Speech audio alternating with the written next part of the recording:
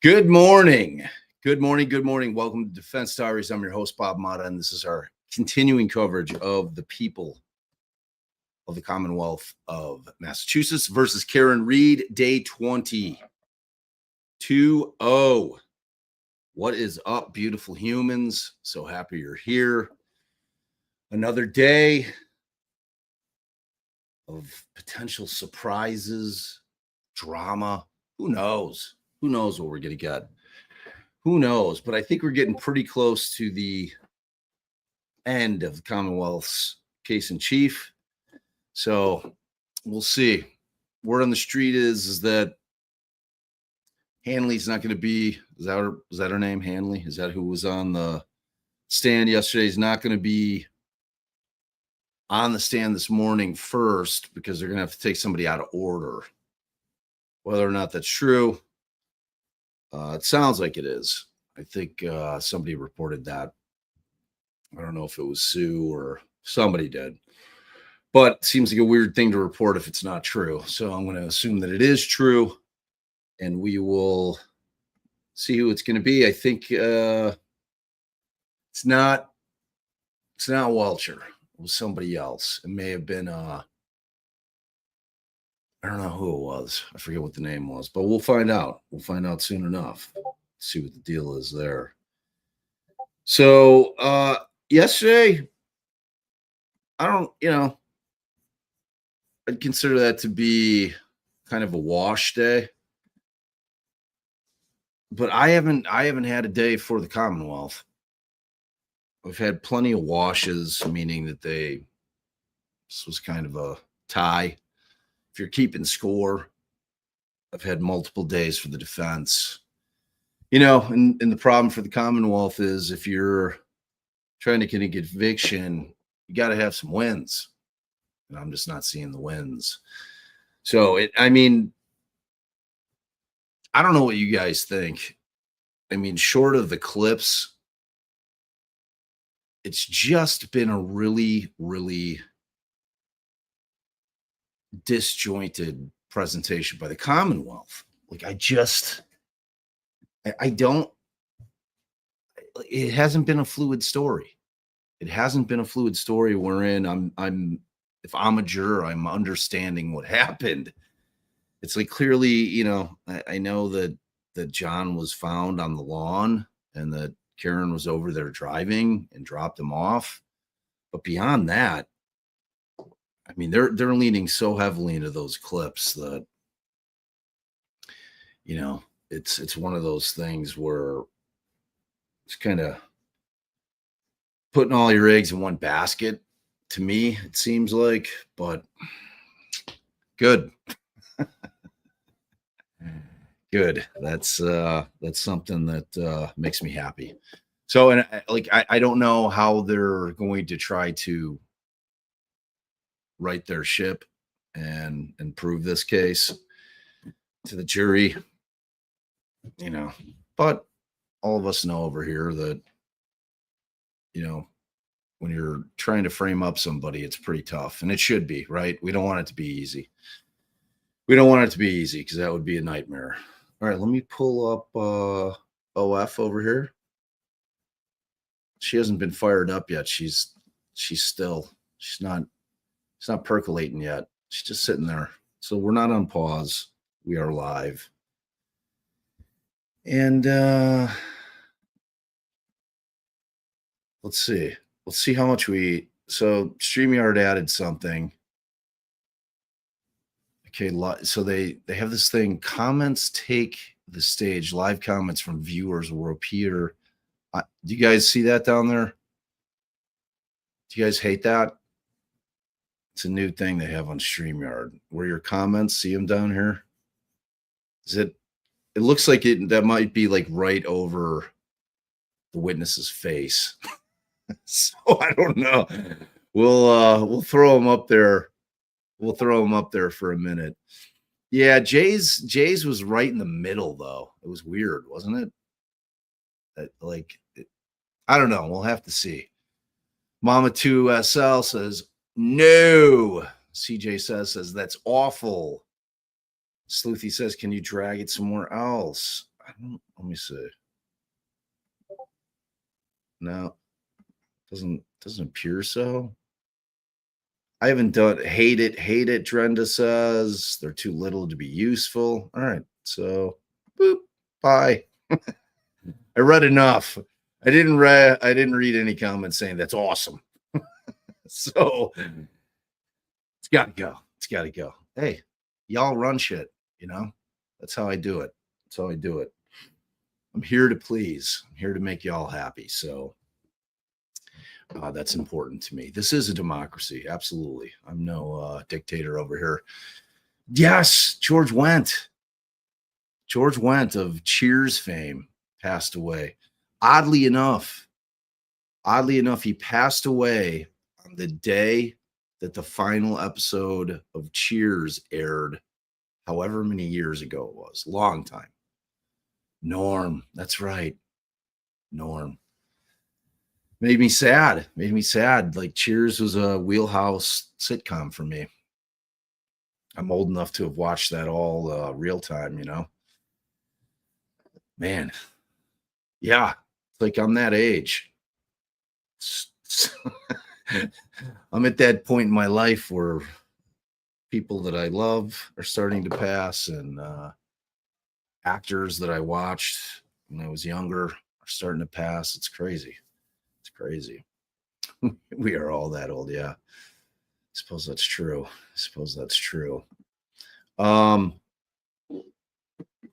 So as far as Allie goes, I think she's going to be able to join for a bit, but then she's got court again at 11 today. So she'll be in and out. We should have her for the afternoon. Which is exciting, I like to have her on the show. She's been absentee past few days. Like dipped in for a bit yesterday. Yeah, I hear you, Rachel. It's definitely. He didn't have much of a movie career. He was in a few movies, but he was really a sitcom kind of guy, TV dude. He had one movie that I loved, Outside Providence. He was a kind of a bit role in that. Of course, you love Allie. You guys wouldn't be here if you didn't love Allie. That's for sure. So yeah, no one loves Allie more than I do, though. That I promise you.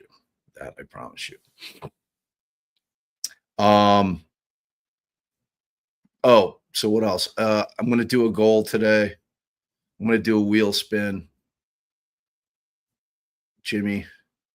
Jim's on the wheel, so I'm going to set that up. If you guys don't know what the wheel spin is, it's where I send you over to our bonfire store. You pick a shirt that you love out of the many choices that we have. Send us the color, which style, the address, and you win a shirt. And it's pretty cool. So let me set the wheel up, y'all. I mean, you guys have been super generous anyway. Like I even when I don't set a wheel. So I like to really kind of up that game and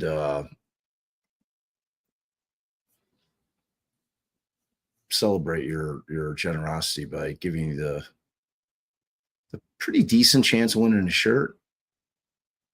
You know, it's not like it's not like winning. All right, let's see here. All right, the goal. Okay. All right, so I'm gonna set it.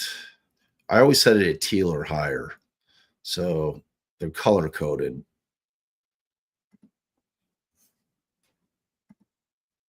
So this is what I'm also going to do, because it's not necessarily fair if you're tight on cash and you're like, man, I'd like to win a shirt, but like I'm on a super tight budget. So one other thing I'm going to do, and it's going to be Mandy in Brooklyn when she gets in. Sometimes she gets in a little late, but Mandy in Brooklyn are going to narrow down and pick the comment of the day. So I'm putting some extra work on Mandy in Brooklyn, unbeknownst to them. So I'm sure they're thrilled about that. So it doesn't necessarily have to be funny. It could be funny. It could be creative, whatever it may be. Whatever comment sticks out to them as the comment that, was like, wow, that was a great comment. You're also going to make it on the wheel. So you guys, you're on the clock. I'm making you flex your best chat in the land muscles today. So, and obviously with that kind of thing, there is some subjectivity. But, and I'll just give you a hint. Mandy and Brooklyn are both really, really funny. So I think they're probably going to gear their, kind of where they're leaning towards a more funny comment. But like that's not in stone. Like now that I said that, Mandy will probably be like, you know what? Now I'm not even looking for a funny one. Now I'm looking for like a super creative, intelligent one. I want one that blows my mind. Like a case cracker comment. So, we'll see how it goes. And if you guys have any other ideas for folks that may not necessarily have the money to send supers, but should be involved in a wheel spin, aside from comment of the day, throw it in chat. I'm always looking for ideas.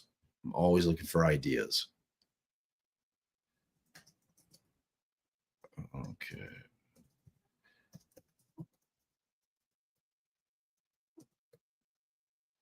So I usually try to make the wheel no more than 40 people. Like they give me a few options for a like a goal number, but it's all in tens and they skip 40 and it goes from 30 to 50. 50 seems like a lot. Obviously Venmo, Cash App, PayPal, those all, if you send those, you're in. We're including Idiot Win from yesterday because she was incredibly generous. I don't even know how much 50 gifted memberships cost, but it ain't cheap. So that has earned her the right to be on the wheel today. That's for sure. All right, so I started that goal. Let's see. Okay, I wasn't looking at comments. No, that's what I was saying, y'all. The fan is not paused. Fan is live. They just haven't fired it up yet. I am live. You guys look down in the lower left-hand corner when I float over here, that red dot, which is very hard to see, that shows you that we're live. Justice for All knows it. Justice for All. People give me a lot of shit about that coyote thing, but I don't know why. It's bizarre to me that people are so resistant to that concept of, the possibility that John just slipped and busted his head open, then staggered over by the flagpole and went down to die. And then a scrawny little coyote was trying to drag him somewhere and gave up and left. I don't know. I don't think it's that crazy. So, and I don't give a shit what anybody says. You guys know that. You know that. Doesn't matter. People, Bob, you're insane.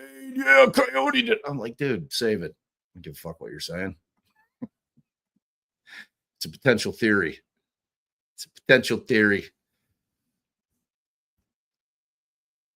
The fan is, yeah. Oh, Jen's throwing her hat in the ring. Mandy, you up to this challenge? Is Mandy actually in here? She's behind stage with me, but sometimes she's got real life shit she's got going on. So she's double dutying, momming, as well as, I know Brooklyn's probably not in here yet. She usually gets in around 10-ish. So I don't know. All right. So I got to go back. I'm going back through the comments to see what's what. Okay. All right. Yes. Grifting away.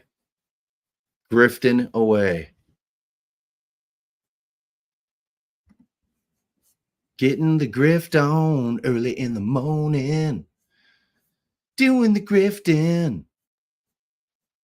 Oh, I saw somebody say they like the shirt. This is our friend's band. Like I've worn a few of them.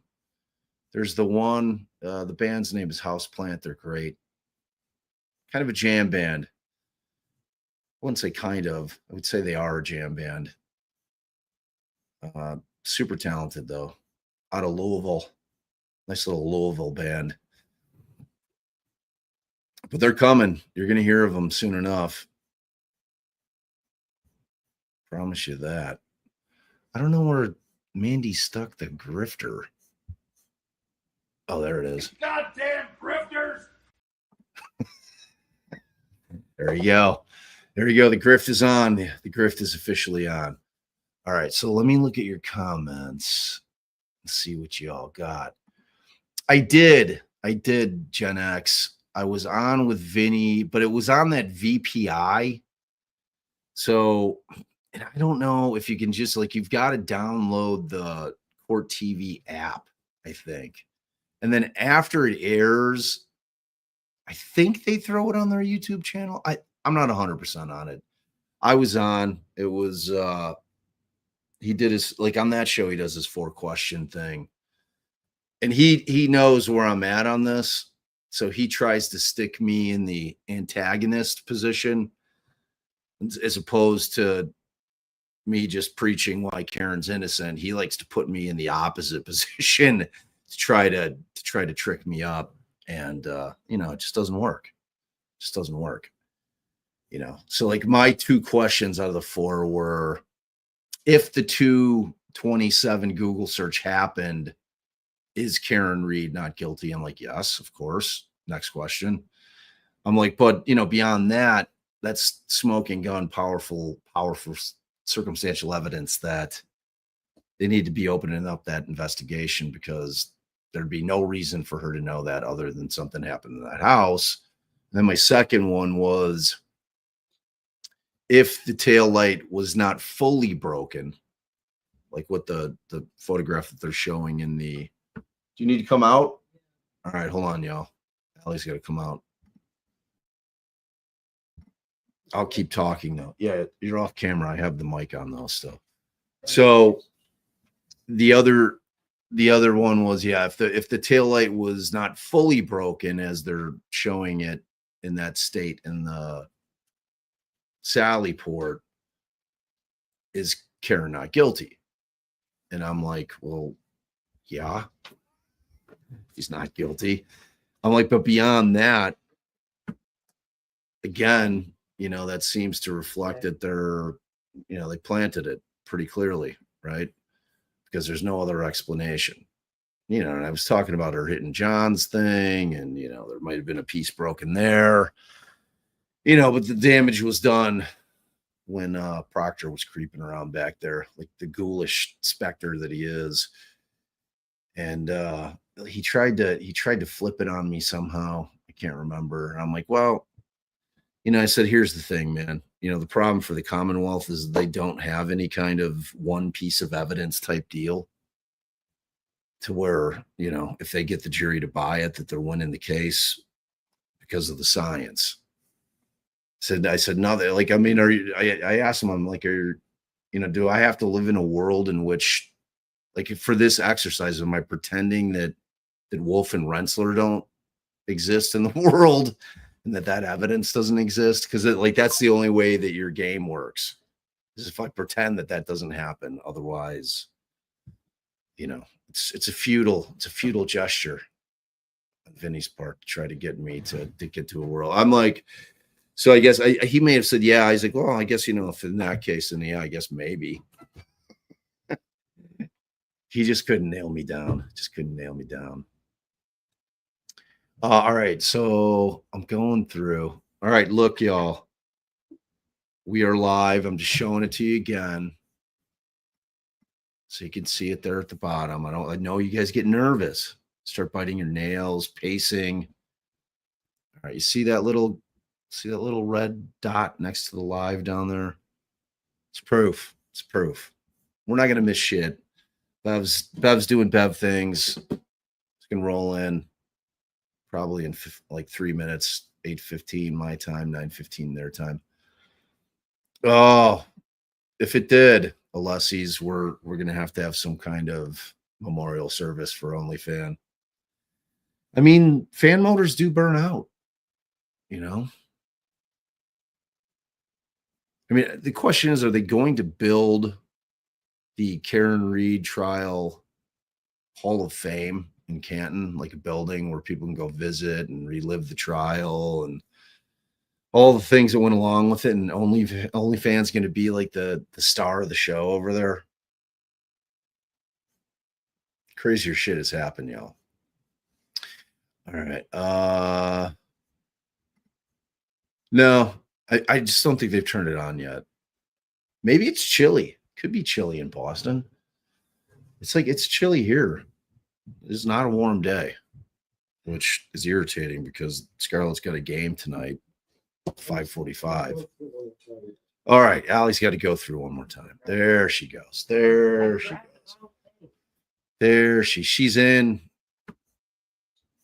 I'll wait for her to come out. You think Welcher's up? All right. Full day of the Welch, which means at least a half a day of the Bobby. Giggle. I'm going to show you this right now. You guys see that slight shaking? That's always a sign for us. Okay, we're live. Hold on. I'm going to move Giggle's comment so that you guys can quit gnawing on your nails and pacing and wondering why I won't put the fan on. We're live. The fan is not engaged currently. There is concern that it may be dead. So, but don't panic. We don't know yet. They just might not have turned it on yet because it could be a chilly day in Boston. All right. Oh, look at Amanda. We'll see. We'll see, Amanda. We'll see if that worked. Considering I don't know if Mandy's in chat yet and Brooklyn's not in chat, I wouldn't be firing your best shots now because the odds of them, or if you fired a really good shot, no one's going to be sweating you if you double up on that comment. if you made a good one. All right, Shannon says hopefully Welcher doesn't have a squelcher on the stand like Shannon with one in Burgess. Oof. Yeah, he had a rough time up there. Very, very rough time. Yes, I knew that Bobby was 67 years old. 67 years old. He just eats well. That's from what I hear from people that know. That he's It's a good diet. What he's not doing is riding over to fast food spots all the time and chowing down on some shit. Basically, if you can avoid processed foods and sugar, it goes a long way. It goes a long way. Ah, a little bougie. Love it. Welcome, little bouge. Aw, family hug. Thank you for becoming a member of our show. We love it. Welcome to the fam. Not so Jen. Jen, easy for me to say. I think my tongue's still a little bit asleep. I woke up late, got up at 7:25. Weird night of sleep.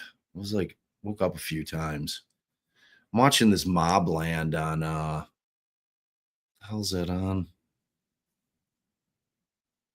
Can't remember what it's on. Maybe Apple. It's pretty good. It's a UK show, I think. It's got Tom Hardy. It's like a Guy Ritchie type thing, so it's got some hyper violence in it. He always has that hyper violent shit. Oh, thank you, Mandy Joe. Yes, indeed. Mandy, did you hear your extra task? As if you don't have enough work, I've given you more work. Did you hear it? In case you didn't, we're doing for another addition to the wheel. You and Brooklyn are going to, when she gets here, going to be starring, and you've got to be Blah blah blah blah blah blah blah blah you've got to be diligent with this, and not you've got to be picky. So we're going to pick the best comment of the day. They're also going to be added to the wheel. Can be funny, can be whatever you guys deem to be the best comment of the day. So you'll have to narrow it down and then fight amongst yourselves to determine which one is it. So you're on task. And I told people if they fired early shots and you were momming, doing real life shit, that they can, they might want to throw it back up again at some point, because you definitely are not going to be scrolling back in the chat looking for them. This is a moving forward type situation, not looking back. The past is prologue, y'all. Let's see here. Okay, I'm going to float over the little red dot again, because I know how you guys like to panic. Little red dot. There it is. Should I do L&C today? They always have these weird little glitches on Boston 10 where like it seems like they skipped a little bit, freezes up. You know what? Here's what's cracking. I'm about to check out some I'll keep that screen up, but I'm going to go on to. Do they do that weird split screen thing now? Is that what they got going on? All right. I can't remember. I know we were lukewarm on the split screen thing. I mean, I don't hate it. All right. So this, yeah, you know what? This is what's up. We're gonna try these guys today. See what they bring to the table. They have the annoying ads though, which I really don't like. I mean, I'm not sweating them. They got a grift. It's kind of the whole point.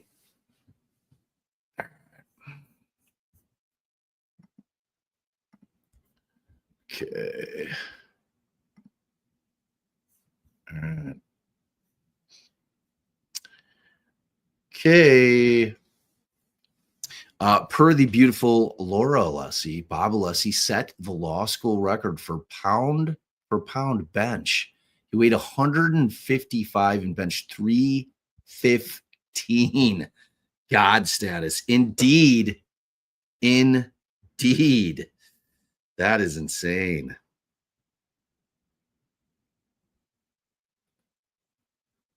Yeah, he's ripped. Dr. Shiloh sent me a pic of Alessi flexing. And he is definitely ripped. 67. It's where I hope to be. I mean, I'm in pretty decent shape. 67. Gotta take care of yourself, y'all. The older you get, the more maintenance you gotta employ in your life. Otherwise, the body will revolt at some point. Trying to see all my grandkids get born. It's the goal. Spend some quality time with them, Get the first. Got some shaking. All right, just Jim. Good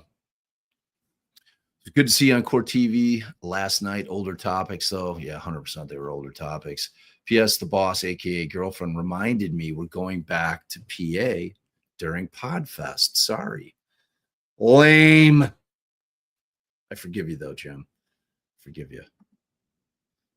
And thank you for your generosity. Jurisprudential maladies, Caroline D., member for 11 months. Thank you. Thank you for being a member for all that time, almost a year, and we're still on the case. Crazy, isn't it? Imagine poor Karen, like having this be a part. And it's like, it's not just the trial. I want to make it clear. Like I've always told my clients. Oh, yeah, I did not realize that, but you had my soothing voice, so you could hear me, though, right? I didn't realize it either. I waved when I came out. I wasn't going to make you turn the camera back off. Oh, well, I blame you. It was all your comings and goings, and I forget things. I'm old, y'all. Completely forgot I was off camera. Could have been the whole day until somebody's like, hey. But Mandy texted me. All right, that wasn't me. Mandy, was that you? Boop. Wow. I don't know what happened right there. Oh, there he is. Bobby Alessi. Look at that. That is glorious. And I will tell you right now, that's no perm. That shit's natural. Yeah. That is fantastic. He looks like a young Bob Dylan. That's fabulous. I love that. That is amazing. I couldn't love it more. I couldn't love it more than I do. It's amazing. It's so glorious. So glorious. That is just beautiful. Beautiful. The handsome devil. Man, I would have killed to have a fro like that when I was in high school. I mean, I had pretty good hair, but this crush is getting a little too much here. Is it? No. I disagree, man. Just kidding. I disagree.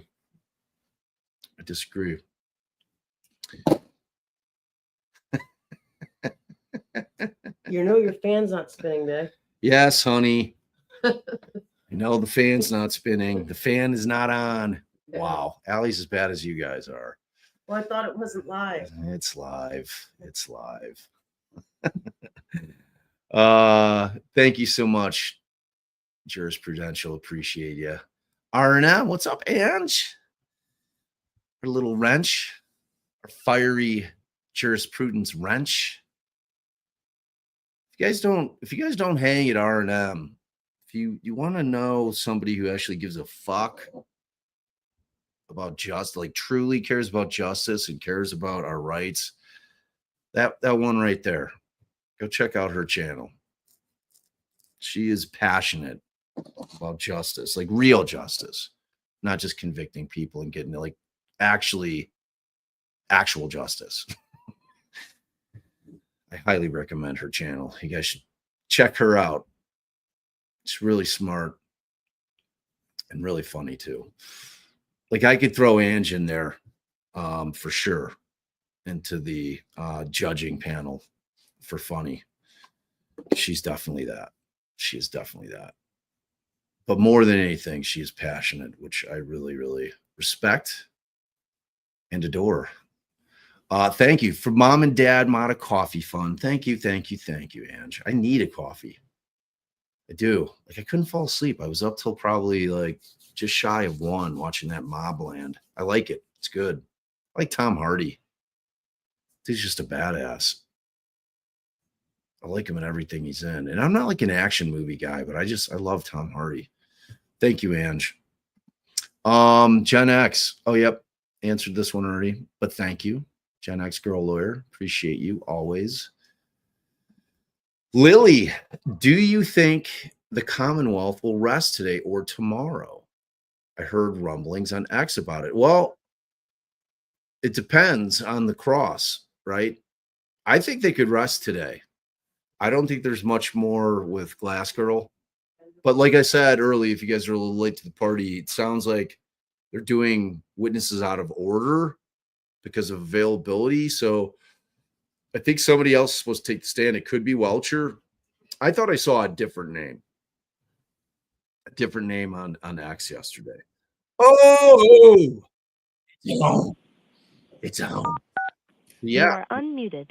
The latest, I think tomorrow's oh, All God. right. Could I see counsel at Sidebar, please? Oh my God. She's already sidebarring. You know what that means over here. It's never too early. It's never too early. It is 5 o'clock somewhere. Girds your ears. Yeah. Party time. That always wakes me up a little with my gyrating and dancing on that thing. So a little party time, little shots, early shots. I'll wake you up in the morning, boyo. All right, let's see. So thank you for that, Lily. We'll keep plowing through. Not that Mickey. Let's start this, or let's fucking go. I translated that into Bob speak for you. Not that Mickey. Thank you. Lauren Wilbur gifted 1 DD podcast membership. Aw, family hug. Thank you. Who is the benefactor? Or the beneficiary, rather, not the benefactor. You were the benefactor. Who was the beneficiary? Thank you, Lauren.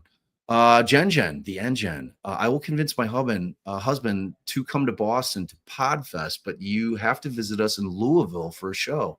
Totally. We come to Louisville all the time. Jen, you should. I'm going to tell you, Jen, next time Houseplant is playing. Houseplant and Mr. Please are 2 bands in Louisville that we love that you should absolutely go check out.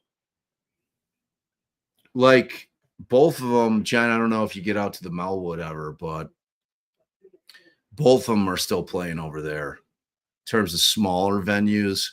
Like Houseplant has probably outgrown the Melwood. But you should definitely check those bands out. Definitely. Unless you like hate jam band music. If that's not your shit, then you probably hate it. Like I get down to some jam band shit. Getting that like it's like old people trance music, jam band shit. You know, like the kids with their EDM, dubstep, trance shit. That's what like jam band music is that for older people. That's how I look at it. Tell you what. I would love to see you come to Boston. That's an easy one. That's a hard yes. Definitely check out some music with you. We've got some friends we stay with down there, some ride or dies friends. Corey and Amber, we love them so. And thank you, Jen. Luna's mom, member for 11 months. If Mel's crew are cupcakes, what are we, double D's? I mean, I'm not against it. I'm not against it. I'm going to leave that to the ladies, though, because I don't want to be viewed as some kind of pig. And I could see somebody viewing that as pig-like. So if you guys are happy with it, I'm happy with it. I am definitely happy with that. And thank you for being a member for all those many months. Luna's mom, we love you. Mandy Albrecht Calvert, new member. Family hug. Welcome to the fam, Mandy. Thank you. Luna Cat, screaming at the top of her lungs. No degree, no chain of custody, no photos of anything, no dog, no phones, no house. Carpet, concrete, no videos, no truth, no conviction, no justice. I feel pretty safe in saying this. I think we all agree with you, Luna. I was thinking about this, like, you know what drives me the most nuts about the taillight thing is we have no idea where that shit was found in that yard. No clue. I have no idea. She sounds miserable already, doesn't she? She sounds completely miserable.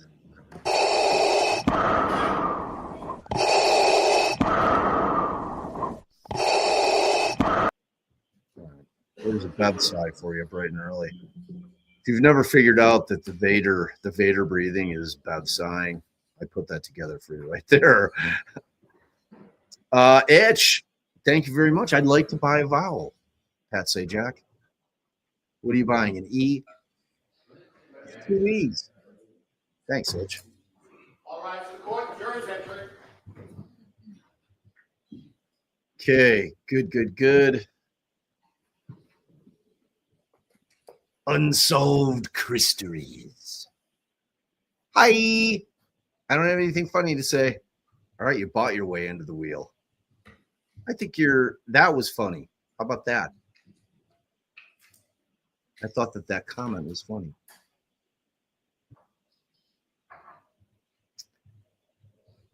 All right. Oh, Sarah, let me see. Sarah D tagged me on X. Excuse me. Pardon me, y'all. Let me see what's up. Good morning, jurors.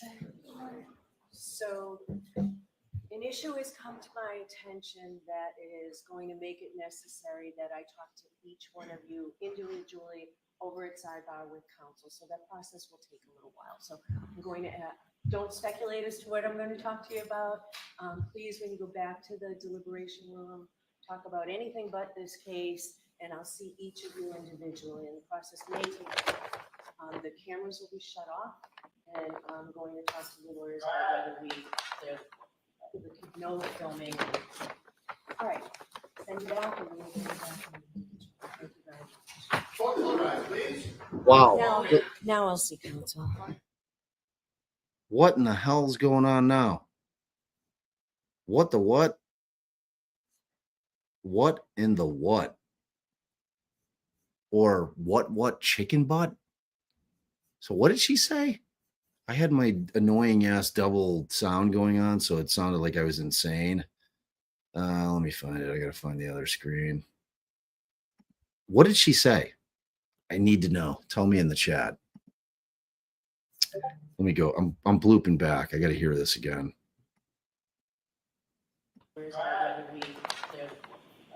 No filming. All right, send it out. And we'll get it back. Thank you very much. Now I'll see counsel. Okay. Ugh. You could tell, right, by the sigh. She's like, oh, God damn it. Attention that it is going to make it necessary that I talk to each one of you individually over at Sidebar. Jury shit. So that process will take a little while. So I'm going to don't speculate as to what I'm going to talk to you about. Please, when you go back to the deliberation room, talk about anything but this case, and I'll see each of you individually. And the process may take the cameras will be shut off, and I'm going to talk to the lawyers about whether no filming. All right, send it out. And we'll get it back. Wow. All right. Court, all right, please. All right, now I'll see counsel. So this is going to take an hour at least. She's talking individually to each juror. Bob's gonna take to the X and see what he can figure out. Well, Sarah said she tagged me. Okay, Sarah, thank you. Located. What? Wait. So breaking, a large police presence is being reported in Canton, Mass. This morning as authorities search for a possibly armed subject wanted for making threats. What the fuck? What kind of threats? All right, wait a second here. So Police in Canton, Mass. Say the scene is now clear after a search Wednesday morning for a subject wanted for threats who they said could be armed. In a social media post just before 8:30 a.m., Canton police said there was a large police presence in the area of Will Drive as they looked for a subject wanted for threats. They said the individual may be armed. There was a photo released of a suspect who appeared to be wearing dark pants and a dark hooded sweatshirt. Interesting. That doesn't seem to be it. Sounds like there's some kind of juror issue. I'm going to pull that up, though, since we got some time to kill. By the way, thank you, Sarah. I love when you guys tag me on shit, by the way. Things that I don't know. Never stop doing that, y'all. Never stop doing that. I really appreciate it. I'm busy, so I cannot see everything everywhere. It's just not possible. All right, so let's see. I'm going to stop the OnlyFans. This is going to take a hot minute talking with all the jurors. I mean, maybe it's only 5 minutes. Like, if you're speculating, like somebody was fucking around online, you know, or somebody ran into somebody somewhere in Canton, or somebody saw somebody somewhere in Canton doing something they shouldn't be doing as a juror. It's you know, I mean, it's some shit. That's the problem with trying a case in that town. All right. There's Sarah. Let's put her on blast there. Miss Peachy Keeney. Love it. Give her a follow over on the X. How about yous? All right, let's pull up this article.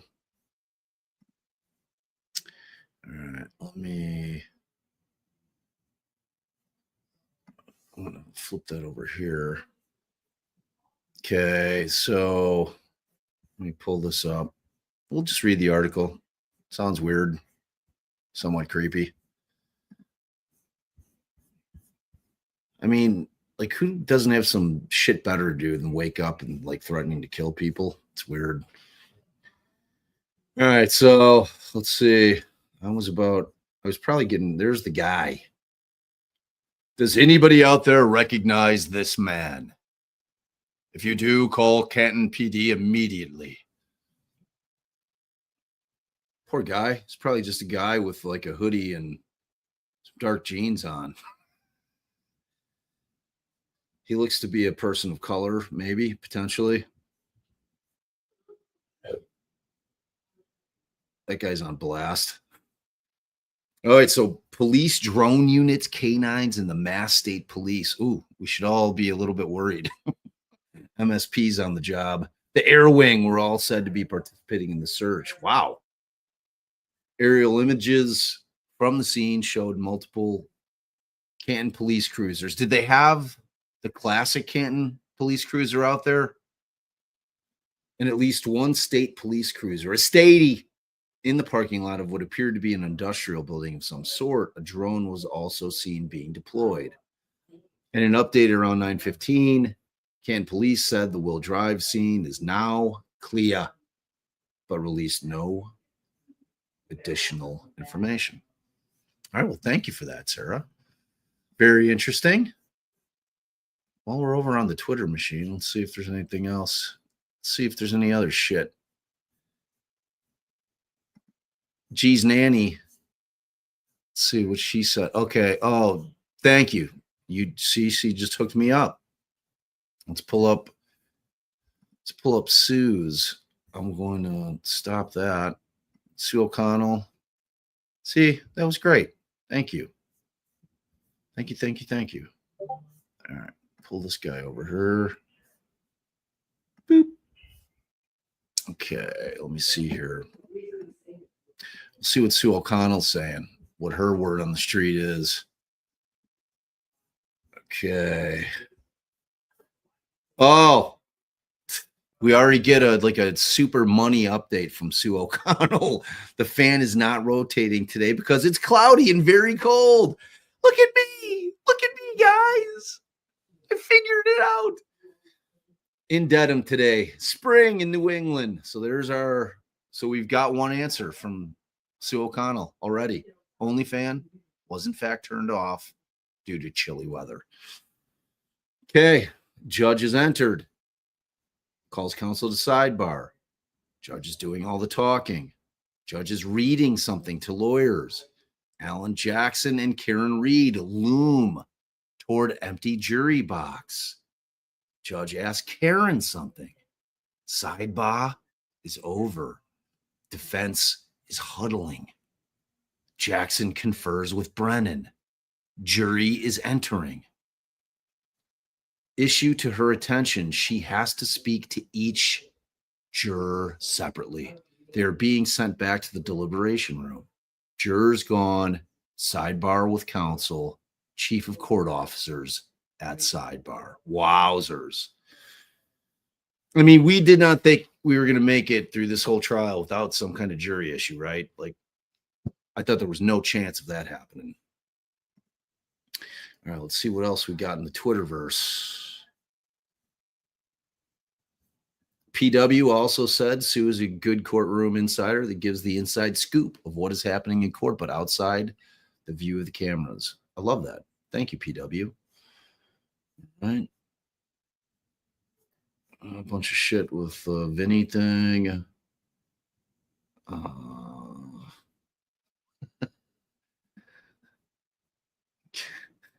Kevin CV. Was Kevin one of the people on there? I don't know. I didn't know any of those lawyers that were opposite of me. When I got the email, I was hoping it was my buddy Peter Tragos, because I saw Peter on there. I'm like, oh, I knew I wasn't going to be lined up with them because they had who I was going to be with, but I was hoping Peter was going to be on there. Peter is a notorious fence sitter. I ain't sweating him on that.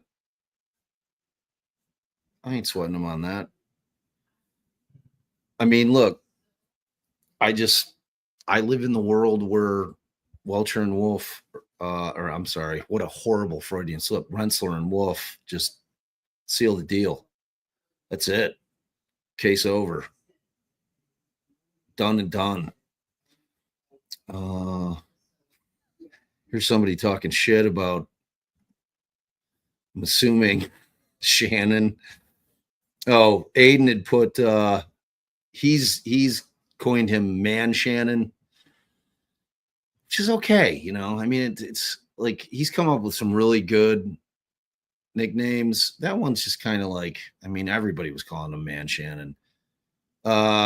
He has this when Man Shannon goes into supercuts, he tells his barber to make his hair look like a yarmulke.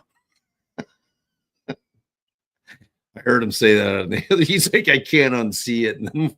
And then it does become rather hard to unsee. And then I said, can we just go with Shan Man? Which I think is great. And then somebody got like all offended. Somebody was like, really? Shan Man is hilarious. Or the Man Shannon or whatever. Where was that guy? Clever, but too close to shaman, and he is no healer. Prefer baby X turd. Mr. Shanman, give me your dreams. Ba, ba, ba, ba, ba. Where's the really? Oh, here, Kestrel. Really? I think Man Shannon is one of the funniest nicknames of the trial. Megabeth is another one.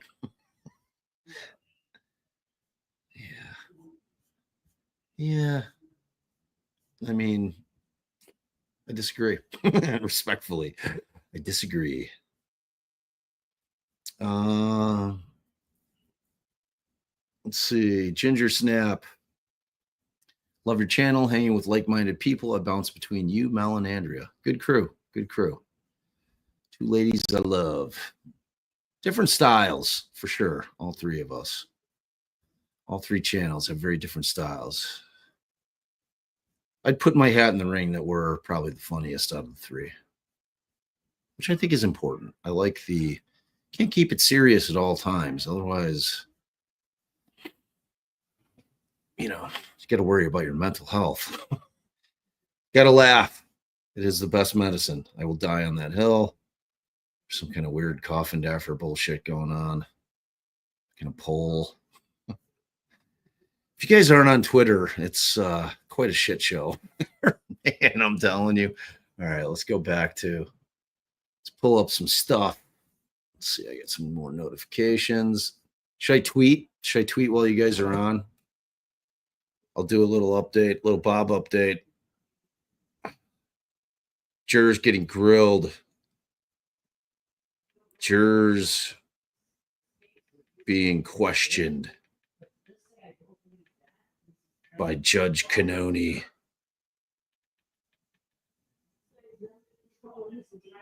By Judge Canoni for reasons unknown.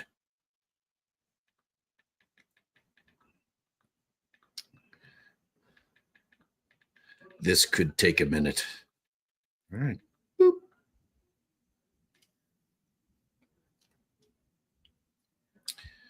Karen Reed update.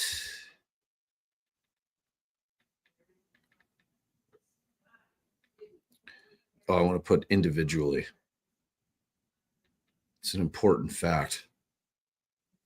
Individually.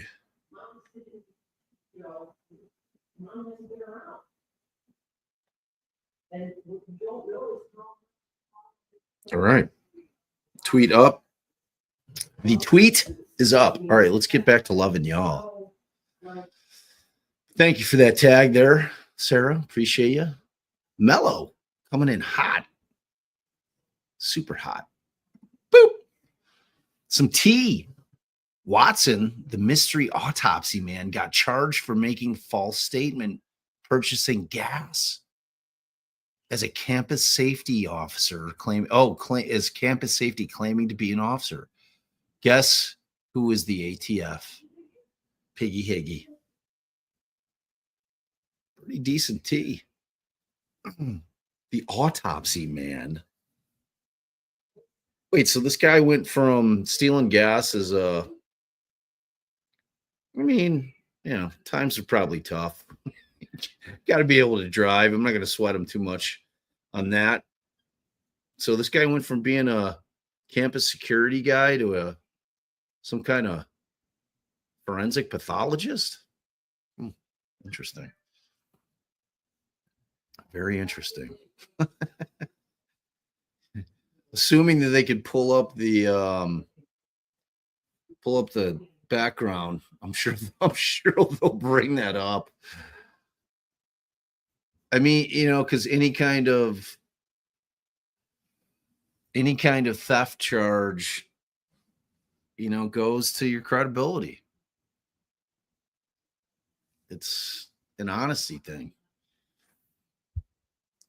Thank you for that incredibly generous tea, Mello. Thank you. I find that an interesting tea too. Not so Zen John, $5 holla. How long until Tufts LinkedIn shows unemployed?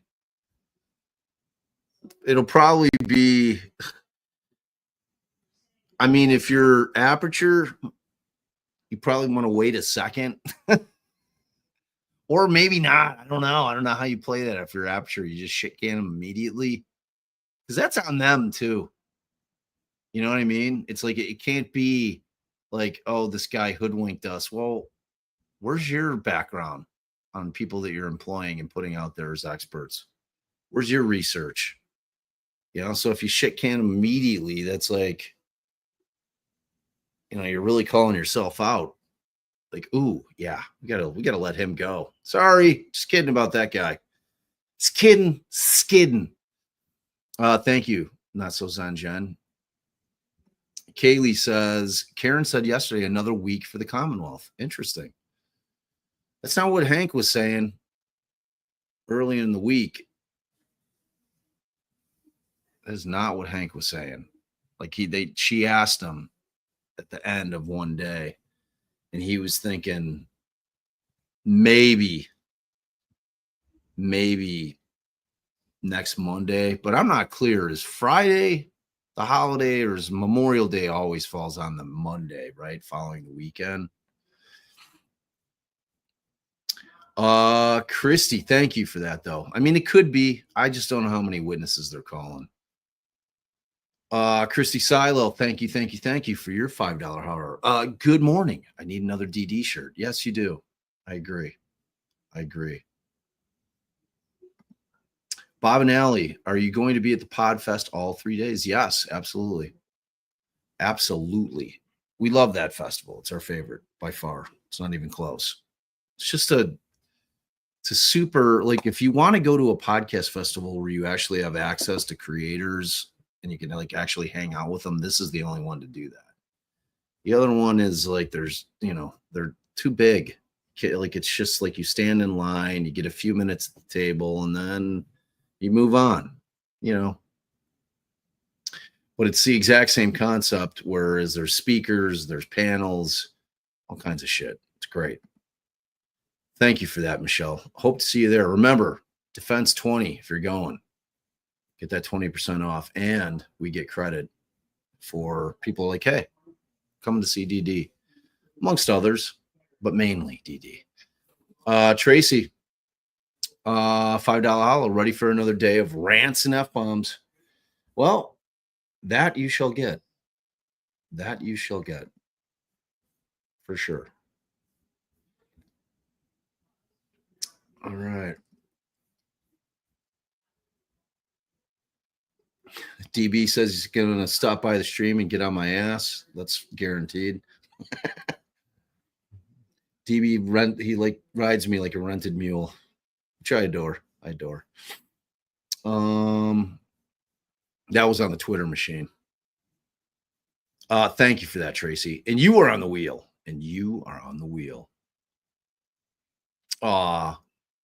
Jennifer, you just touched my heart. You're on the wheel. Even though you didn't make the cutoff, you made the cutoff in my heart. So Jennifer Hoff, you're on the wheel. In school, so broke, but thanks for all your time. Love that. How can you not put Jennifer Hoff on the wheel after that? Give until it hurts. She's probably not going to be able to buy a package of ramen today because she sent me $2, Such a sweet, sweet sentiment. You're on the wheel, Jennifer Hoff. Big time. Helena Handbasket. Maybe if we sweet talk the fan, she'll get turned on. Whisper sweet nothings into that sweet, sweet OnlyFans, one of its blades. Maybe. You guys give it a shot in chat. Sweet talk the fan. Here, I'll put the screen back up so y'all don't start getting nervous. I'm very nervous. I'm very, very nervous. There's that one. Okay. That's weird. Yeah, that's the one I got to find. I had 2 of these running. I can't. Sometimes I find it really difficult to find. Oh, I am not live. Allie would have gotten that ass right there. But OnlyFan update on OnlyFan. Still not on. Still turned off. That's what I'm saying. I'm about to turn my fan off. I'm a constant fan person. Like, our fan is always running. Like, I like air moving. I just do. Okay. Well, I got a glimpse at Dr. Wolf from yesterday. Still very handsome. Very handsome. Okay. Where the hell is the screen?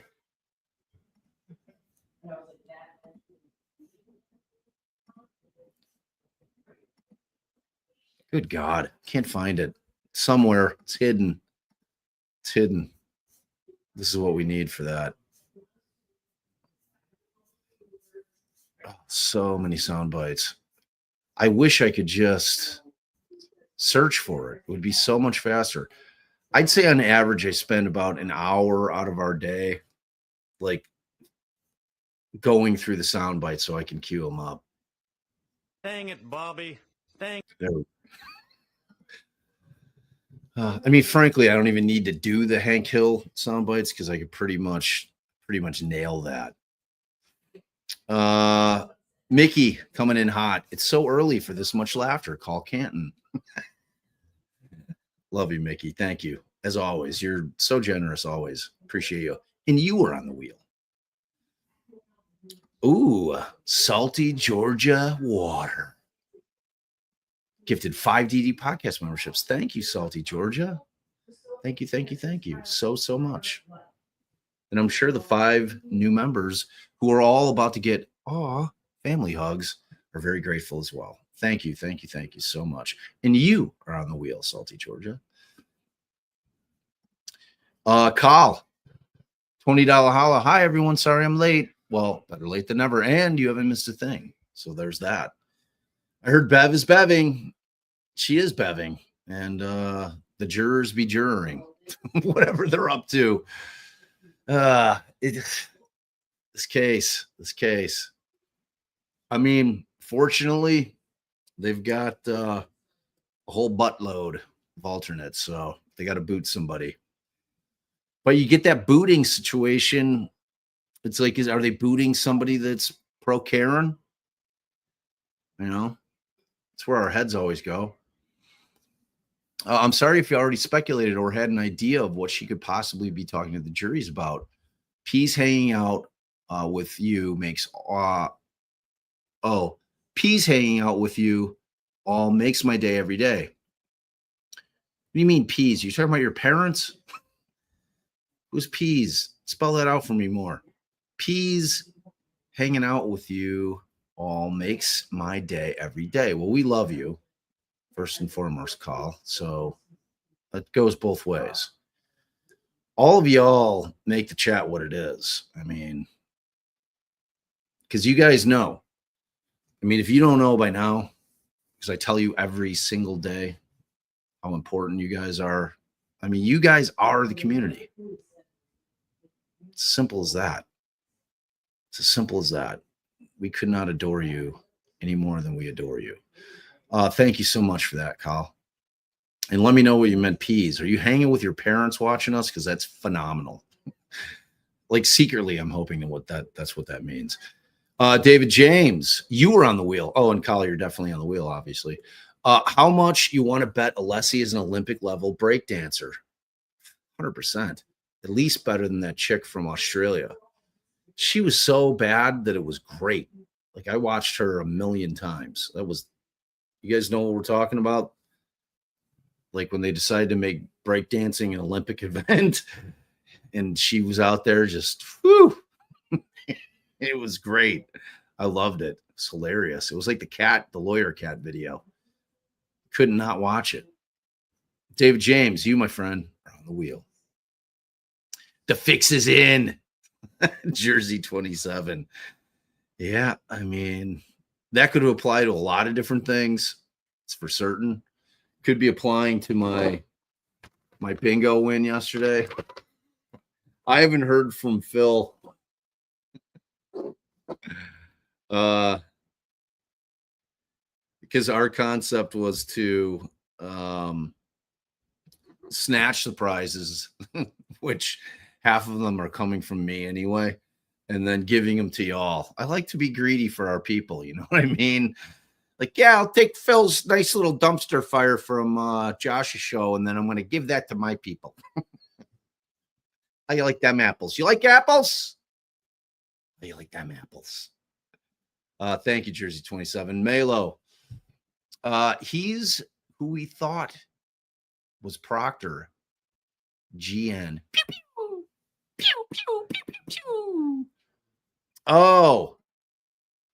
Context clue. Context clue. Thank you, thank you, thank you. Now I know what you're talking about.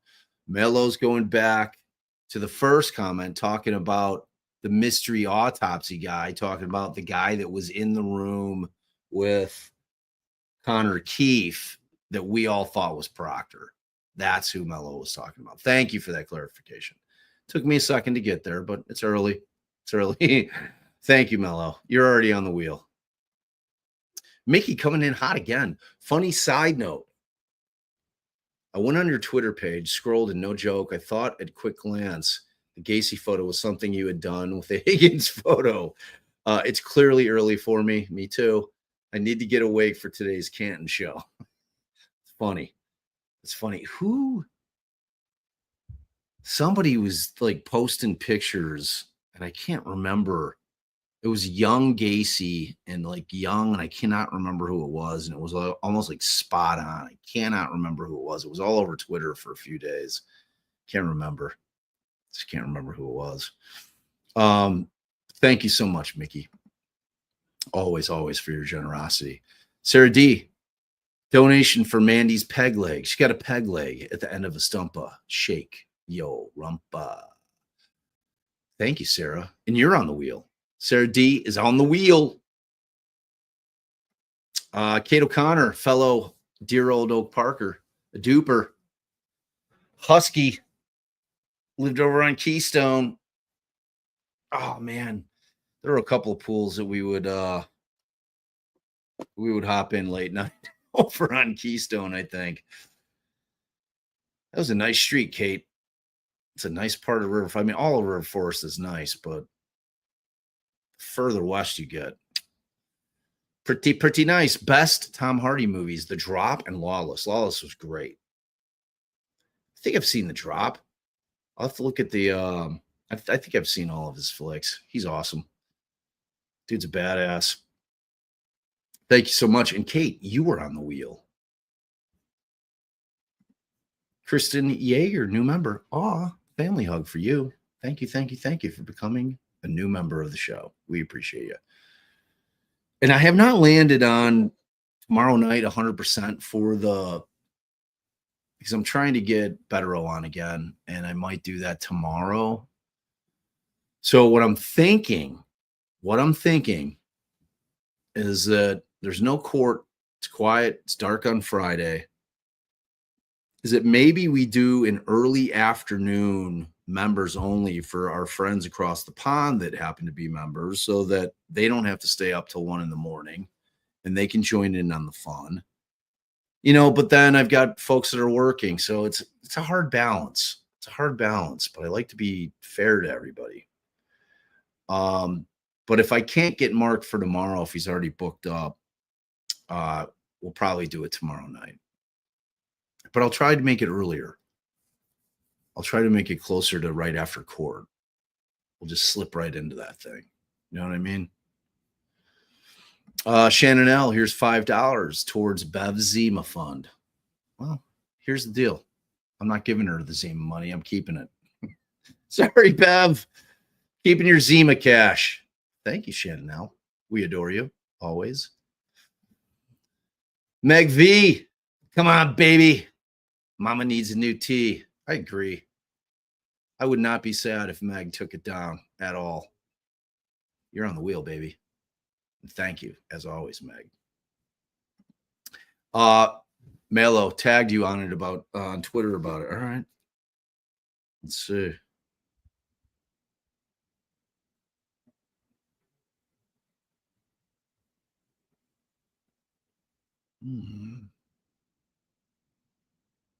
Searching. Everybody's speculating about the jury shit now.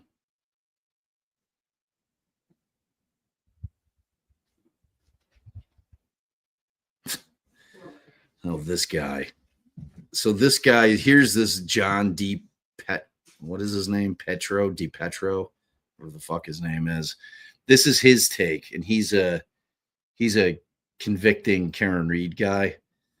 In my opinion, 1/3 of jury are not college graduates. 50% are not on LinkedIn.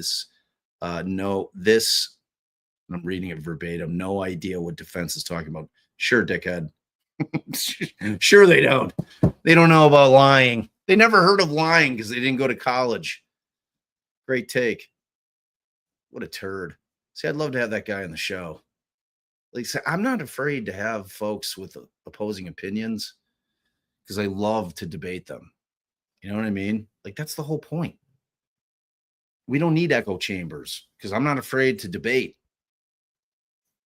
Come one, come all. Bring it. I'm ready. Fucking go. Let's go. Christy, $10 holla. I'll add extra to make up for Jennifer Hoff. Ah, love you guys. Hello from NC. See, that right there encompasses how amazing our community is. It's a microcosm. That's so awesome. What an awesome human being you are. And I'm putting you on the wheel anyway. So you're amazing. You're on the wheel and you gave love. Look at that. It's amazing. God, so sweet. Thank you so much for that, Christy. We appreciate it. Pam, good morning, Bob. $10 holla.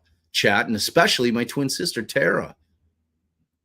Watching from a medical center waiting room in Cheyenne, Wyoming. Oh, we both love DD. P.S. Gonna assemble my new ball chair today. Yes, Pam. Pam, and especially Tara, if you're watching, we love you. We are sending all the healing vibes we can. I hope that whatever's going on for you is either turns out to be nothing, or if you're waiting for some kind of testing or surgery, God forbid, whatever it is, our hearts are with you. And we're sending you healing vibes from over here, from both Allie and I. Big heart. We love you. And thank you so much, Pam. Sit on that ball. Don't give it up. It's hard the first few days. You feel it. It gets sore in your back. That's your core. Your core is working. Core. I'll tell you, by the end of the day, I'm like, my upper back is exhausted. You guys will see me. I'm like, oh my God. It forces you to have good posture. That's one of the things I love about it. Not that Mickey. Back in hot. I love this chat. Not that Mickey, you are on the wheel.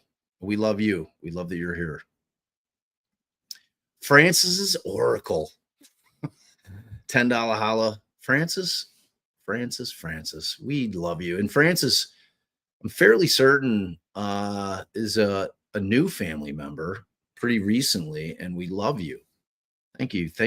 You, Francis, or Francis's Oracle, you are on the wheel.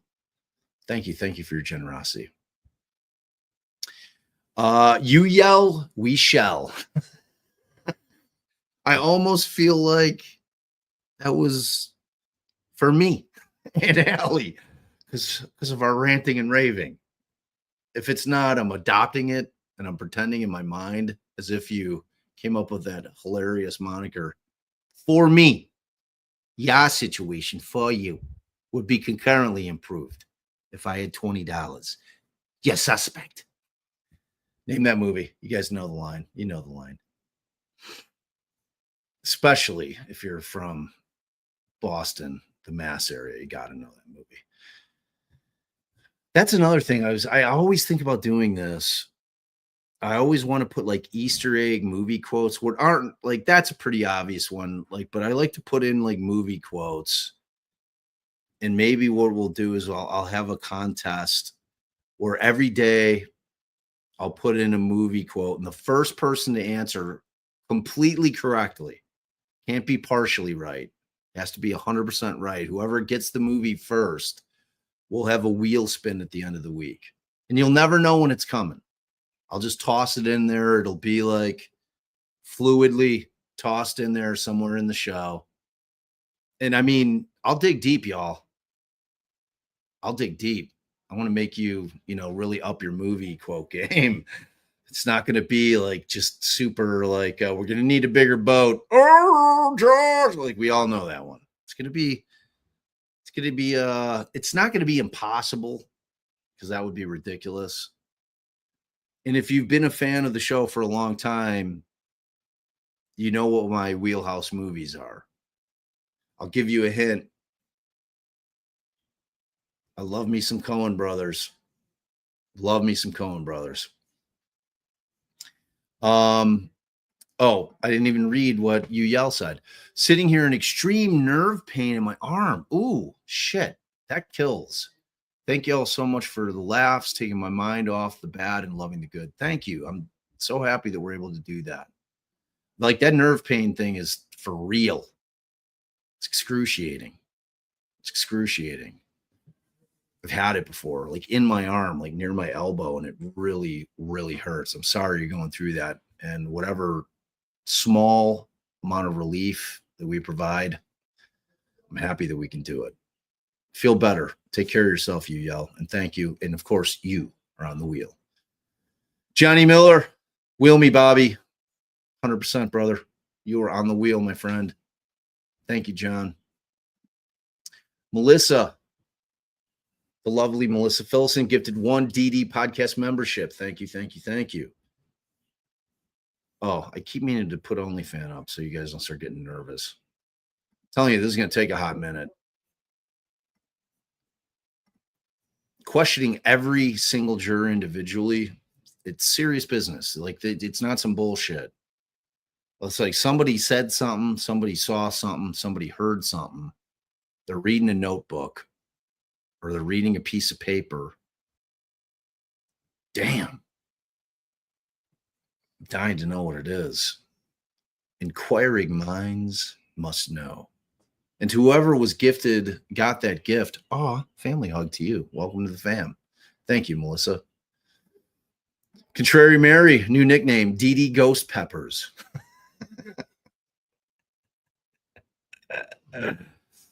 We had, there was one that was floated around months ago, and it was the Armada, like an armada of ships. It didn't really take, though. It didn't really take.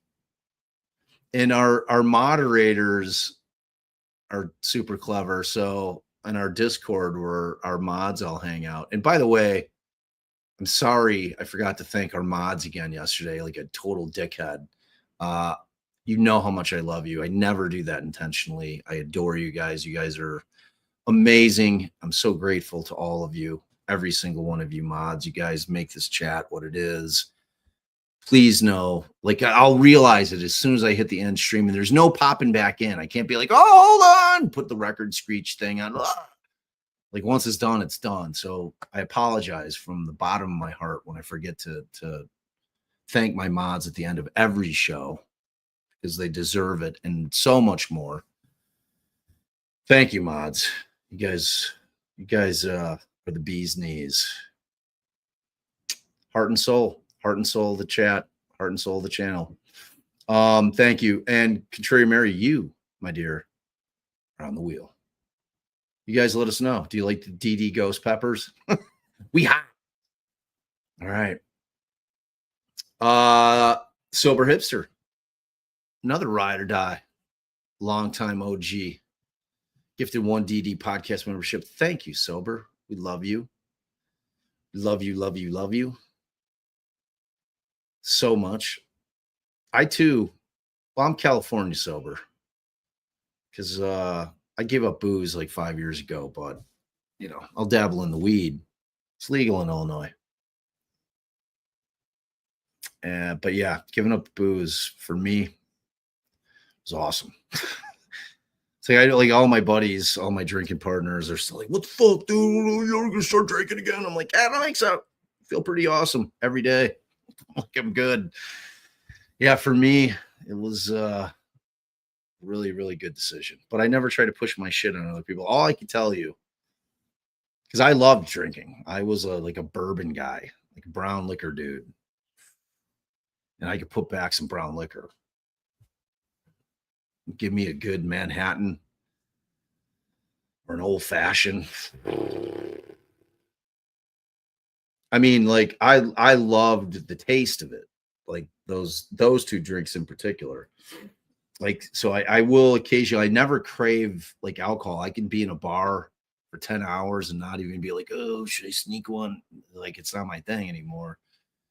But I do occasionally wish that I could have, like, and I've tried, you know, the no alcohol shit that they've put out there, at least a couple of them, and I was not impressed. Maybe if you can, like, maybe in a cocktail, I was trying it just to see it, like, taste wise, if it was even worth trying again.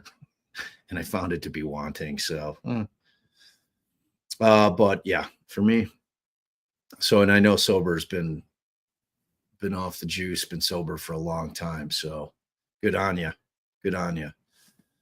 It's a positive thing you can do in your life. There's no question about that. There's no downside to it. I'll put it that way. And the upsides are plentiful. Thank you, sober. Ernie, $5 holla. Thanks for having the best pod lives, chat, and mods in the land. Thank you. Thank you for being here. You're part of it. So, and you know what, Ernie? You're on the wheel. Thank you. Thank you. Thank you. Oh, shit. Let's see. Mickey. She's coming in. I love it. Her brain's like percolating now, so she's going to start speculating on what it could be. I love it. Juror likely caught on camera during dinner stating they are anxiously awaiting for Hank's freezer box to be brought into the court. Say, when are they bringing the freezer in? When are we going to see this freezer? I mean, maybe. I mean, I think everything is on the table at this point. Like with this case, Pammy, I wish I might be Alan Jackson's beard tonight. Maybe this time it'll come true. Oh, you're so sweet. And you're on the wheel, Pammy. We love you so much, Pammy. Pammy, I'm assuming I'm going to be seeing you in July, right there. Pammy's daughter, Whitney, who's a wonderful human being and one of the founding members of a fabulous new con that we will be promoting yearly. Hopefully I'll get to go next year. I had a thing pop up with that. So, but she's also a ride or die with the True Crime Podcast Festival and does a lot of work behind the scenes. Whitney does. I forgot to say the Advocacy Con. I was talking about the Advocacy Con. I had Whit and Melissa and Eric on a live like before that came up. They held it in Indy. I think next year it's supposed to be in New Mexico. Just a wonderful event. By all accounts, it went swimmingly. And they really focus on advocacy of all types.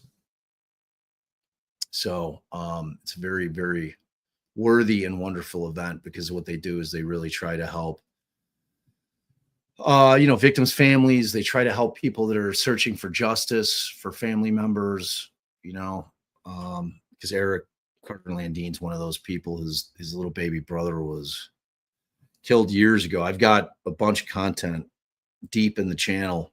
I've had Eric on telling the story.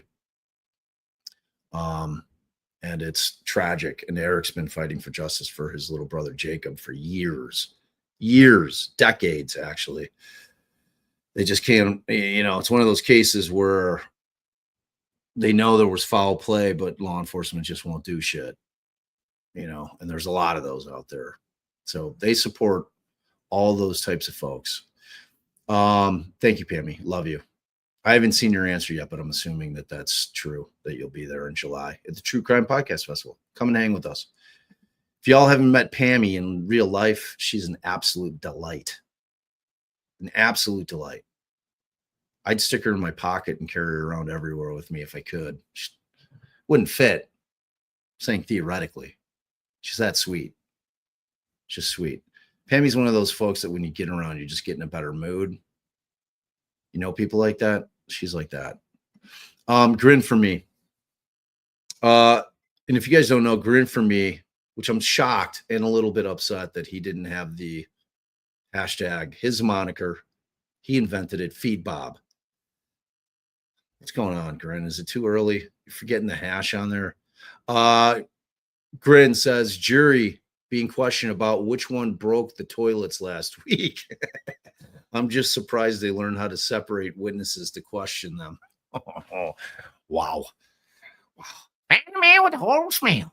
You guys know what that's from? Somebody's got to know what that's from.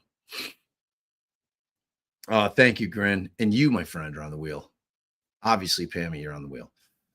Samantha Lee, I'll take a spin on the old wheel, Bob Barker. Come on down. The price is right. Samantha Lee, You're on the wheel. Thank you, as always. Cody, first time live, first super chat. Wow, welcome. Been listening to the Gacy podcast on Spotify. Keep it going. Thank you, thank you, thank you. Oh, I mean, we're just shy of 50,000 subs, and every single one of you should listen to the Gacy podcast, and Garcia for that matter.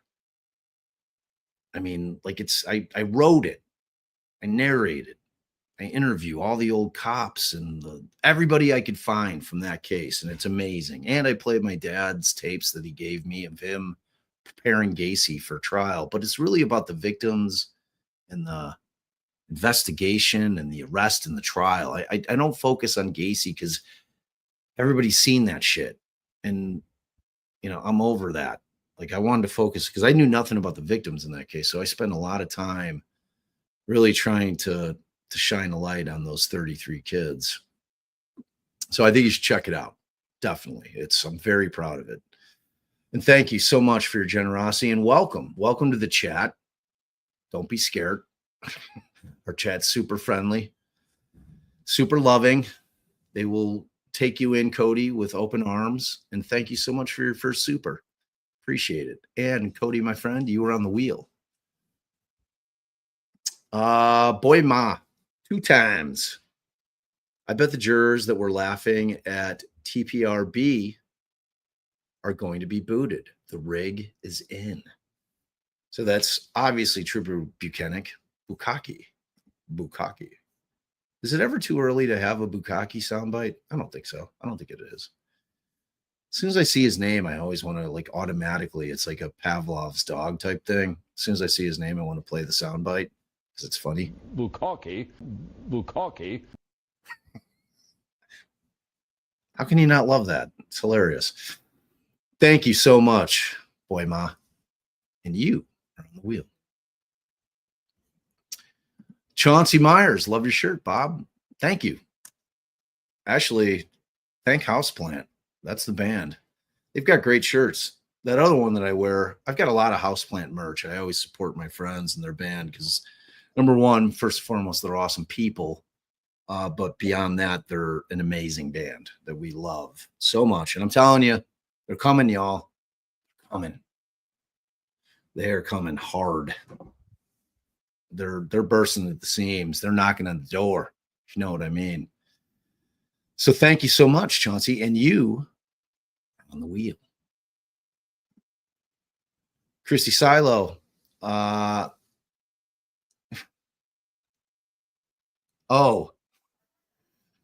G and N is not gas, Bob. He didn't steal gas. Oh, I see. You were being polite for the tubes. I get it. A piece, a weapon, 6-shooter, something like that. All right. Thank you for that clarification. All right. That's a little shadier, isn't it? That's definitely a little shadier. It changes my perception of that guy with one simple factoid. Thank you for that, Christy. Appreciate you. Lori Marie, member for 3 months. Transfer student here. Y'all are stuck with me now. It's a win for us. Lori Marie. Thank you for being here. We love it. We love it. J Beans, can't remember what I did 5 minutes ago, but Shake Your Rump comes on the radio and I can spit every lyric on beat like it's 1989, 100%. Me too. Big Beasties guy. A big Beasties guy. There's not like a day that goes by where I don't listen to at least 1 or 2 Beasties songs. Like a year ago on Sirius, they put the Beasties channel. Finally, I'm like, oh my God, this is amazing. It was only for like a few months, but it was so glorious. So glorious. J Beans, wheel time. I almost wore a Beastie shirt today. I try to keep it. I have some go-tos, but I try to keep it, flowing with the shirts. So I'm not wearing the same shit all the time. Even though I wear this hat all the time. I love this hat. That's why. It's my favorite hat. It's a good hat. It's like an old shoe. You know that old shoe that fits perfectly? Aw, Holly Berry. What's up, girl? Holla. $10 holla. Appreciate you. And you, Holly Berry, are on the wheel, my dear. It's good to see you over here. Steve hit me up. He's trying to get me on for Thursday. I might pop over to my boy over at Publicly Buzzed. We like to watch old episodes of Cops and talk shit. That's what we do over there. It's a good time. He's my boy. He's my boy. Love you, Holly. Thank you so much for your generosity. West Joe.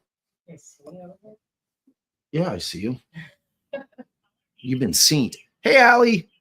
It must be something that I missed y'all while on vacay. Oh, wait, let me try that again. Hey, Allie. It must be saying something that I missed y'all while on vacay. Happy to be back. Yeah. Got a week's worth of catching up to do. We are so happy to have you back. I hope your vacation was fabulous. What did you do? Where'd you go? And I love that. When y'all go on a trip, put the social media, put the YouTube, put it all away. And just relax. Read a good book. Go do adventures. Do things that are not related to this thing.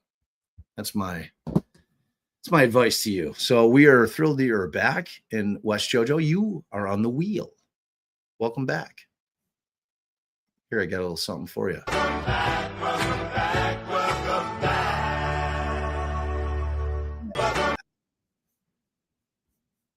Mr. Cartier. All right. Welcome back, West Jojo, and thank you. Kristen, Bob, family hugs for all. Love you guys. Bob, my teens are hooked on your sounds now, too. Woo! I love it. I got the youngins. I love to bring the youngins on. I'm young at heart. You know? I'm young at heart. There's no question about that. I'm a kid. I'm a kid hidden deep inside of an old man body. Thank you so much, Kristen. You are on the wheel, dear. CRR, can we do a poll? Does Nanook need a brother? Oh, man, I think so. I think he does. Oh, he's so sweet. I love him so much. He's right here, right by me, too. Hey, why's your ear wet, dude? Were you licking your ear? Oh, you're so sweet. I'm taking you on a walk at lunch today, buddy. Good one. Rained yesterday, so we didn't get a good walk in. He needs his exercise. This guy is the sweetest guy. Everybody loves their dogs, but my dog's the best. He's just so awesome. What a guy. What's going on? I was just loving on the Nook. No, I mean, Oh my God. The jury thing's still happening. but we don't know what it is. We don't know. We just know it's a jury thing. I've been going through supers for so long that I haven't been checking out the chat. Maybe you should be in the chat, seeing if people are giving us updates. Because I'm doing all the starred stuff, so I'm not seeing. Our people are on it. They tag me on the Twitter machine, and I'll get home with you guys for a half hour. oh, thank you. Allie's going to join us for a hot minute. It's a good question, CR. I mean, y'all know if you're dog owners or pet owners, they're fam, right? I mean, you gotta like. And Allie and I travel a bit. Like I always worry. Like, and we do not like boarding Nanook at all. I mean, we've done it out of absolute necessity, like 2 times. Oh, he's got a toy. I don't know. I worry about that. I worry about that so much. Kimmy, new here. Love this channel from our beautiful neighbors up in Canada. We love you, Kimmy, and we're so happy you're here. If I remember correctly, you're a cupcake, and we love you over here. We love all cupcakes. Like somebody in the chat was like, there were a few people in the chat. They're like, oh, don't tell anybody we snuck over here from Mel's channel. And I'm like, Mel would give you guys a hall pass for us. I guarantee it. And, but it had me thinking, like, Pearl Jam has been my favorite band, like in terms of rock and roll bands for a long time. Been to a ton of shows. And when Allie and I got into My Morning Jacket, who oddly enough opened for Pearl Jam at Wrigley Field like 20 years ago. And I was at that show and I didn't even remember him. It's like my buddy BJ was trying to turn me on to Jacket for a long time. And I was listening to their studio shit. And I'm like, not feeling it, bro. He's like, dude, I'm telling you, he's like my male concert bro, like Allie's my concert partner. Like, we love music. We always do music together. It's one of our passions. But BJ's the guy that, like, I'll go to shows with, and Allie's like, I don't really need to see that band. Like, BJ's that guy. So anyway, when I in Allie and I, when we finally, BJ talked us into going to see Jacket live, and we saw him, and I was like, my head exploded. Like, they're a Southern rock, not really Southern rock. They're hard to explain. They're kind of a jam band, but they're not, but they're amazing. They're out of Louisville. I think they're the best touring live band on the planet. But their catalog's not huge. They've been around for 20 plus years, so they have a decent sized catalog. So we were all in on Jacket. Like, we've seen in excess of 90 shows. And like, I got this thing where I'm like, oh my God, am I like cheating on Pearl Jam? Like, I would skip a Pearl Jam show if it was conflicting with a Jacket show. And I had this terrible feeling, and I was like, and I realized, I'm like, no, it's okay.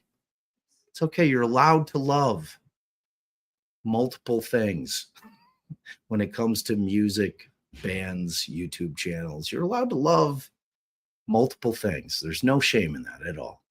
And there's plenty of content by all of your favorite creators to where you can always give the love. So we're thrilled that you're here. That was a long explanation for saying we're happy you're here, Kimmy. And we love you. Lunacat, best movie quote. Mind if I drive with the car door open? It's a pretty good one. Pretty good. And Luna, you're on the wheel. Grilled cheese. Oh, and thank you, by the way, if I forgot to say that. For the wheel. It's a Ferris wheel. It was so small. That was hard for me to say. Grilled cheese, thank you. You were on the wheel. Just Jim. This is the movie quote that is said almost daily at work by someone. Quote, looks like I picked the wrong week to stop sniffing glue. Classic Airplane line. I say it all the time. It's a great line. It's a line that's quoted still to this day, probably 40 years after the fact, because it's that great. It's that great. And thank you, Jimmy. Jimmy, you're already on the wheel. So, my better half pop in there for a second? I heard the bloopy. Bloop. Mary Holt, No Country for Old Men. Who made this? Coen Brothers. Coen Brothers. Love them. I love them. Hey, there's my brilliant, beautiful co-host. What's up, girl? Good. Nothing. Got, real client issues, and you really only had me for like 15 minutes. I don't know why I hung around. We'll take it. We'll take it. We'll take what we can get. You know what I mean? I was thinking I could put the phone on the thingy while I drove, but. Oh, can you, while you're on, can I run in and grab a drink? Can you keep the kids occupied for a minute? Can I keep the kids occupied? Yeah, we got a wheel going today, and I just read Mary's. Don't be changing up rules while I'm gone. I'm going to change some rules while you're gone. I don't know what they are, but. Habitual line stepper. That's what you are. All right. Hey, wait, you said Michelle you just read? Mary Holt. So Salty, Georgia, who's already on the wheel. I'm not doubling people up on the wheel. It gets crazy. It gets crazy. As long as they knew that from the jump. I don't know. Did you guys know that? I don't know that. I Oh man. Oh, Oh man. see, We she gotta... comes in, starts causing trouble with her bullshit. All right, I'll be right back. All right. All right. So Bob read Mary Holt, No Country for Old Men, who made this. Was Bob quoting movie lines? That's one of his favorites. Salty Georgia says, wondering if the late start is really about Alessi catching a charge for that beatdown of the summa cum laude graduate with bullshit degree. They're arresting him now. That's it.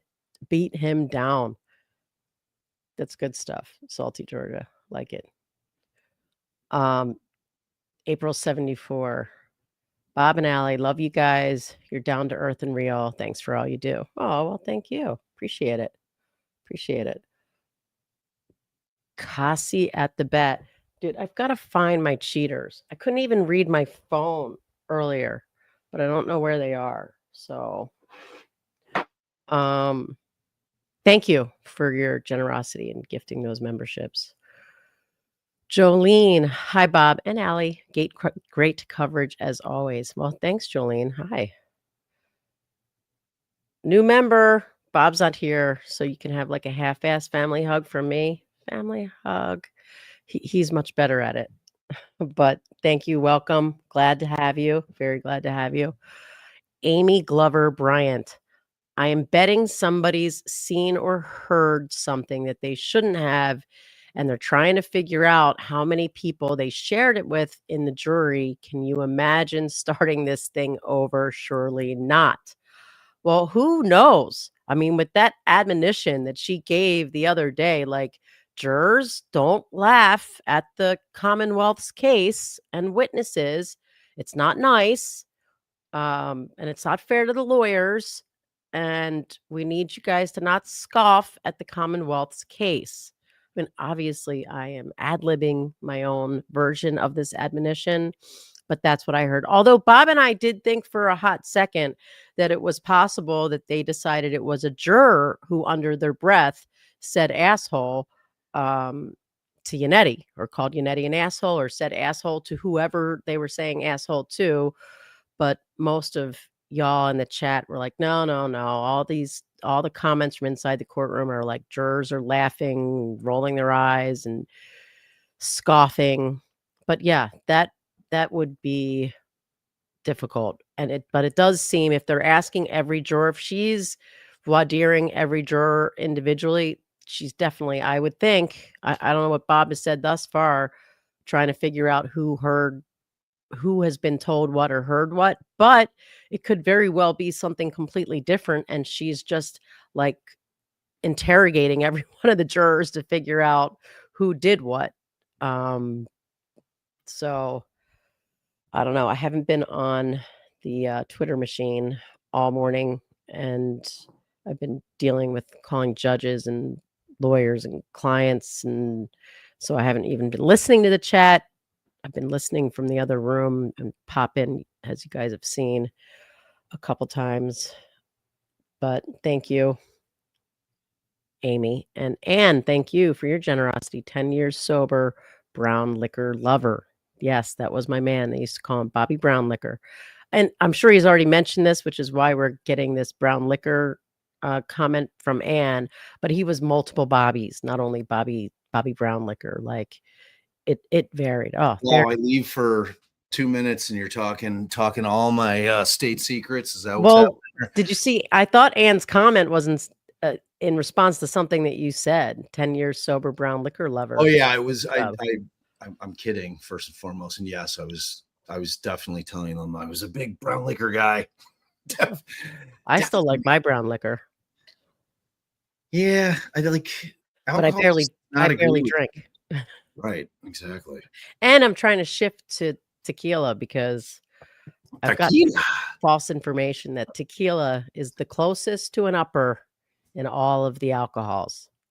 But then people told me, are you ridiculous that you actually believed that?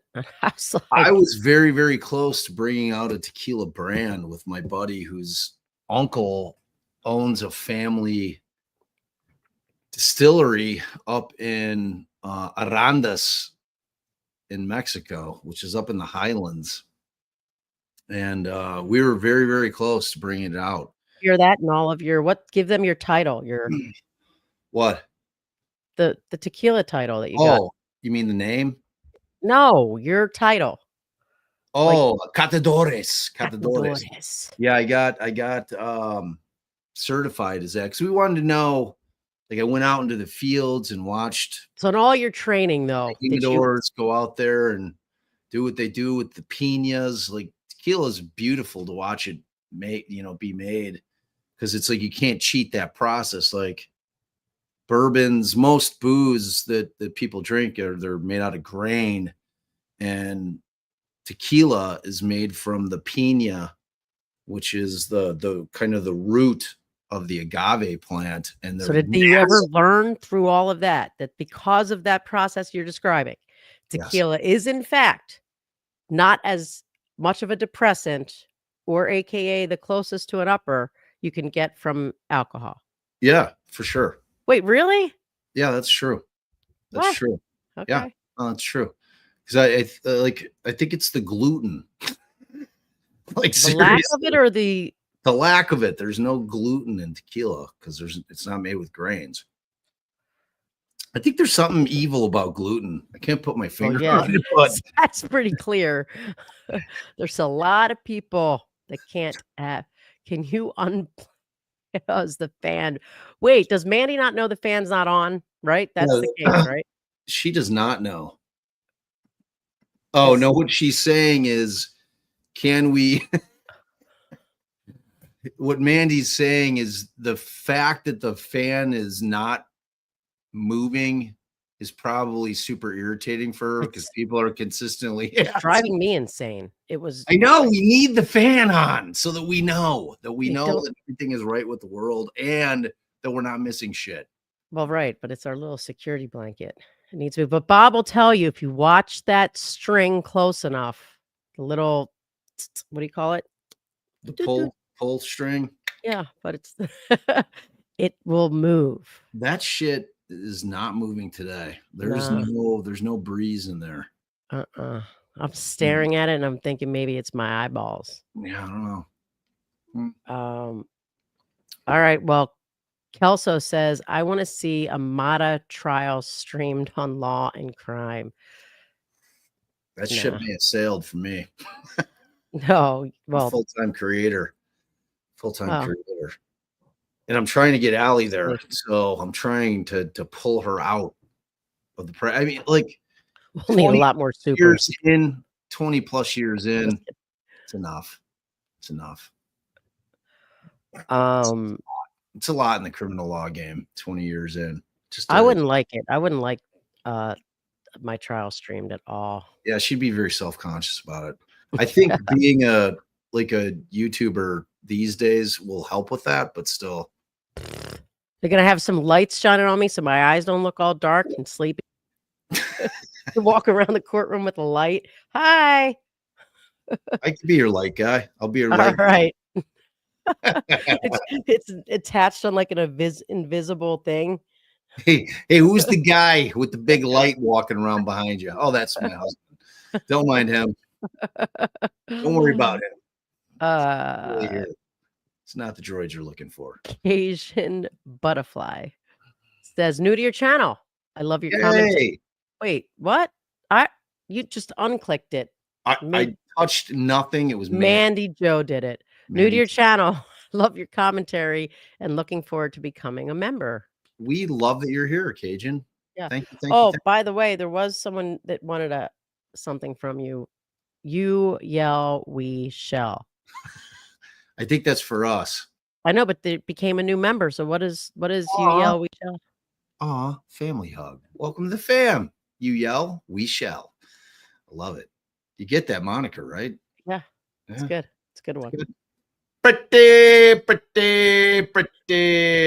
Pretty good. Oh, Lord. Cajun, we love you, and you are on the wheel. Kale says, what the hell? Wait, to buy Brian for 1,000, Alex. I sleep to Gacy. I'm Kale, fucking that up. You read it. it's pretty hard to read. Kale, you got some typos in there. All right. But she so, sleeps to your podcast, which is good, or he. Somebody like, I want to buy a Brian for 1,000, Alex. So it's like the Wheel of Fortune, or it's like the Jeopardy, right? oh. I don't know what the WTB is. It's probably either what was supposed to be what the hell, or I mean, we're old. We don't know hip acronyms. Tell me what that acronym stands Oh, Cameron, what do they mean by WTB? Mom, that'd be somebody with a typo. It's probably WTF or WTH. But he sleeps to Gacy. Sounds like he listens to your podcast. Bob's podcast voice is mesmerizing. Thanks, babe. Appreciate It is. that.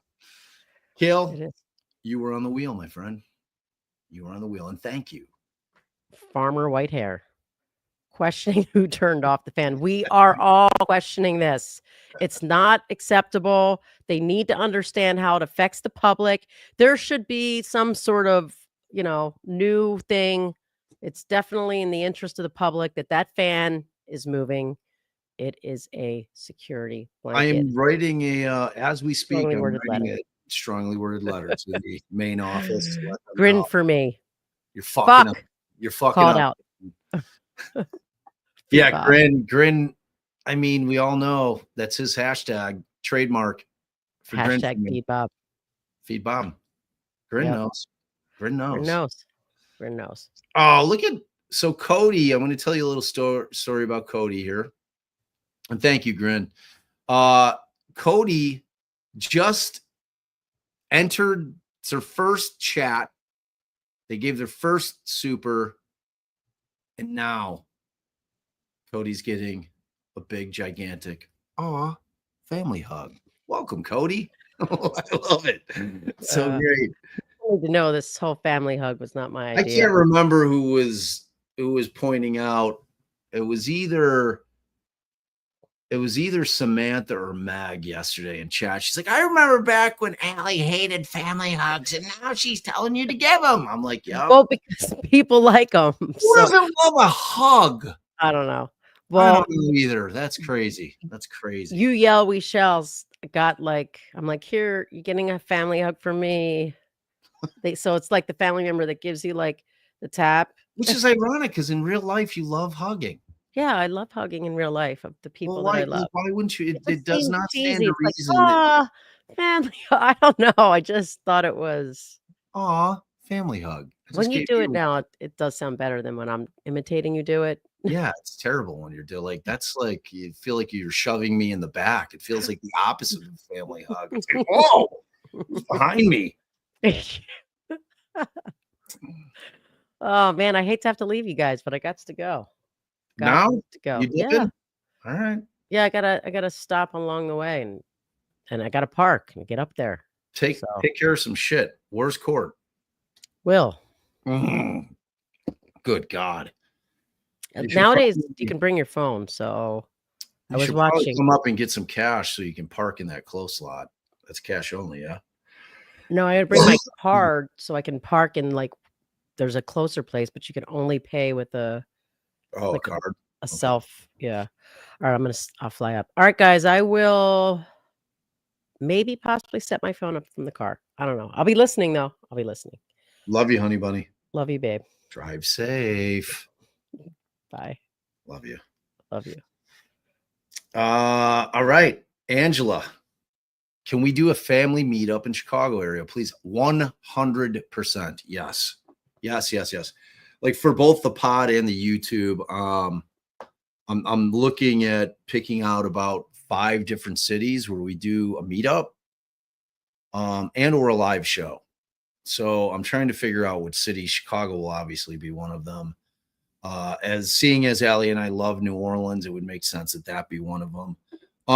But I'm going to kind of look at our metrics, our demographics, and see where we have like a lot of fans, because I'd like to get a pretty decent crew to show up, and I'll take the temperature like in here and in our Facebook group for the pod, and see if there's like a one city that may be better than another. If it's a state that has multiple big towns. Does that make sense? 100%. And I'm looking to start doing that like quickly, Angela. So I will definitely keep you abreast of that. And thank you for that. Jason McClellan, where you been? I haven't seen you past 2 days.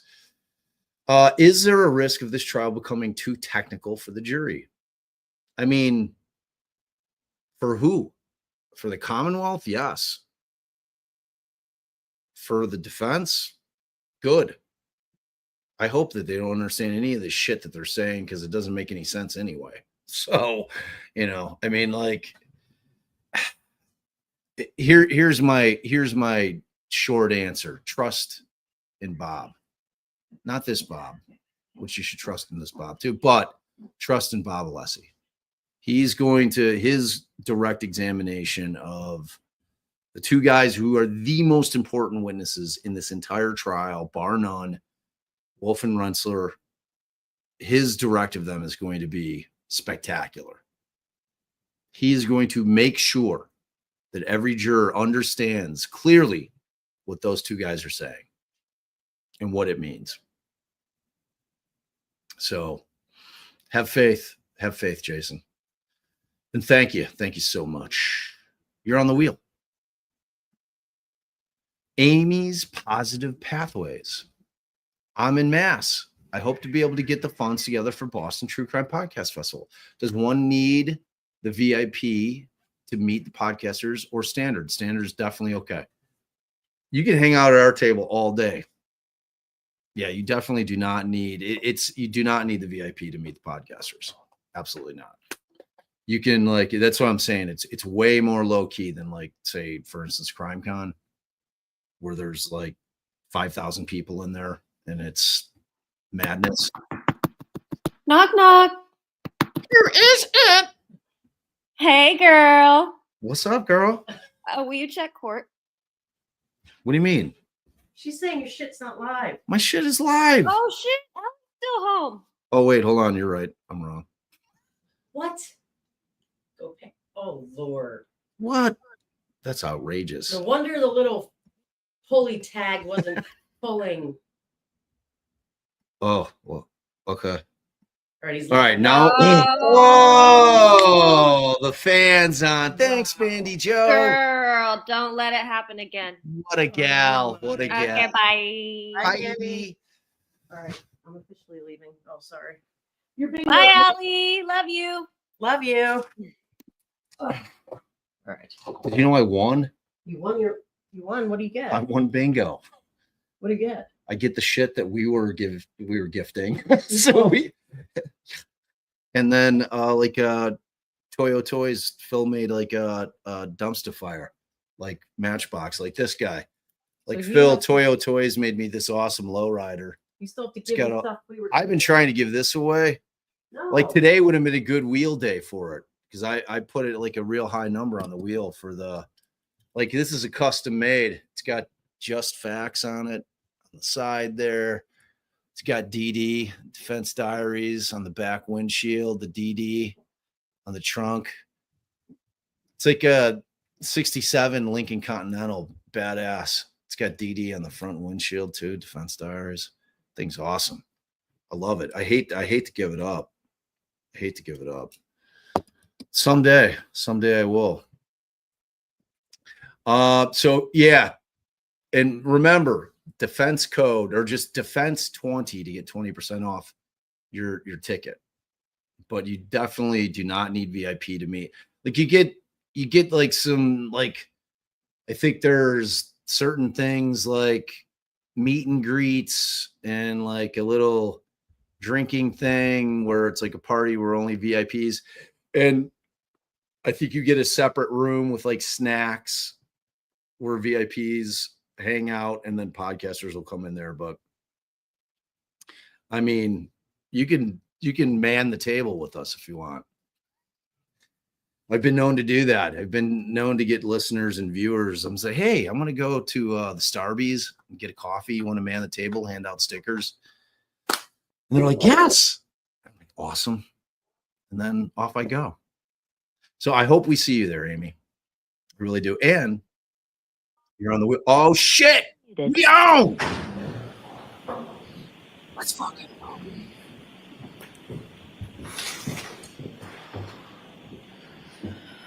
Whoa!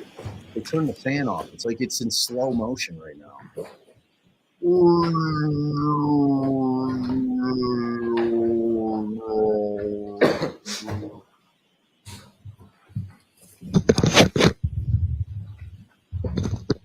Easy on the mic there, champ, whoever that is.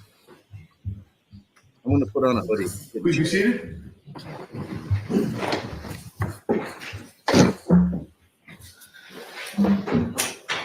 All right, so jurors, I still have a couple of questions for you. Were you able to follow the instructions and refrain from doing any independent research or investigation into this case?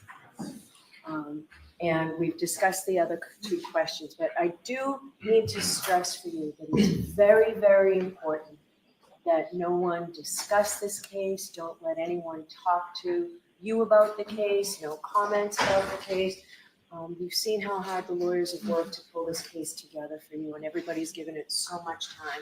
So please, let's make sure that we follow that. That means each other. So with that, I know we're late getting started. We're going to take an abbreviated lunch today, only 30 minutes, and abbreviated breaks. So no morning break. We're going to start now and go till 1. All right, Mr. Brennan, and we're taking a witness out of order. I apologize. We've got a witness here. Sometimes we take witnesses out of order. Ms. Hanley will be back later for the rest of her testimony, but we've got a witness here that we'll call out of order. Thank you. Mr. Brennan, thanks. Thank you, Your Honor. The Commonwealth calls Dr. Wolf.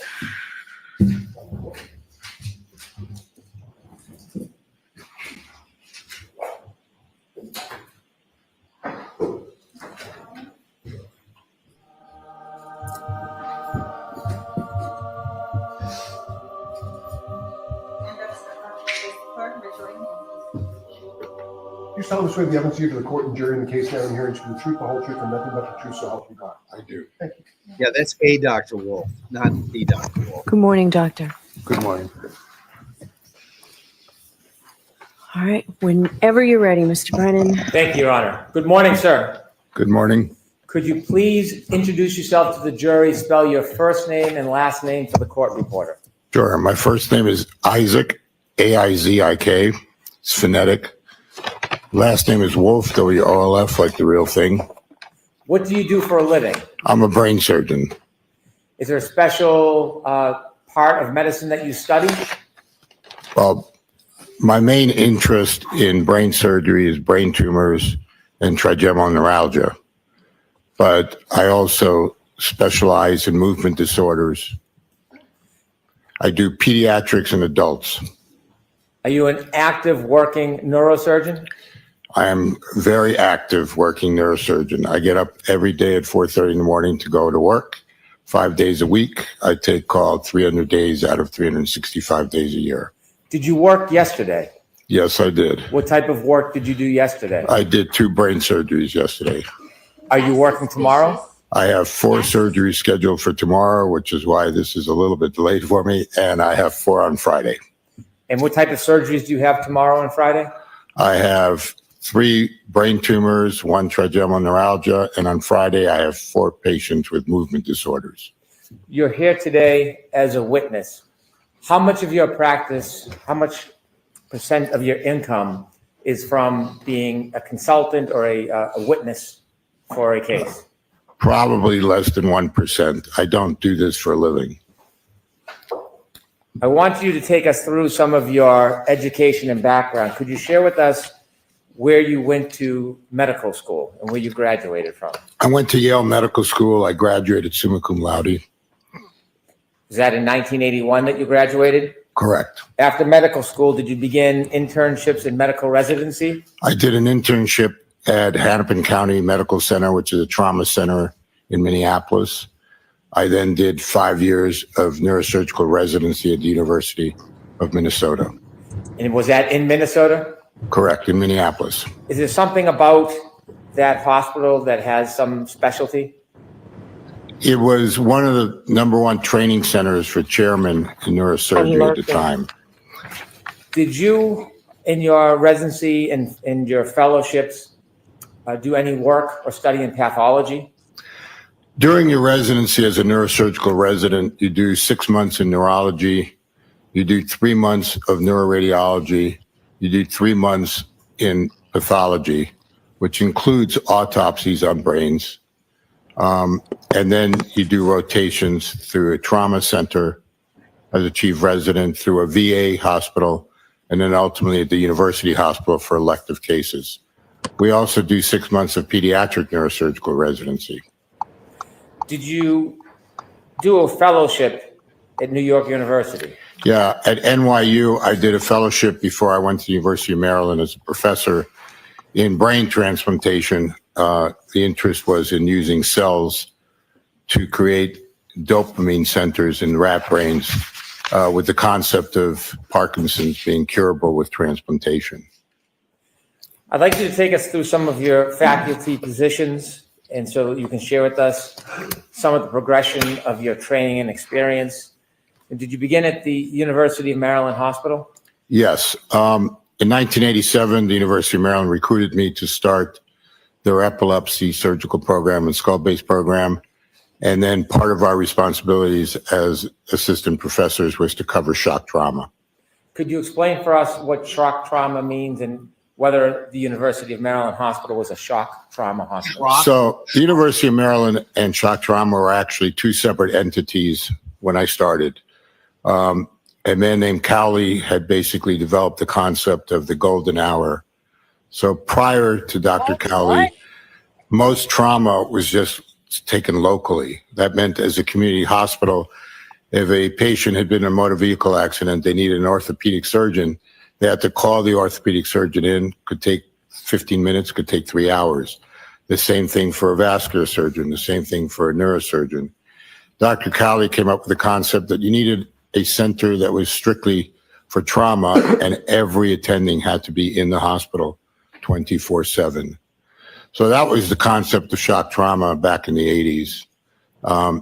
When I got there, we were transitioning from a very small center to a 125-bed hospital that was completely committed to trauma. In that experience, in the years you worked there, did you have an opportunity to treat a number of people with brain injuries?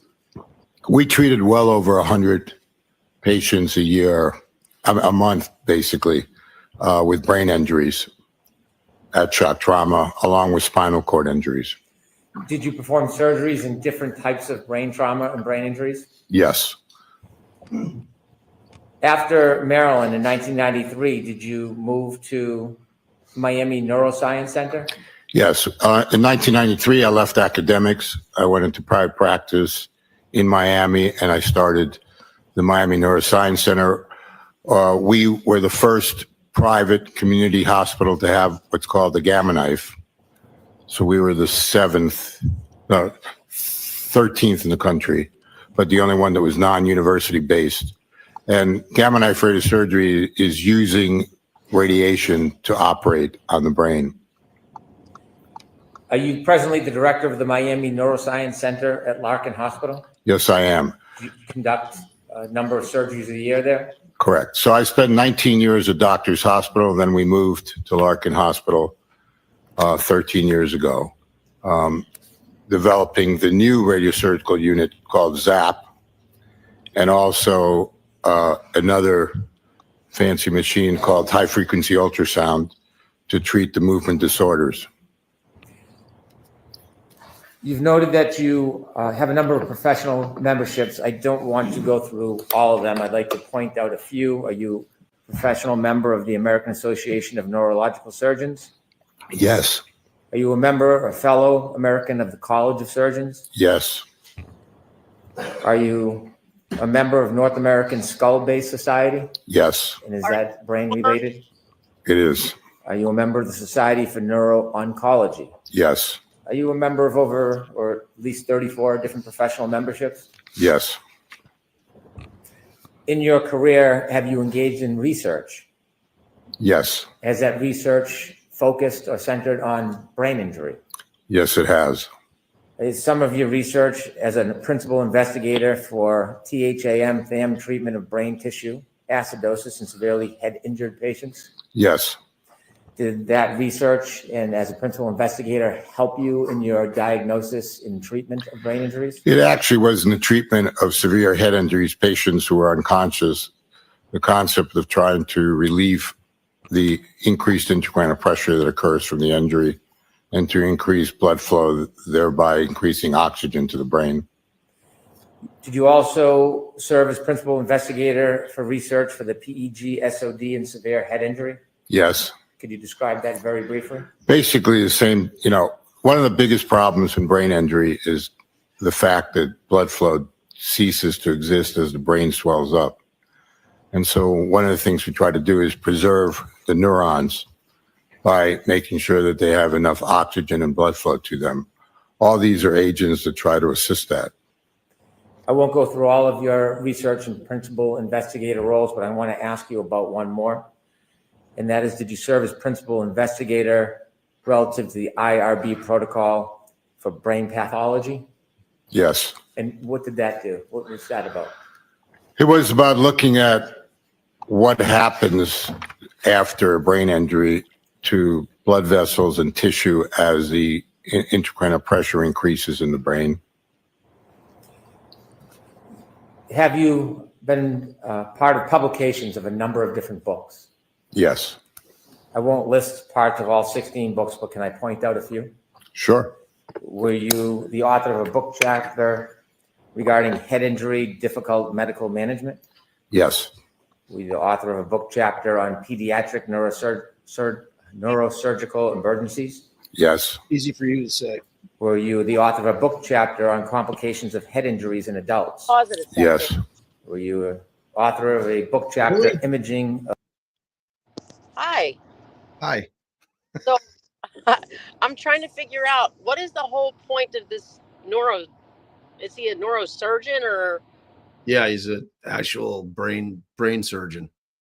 so? But and his point is to say that eyes can swell like that from a brain injury. Is that his whole point, or what do you think? Like the primary crux of this guy coming on? Yeah, I mean, as impressive as he is, and the guy's legit, I mean, he's Yale educated. Dude's a straight up brain doctor. So what? Right. I mean, he can only be coming in to talk about the brain injury. I'm assuming that he's going to say something to the effect that this injury, in his estimation, could have occurred from a fall on the ground where he hit his head Right. Which on some rock hard earth. doesn't help necessarily. Right. Yeah. Doesn't move the needle for me. Listen, think I ain't it's just scared. flipped. I ain't scared. Hey, so just because this guy's boring until we get to like now anyway, but I think we all needed to hear his education and know like if he's legit. But did we find out nothing about what was going on? No whispers on the. No, she just came out and like admonished the jury again. If you have to follow the rules, don't talk to anybody about the case. Don't look about the case, so it's clearly somebody heard something about something. And, Right. it made its way back to one of the lawyers of the judge. So Can you hear me like this? yeah. I mean, I'm holding the phone in my hand when I tried to have it back. Yeah, you sound all right. All right, I'm rolling. All right, let's go. of craniocerebral? Were you an author of a book chapter imaging of craniocerebral trauma? Yes. Were you an author of a book chapter in emergency room assessment of the head injury patient? Yes. Were you the author of a book chapter intracranial injuries? Yes. I won't list or ask you about the other book chapters that you've been the author of. Have you been involved in journal articles? Yes. I'd like to ask you just about a few of the 70 journal articles that you have published.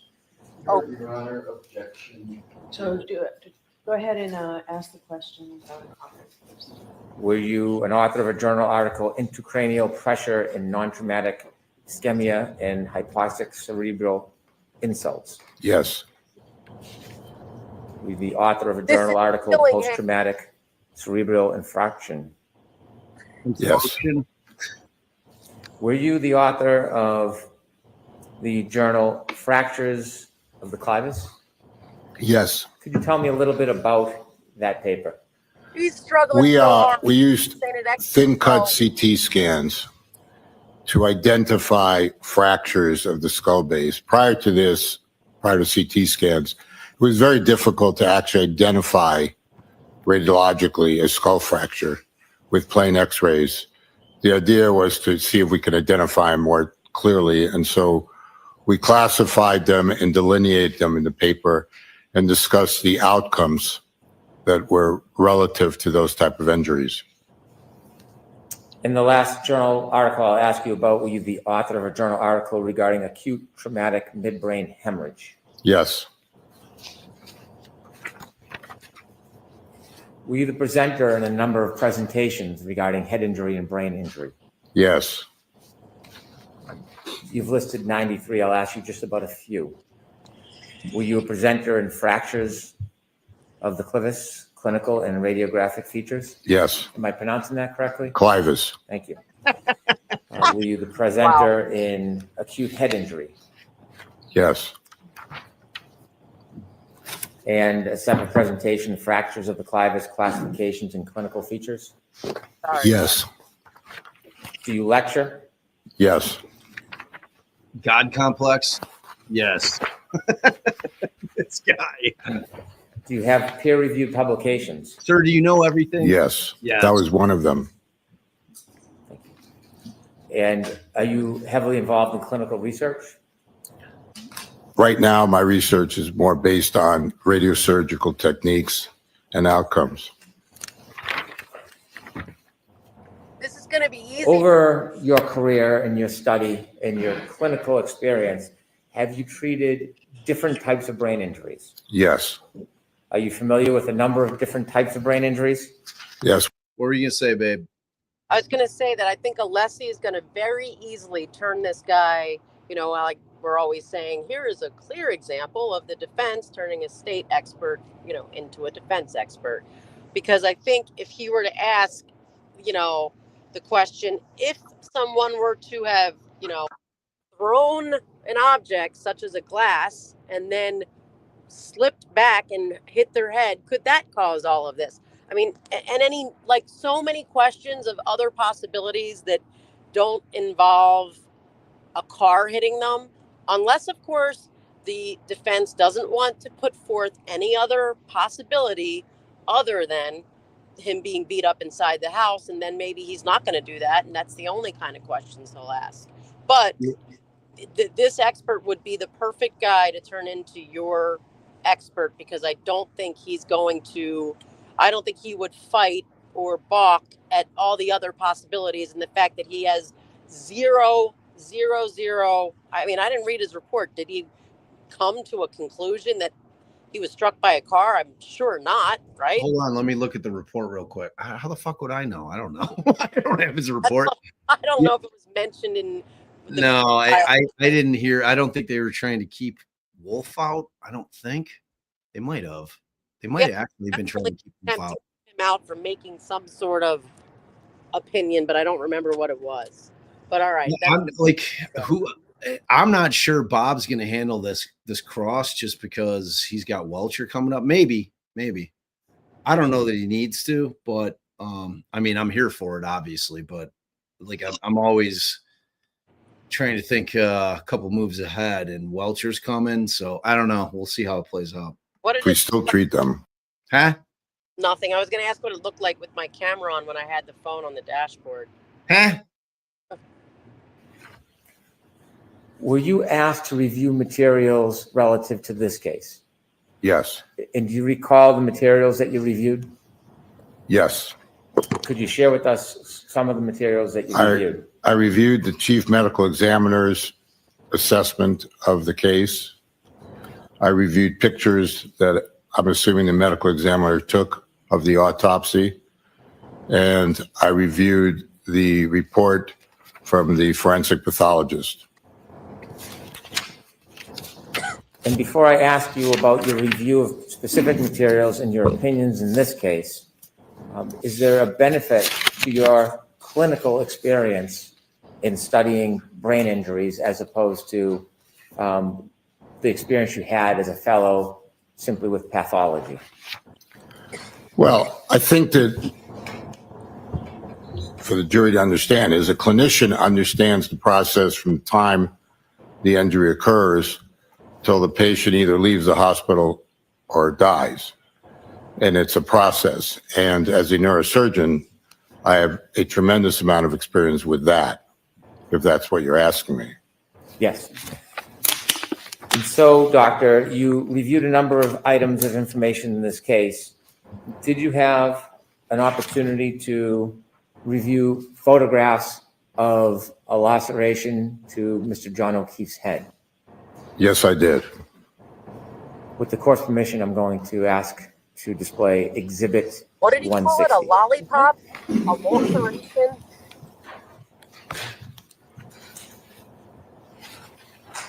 Dr. Wolf, I'm going to ask you to take a look at this photograph. Have you seen this photograph before? Yes.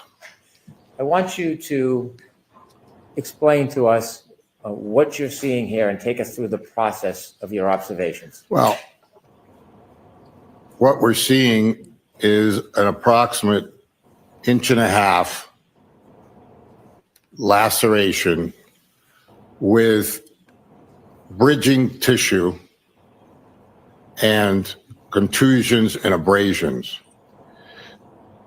To us, that's just a classic blunt trauma injury. There's nothing other than just vanilla about it. This is what happens when soft tissue hits a solid ground. The skin tears apart a bit, but not through and through. As you can see, there's the bridging. You can see all the bruising or contusions and just the tear, a little bit serrated along the edges. Thank you. If you could take that down. Dr. Wolf, as a result of that wound, did you have a chance to further look at information provided to you about the actual inside the skull of Mr. John O'Keefe? Yes, it was the pictures that I was reviewing showed a non-depressed skull fracture extending linearly through the clivus and into the frontal fossa of Mr. O'Keefe over the orbital roofs. He had fractures along the temporal fossa as well. So it was a classic linear basilar skull fracture. Is basal skull fracture a characterization? It's basically the base of your skull is what it encompasses. So the opening at the very bottom is what we call the foramen magnum. That connects your brainstem to your spinal cord. And then as your brainstem goes up, it goes into the different skull areas that, talk about what we call the cerebral cortexes, your occipital lobe, your temporal lobes over here, and then your frontal lobes. So can you walk us through what happens when someone incurs this type of injury to the back of the head, how it happens, and what are the next steps for a person? So what happens is, you fall backwards, and the linear acceleration starts to take you back down with gravity. The skull hits the ground. It gets, in layman's terms, smashed a little bit.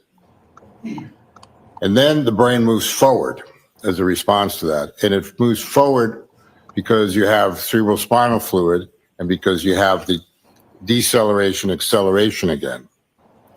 As it does, your skull, if you were to look inside your skull, it's like mini mountains along your temporal bones and your frontal bones.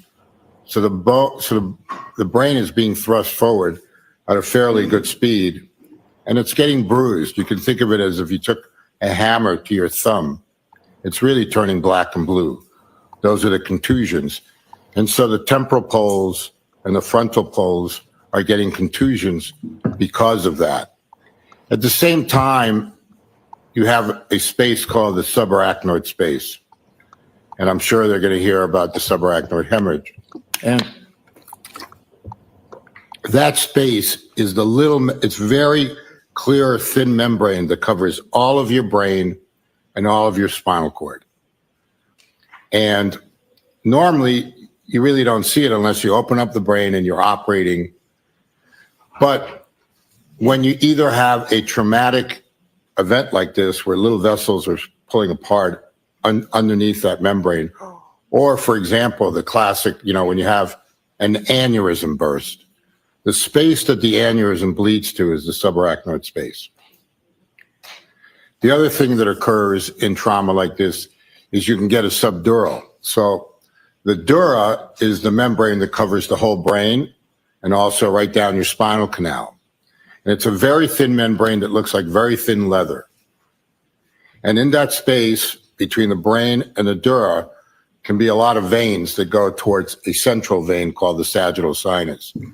And if those tear, you have a venous hemorrhage from, which is not arterial, so it's not quick, but that can develop into a subdural as well. If you tear a portion of your brain as well, and you get a little arterial bleeds, that could create a much faster subdural hematoma.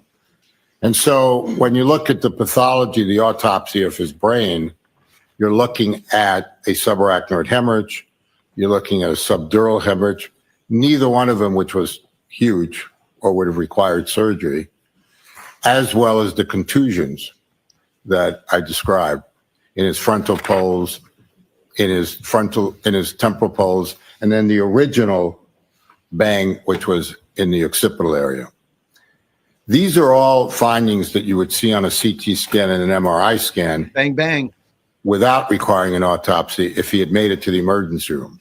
I want to take a step back at the beginning. You said that this laceration on the back of his head was caused by a fall. Could this be caused by a fall landing on hard ground? Yes. I mean, like I said, it's a classic blunt trauma laceration.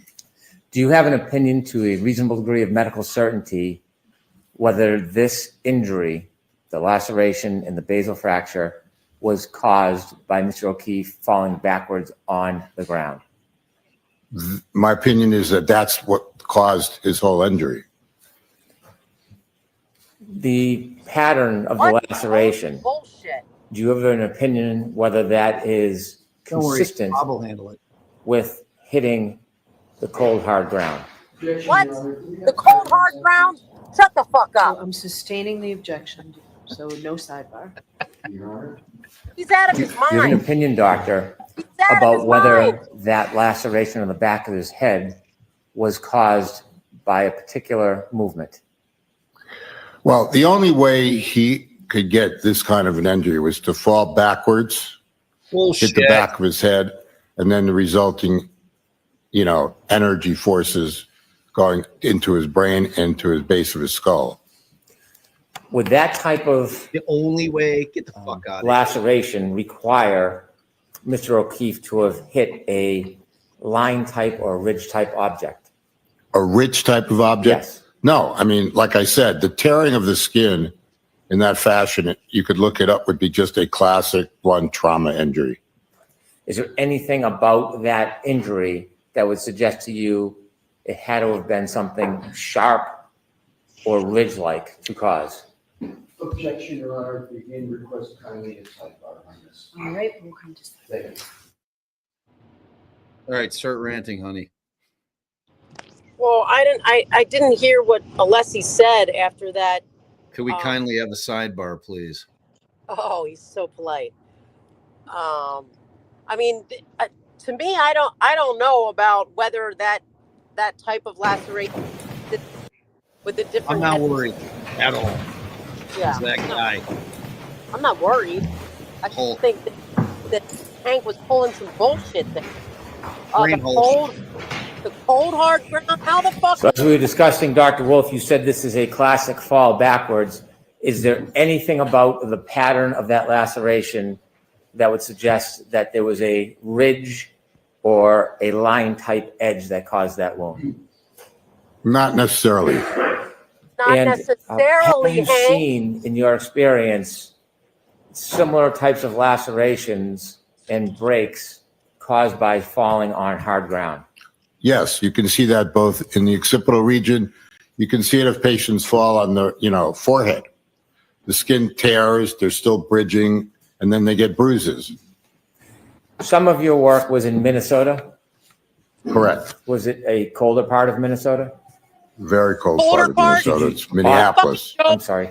Did you often see these type of injuries there? The ground get hard. Yes, I mean, we took care of a trauma center, Hennepin County.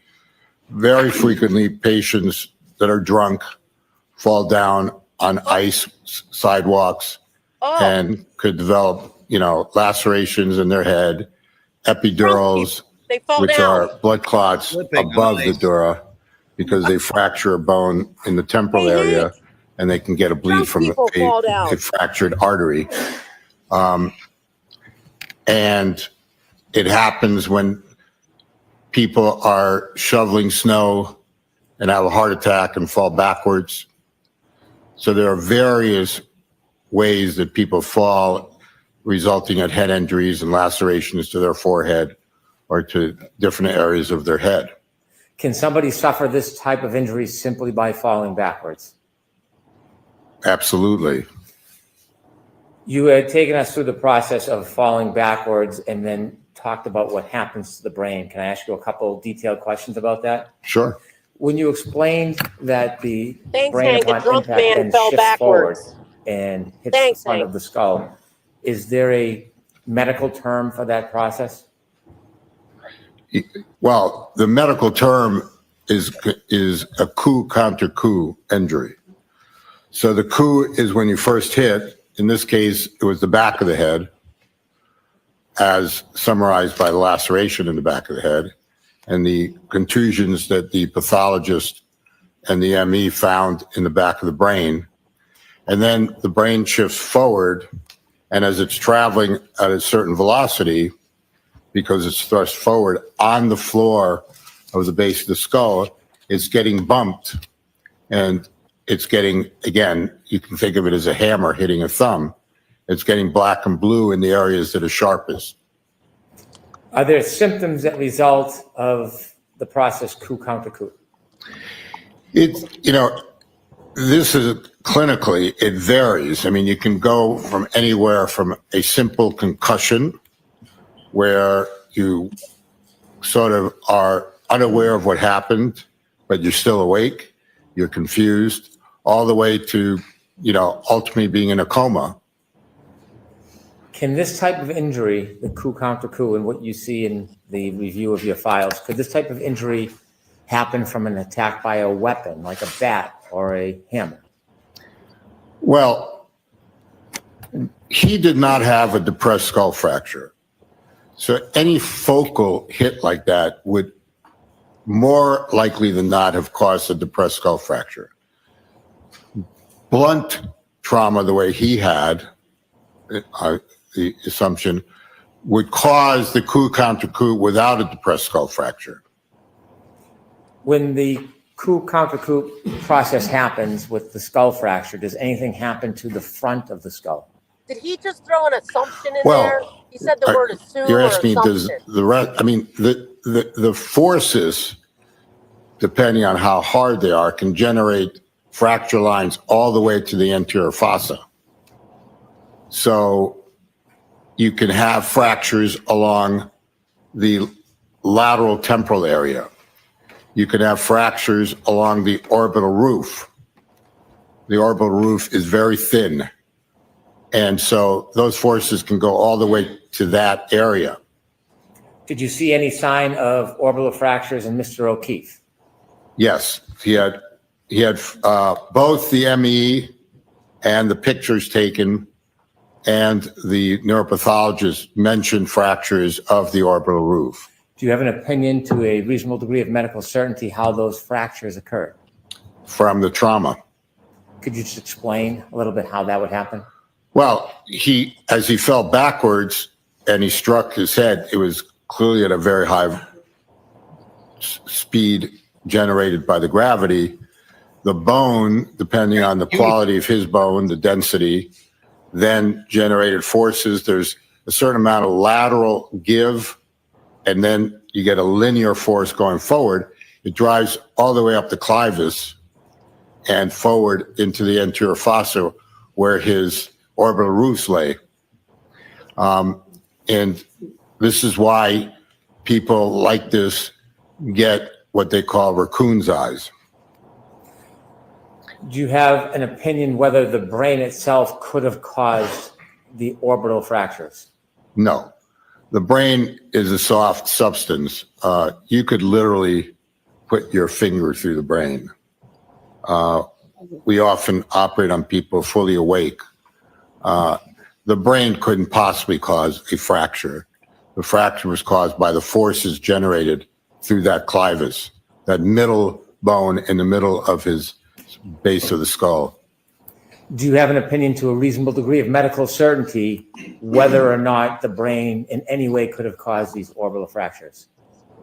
The answer is absolutely not. I don't even get it.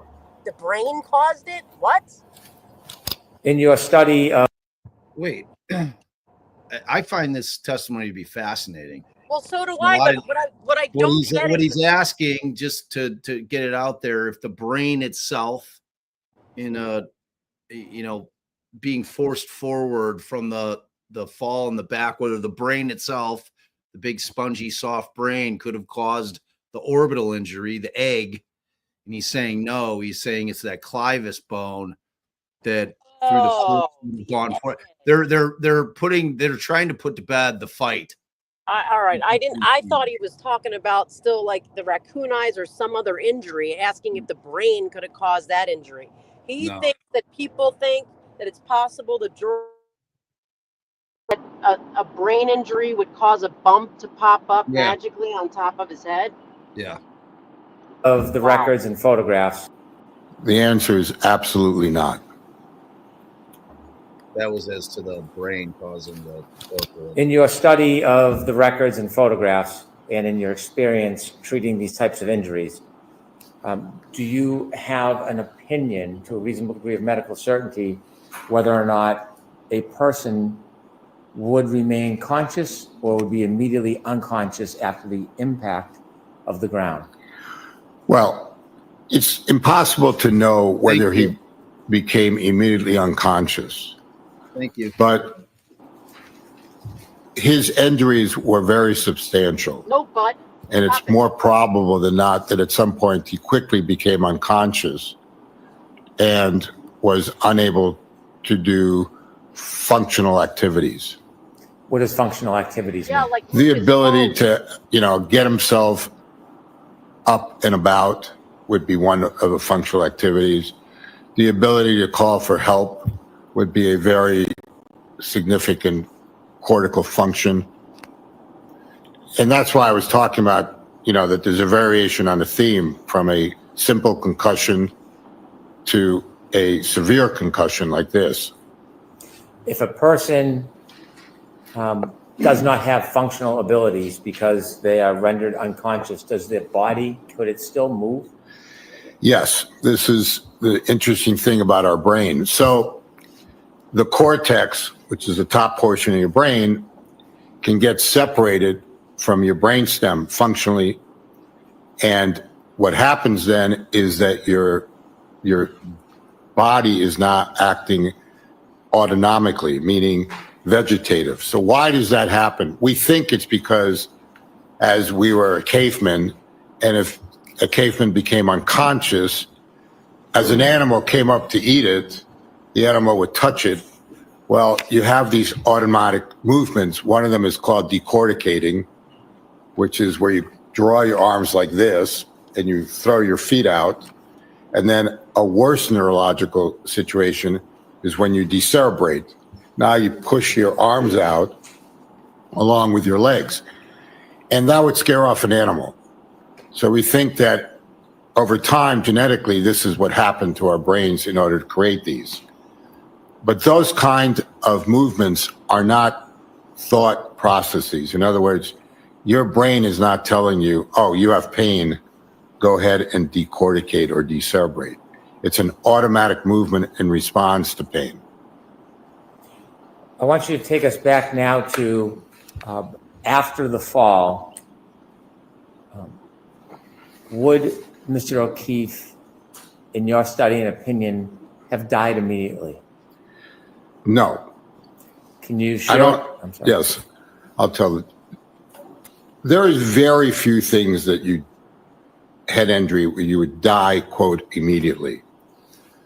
So if I took a knife and stabbed you in the back of your neck right below your skull, and I drove it through your brainstem, you would probably die immediately.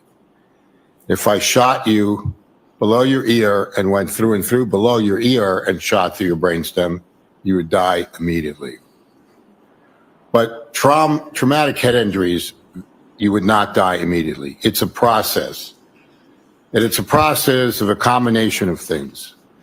Brain swelling, which takes a while to develop. Decreased blood flow to your brain because you're getting swelling. And ultimately, death of the brainstem that controls your heart and your breathing. And so this is why there is a whole big issue about brain death. You know, when is someone brain dead? Because it's not instant and it can take a long time to be conceived. In these injuries that are very severe that we took care of, there was a high mortality rate. In the linear skull fractures, it was about 67%. But it took time for them to die. It could take days to weeks to months. And also, these people got to shock trauma. So it was a while, whether it was hours, before they were even starting to be taken care of. And yet they weren't dead yet. That's why I don't think it was immediate.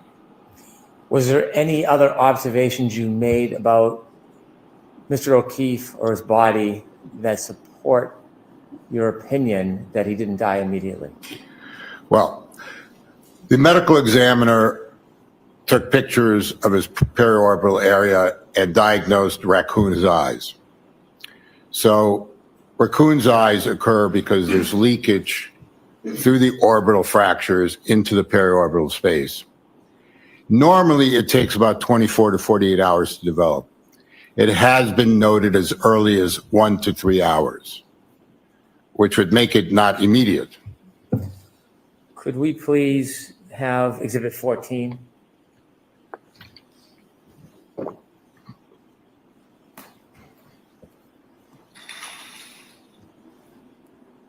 Dr. Wolf, could you share with us what you see here in this picture? So right here, you can see the black and blue that sort of configures, if he had his eyes open, like what we describe as raccoon's eyes, right? And that's not caused by direct trauma to his eyelids. It's caused by what I described as the basilar skull fracture, which went to the anterior fossa, which is right over the orbit here, inside with leakage of blood products into that periorbital area. You mentioned that starts or takes at least 1 to 3 hours to begin? Minimally, yes. You take that down, please.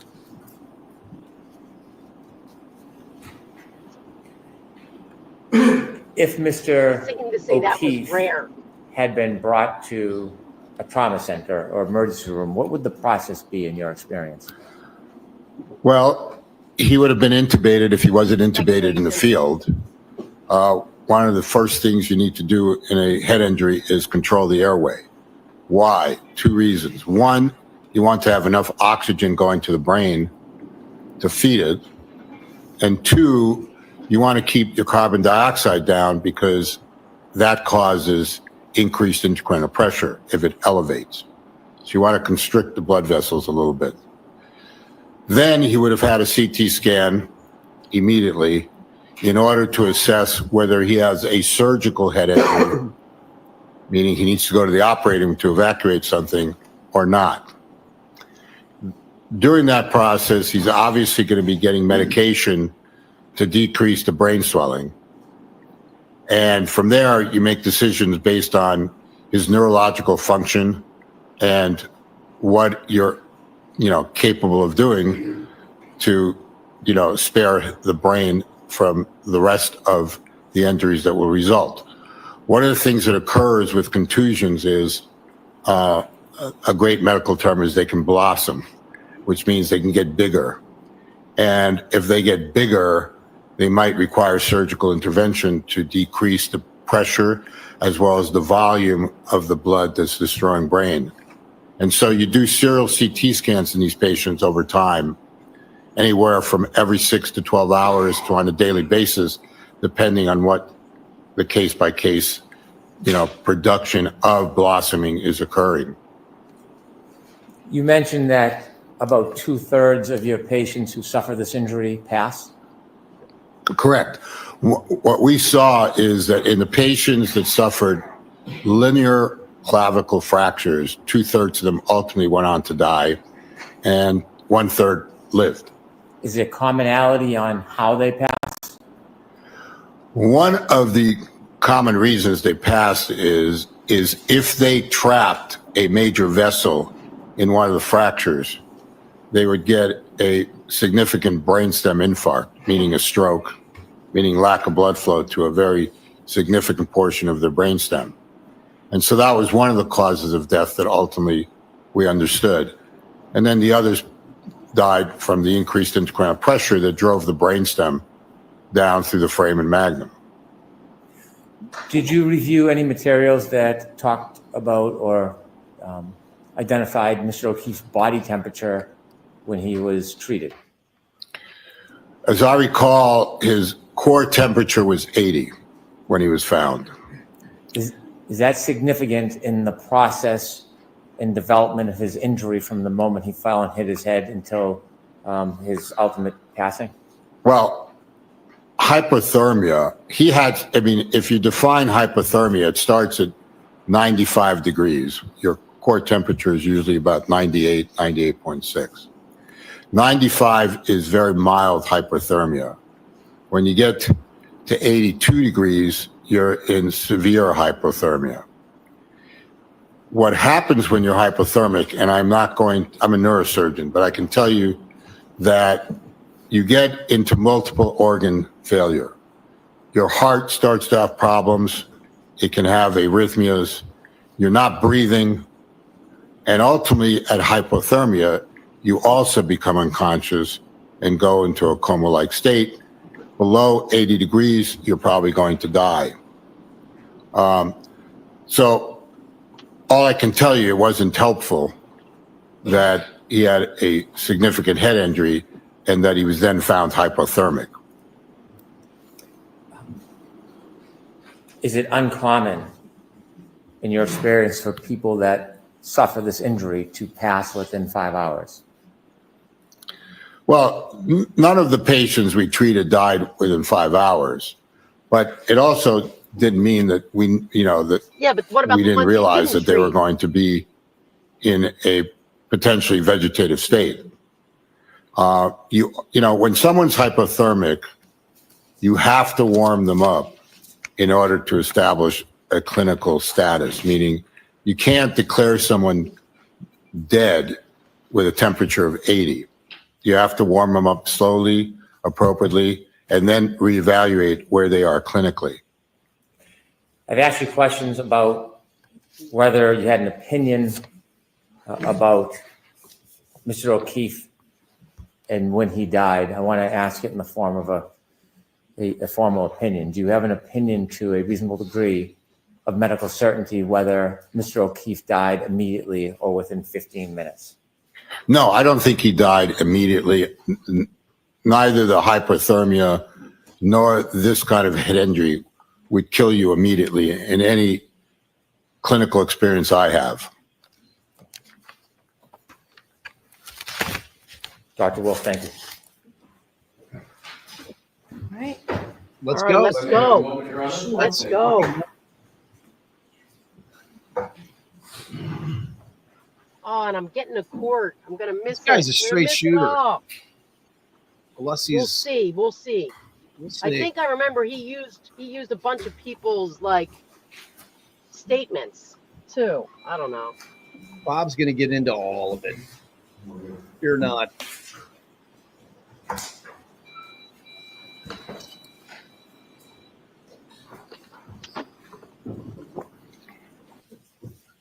There's one of his big drinks. Did you guys hear his big old man drink?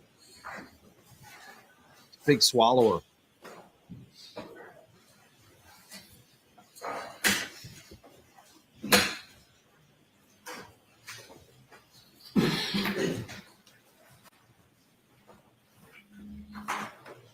Pretty sure Bob Alessi went to college somewhere in the universe on a different planet. This is an alien. May I, Your Honor? Yes. Morning, Doctor. I don't think we've had the pleasure of meeting. Welcome. Thank you. Sir, can you just describe, you started to do it a little bit on direct, a typical day for you? I wake up at 4:15 in the morning. I go to my center. I set up patients with frames for their either radiosurgical procedures or stereotactic craniotomies.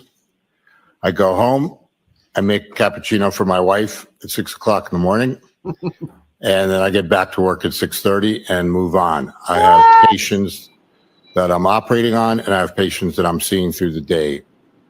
What type of patients and what type of work? Just in a typical day. What are you doing? What type of patients and what do you do? It varies. I mean, I see patients with brain tumors. I see patients with hydrocephalus, which is water in their brain. I see pediatric brain tumors. I see subacute and chronic subdural hematomas, post-traumatic.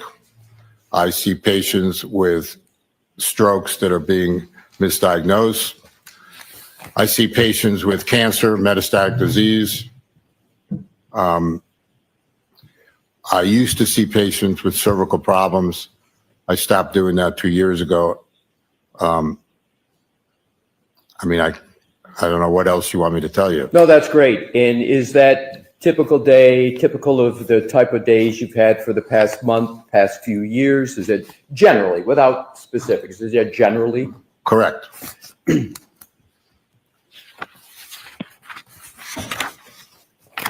So none of your typical days, none of the past typical months have involved forensic pathology, have they? You haven't acted as a forensic pathologist in. I am, if you could have asked that question very straightforward. I am not a forensic pathologist. I'm a brain surgeon. Right. And you don't perform autopsies, correct, sir? You're a brain surgeon. Correct. In other words, I see more brains than the forensic pathologist. Right. And is it correct to say that the brains that you see are of living people? Correct. Okay. So what I'd like to do is to go to a different part of the head than was discussed, but sticking with the decedent. Excuse me, I didn't hear the last word. I'm sorry, with the topic is going to be Mr. O'Keefe, the decedent in this matter, sir. You testified about raccoon eyes. The medical term for that, sir, is ecchymosis, right? Correct. And ecchymosis, raccoon eyes, does not cause a laceration to form on an eyelid, does it? No. Are you aware that Mr. O'Keefe had a laceration to the outside area of his right upper eyelid? I am aware that the ME described that. Yes, sir. Now, could, Your Honor, I'm going to with Your Honor's permission, ask to publish what is already in evidence in a moment. Okay. Mr. Wolk, What exhibit number, Mr. Alessi? we're going to 165, Your Honor. Okay. All right. This dude's a fucking Thank you. brain doctor. They all have God complexes. That's fact. This guy is Dr. Wolf, is a- have you seen this photo depiction before today? I believe I have. But he makes his wife. Is it correct that that injury on the upper right eyelid is caused by the application of force directly to that area of the front of the head, again, namely the upper eyelid? That's possible, yes. Is it more than possible? Is it probable that that injury was caused by the application of force directly to that area of the front of his head? Well, an easy answer to that would be is that that's not part of the periorbital ecchymosis. Thank you, sir. That was exactly going to be my next question. This injury is unrelated to any of what you've been describing, the fall backwards, the force transfer inside the skull, the, as you described it, the dura, the cerebral spinal fluid, all of that dynamic that you so ably described on your direct examination. This injury has nothing to do with that, correct? Correct. straight shooter. Told you.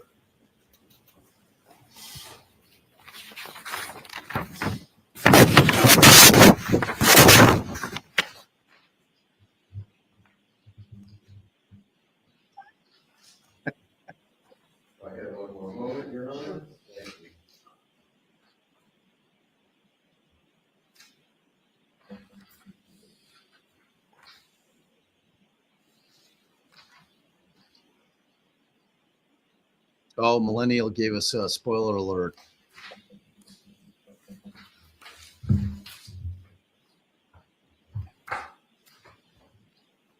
Thank you for answering my questions, Dr. Wolf. A pleasure again. No more questions at this time, Your Honor. Wow. Any brief follow-up on that? Nice. No, thank you. All right, Nicely Dr. done. Wolf, all set, so we can get out of here. Thank you very much.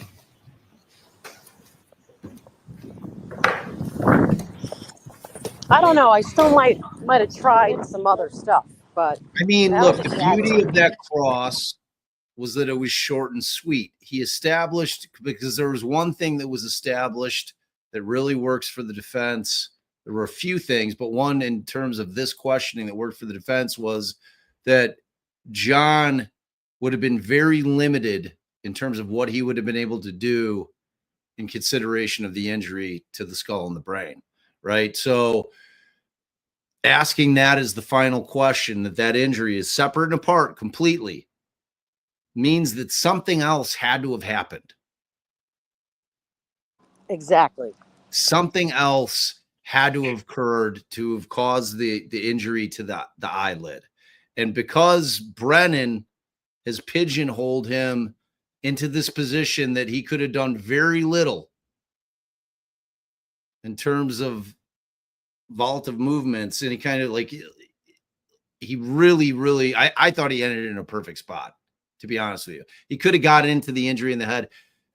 I don't think that the slip and fall thing is perfect for them. That's reasonable. Yeah.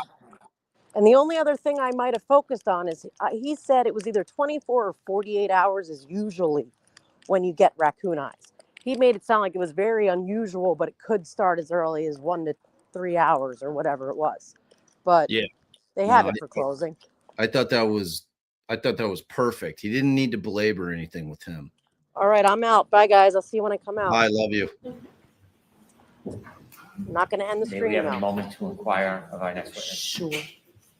And while I see counsel at Sidebar, jurors, feel free to stand up and stretch. I got a little blooper. Little bloop action. Well,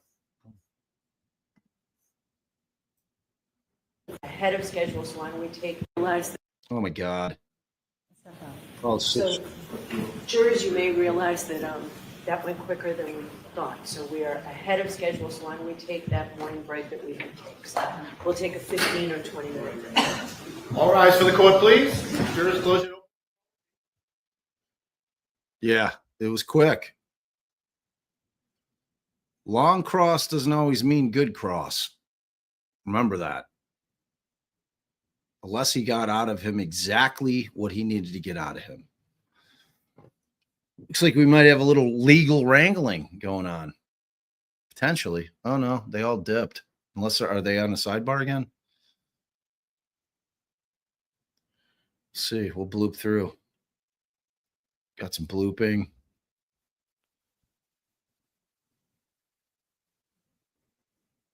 Yeah, we're live. So yeah, I loved that cross. Short and sweet. Short and sweet. It's exactly what it was.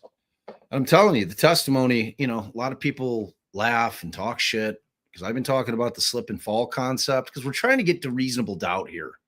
Trying to walk Karen out of the courtroom. A free woman. That is the fucking goal. Make no bones about it. That is the absolute 100% goal, is to walk her right out of the courtroom, declared not guilty. That is the goal, nothing else. The job for these attorneys is to get a not guilty for their client. They don't have to prove that something happened in that house. That's not their job. That's law enforcement's job. Their job is to get her out of there unscathed. And I've been saying it since the first trial, this concept that drunk ass John just slipped and cracked the fuck out of the back of his skull and then crawled to the flagpole and did a face plant. And then some fucking, like, I don't know, whatever wild animal you want to call. I mean, look at the land that's right across the street from Fairview. Pull up a Google map and a storm was coming in. People are like, no, they don't come out in the storm. Yes, animals will always try to gather whatever resources they can get if there's a big storm coming in. And if they would have, if any kind of wild animal, say a coyote, had happened upon John and tried to move him to an area that wasn't out in the open and couldn't move him because he was 200 plus pounds, I don't know. I don't like, Emmy, I hear that. I don't think it's impossible for people that aren't looking to have not seen a body when they're all shit-faced. It's people who are all hammered. I don't know. Point being, this doctor just said that injury could have come from a slip and fall of an intoxicated guy. To me, it's helpful for the defense because you can throw any theory. You don't have to land on one theory. That's one of the nice things about being a defense attorney. You don't have to live and die with one theory. That's the Commonwealth. That's the state. They have to live with one theory. They can't be doing what Hank's doing here, switching timelines and doing all that shit. They're all over the place because they have no fucking idea what happened. They're guessing. It's educated guesses on their part. So as far as the defense goes, you can throw anything out there. Anything that you want. And this guy just gave a very plausible explanation that John may have just slipped and cracked the back of his skull. I've been saying it for 2 fucking years. So, like, I would have literally hired this guy. If Allie and I were defending this case and I wasn't completely, like, married to the, you know, trying to have something happen in the house, but I was willing to put that in there. And also, another thing that might have happened is he just might have slipped and fallen, cracked his fucking head, and then crawled over to the flagpole. Nobody saw him, and he died. I mean, you're trying to get to reasonable doubt. And this guy, if you employ that concept, that thought, they don't even have to do it now because the jury is going to think the same thing because it's common sense. I don't know why people are so adverse to the concept that people slip and fall, especially when they're intoxicated. And then when you do, when both legs come out from underneath you, you are going to hit your back and your head hard as shit on the concrete. I mean, I don't know why. I'll never get why people are so adverse to that concept of anything's possible. We just don't know. The only thing that I know is that John O'Keefe was not hit by that vehicle. That's all I know. And that's coming from two witnesses that I believe are very learned. So who knows? All right, let me keep reading some shit. Yeah, I don't think he hurt the defense at all. This is the bottom line on that witness. All right. Let's see, where was I at? So yeah, the one thing that I saw on the Twitters, I think somebody put it up in the chat as well. It appears that they moved a couple of the jurors. There must have been a couple of jurors that were buddy, probably chatting it up too much, laughing, or became fast friends, which happens with the jury. I mean, you're spending a lot of time with people, so they had to separate them. It's like what they have to do with Scarlett, with her friends in school all the time. She's constantly getting separated because they're always yucking it up. All right, let's see. I was with Tay. Tay, thanks for the last Bob and Allie and the DD fam. Always look forward to joining the lives every day of this mess of a trial. Love you. I love you back, Tay. Thank you so much. And you were on the wheel. Jennifer, $5 holla. Can we make the wheel an OnlyFan and have tons of blades on it? That would be fabulous. I love that idea. Absolutely love it. And thank you so much. John, $10 holla. Give me a wheel spot, or give my wheel spot to a new member. Nice. Look at you, John. What a guy. We'll do exactly that. We'll pick one of the new members today and give them the love if they're not on the wheel. It'll be somebody that it's not already on the wheel, though. Thank you for that, John. It's very kind. DK, $10 holla. The cupcakes have had to find a home on Monday when Melanie was gone. I came to your home and felt so loved. I don't want to leave. Yes, DD is the funniest. Aw, we love that. And we love cupcakes. And don't worry, you're not cheating on Mel. She's not going anywhere. You can bounce back and forth. It's all good. We love having you over here. We love all the cupcakes. And we love Melanie. We adore her. We were supposed to go see The Dead with her and Andrea, but life got in the way. We love both of them. They're real life friends. Chrissy, Bob, I need some Hank impersonation. I throw them in there. They're understated. But I give them to you. Thanks so much, Chrissy. I'll give you some more as we progress. I'll probably do more Hank impressions during the defense's case in chief. That's how it kind of ended up with Allie. But thank you so much. Cody, I'm tired of digging, Grandpa. It's too damn bad. I see that you've got accustomed to chatting in Super and Cody, and that's excellent. We're glad you're here. Kimmy, thank you so much. I'm a cupcake, but we'll watch you both. There you go. And now you have my heart. Huge PJ fan, Pearl Jam, for those that don't know. Seen them dozens of times. Thin Air was my first dance at my wedding.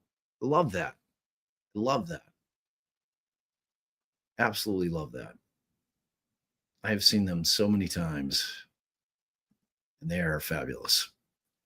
Thank you so much for that, Kimmy. Aspiring Sarah, just dropped Jude off at my parents, and they had DD going on the TV. Yay! They especially appreciate Allie swearing. I love it. Hit the likes. Allison. Hey. Thanks, Sarah. You're on the and Kimmy, by the way, and Chrissy and D and John, I'm giving you away. You guys are all on the wheel. You're on the wheel if I forgot to say that. Mickey saying, good morning, Allie. Thank you once again, Mickey. Anything but average Joe, $5 holla. Bev and the C-Dub up to something. Timing with Burgess. Sus. Shenanigans once. Shenanigans. Love it. Clever. And guess what? Anything but average Joe. You're on the wheel. Grin for me. Do you think Bev is asking to see their taints? Oof. Ow. Each. Wait. That isn't right. Asking to see if they're tainted. I love you, Grin. Thank you. You're on the wheel. Mickey, I will say Media John Petri Dish has had a peculiar post, almost almost if he had had too much jury info to compare to his LinkedIn study. Yeah, if you want to think that that's a study, I don't think that there was any kind of scientific basis on that guy puking that shit out. Yeah, I don't know. It's I don't think that guy's got any kind of connections at all. I think he just spews shit out. Love you, Mickey. And you're already on the wheel.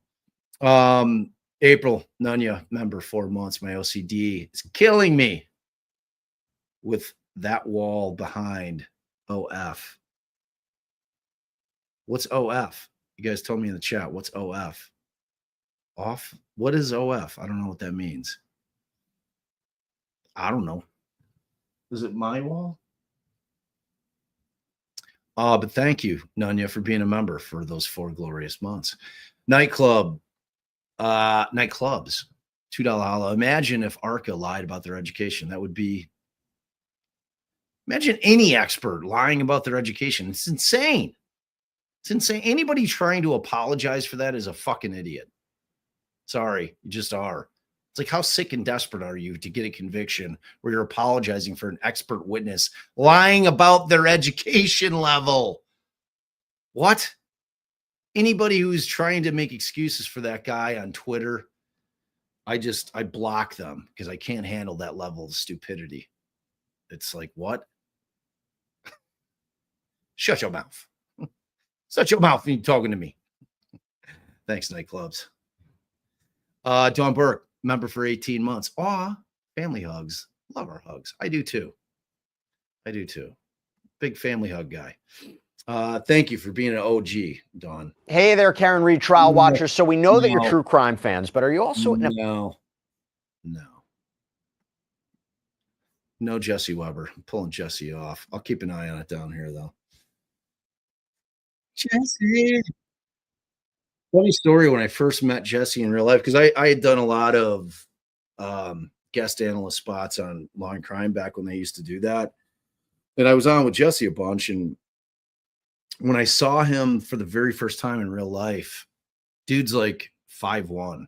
He's super small. I was like, oh, it's like, can I tuck you right here? My breast pocket, carry you around. Pull Jesse out, put him out. Yeah, he's a teeny guy. Very nice guy, though. The hamburger and pizza chicken sandwich server. I live in Chicago. My wife and I would love to take you guys out for dinner. Free Karen Reed. Let's hook it up. Take a free meal. Love that. Reach out, man. And thank you. And you're on the wheel. David James, when Alessi does a push-up, does the earth go down? I would assume so. I love push-ups. I'm a big push-up guy myself. Do a lot every day. They're excellent. I highly recommend push-ups. I've been doing them. When I quit drinking, I started doing push-ups daily. And it was 5.5 years ago. Do a lot of them. Thank you, David. And I think that it does. I feel it move a little bit every time. And I'm always wondering what it is. Now I know. It's Alessi doing push-ups. Kelso, my 2 fave celebs coming to my town in the Quad Cities. Enjoy it. We will. Our daughter's getting married, so guaranteed to enjoy it. It's coming up. It's going to be great. Excited. Itch, and thank you, by the way. Itch, $5 holla. Allie, no light needed. You are gorgeous. Yes, she is. Smoke Show. And Itch, you are on the wheel. Kiki Marie, they're back in the courtroom per Sue O'Connell. See, as you can see, I'm way behind on the supers. Thank you, Kiki. Appreciate it. Or is it KK? Kiki? KK Marie? Kiki. Kiki Marie seems right. I don't know. Maybe I'm wrong, though. You never know. Tanya Marie, $5 holla. Bob, will we see you August 1 through the 3rd at 3 Dead & Co. shows in San Fran for the Grateful Dead 60th anniversary? I'm trying to make it happen. It's definitely on the list. it's definitely on the list. We're going to try to make it. That's probably one, again, that we'll probably try to coordinate with both Melanie and Andrea, as they are both deadheads as well. Allie and I are both. I saw Jerry's last show, 95, Soldier Field. I'm that old. So I'll keep you posted on that. I mean, but that's where you want to see him. Definitely. This is in San Fran for that show. Thank you. And Tanya, you were on the wheel. Aw, family hug. Welcome, Jessica. We're so happy they were with us. And thank you for becoming a member. We appreciate it. John, €6. Were you the author of Pinky and the Brain?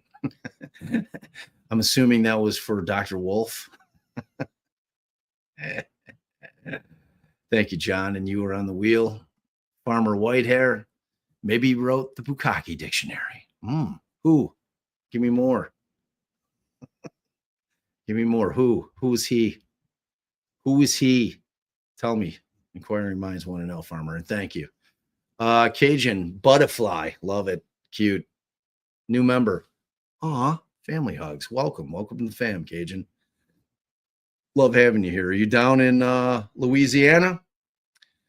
The great state of Louisiana.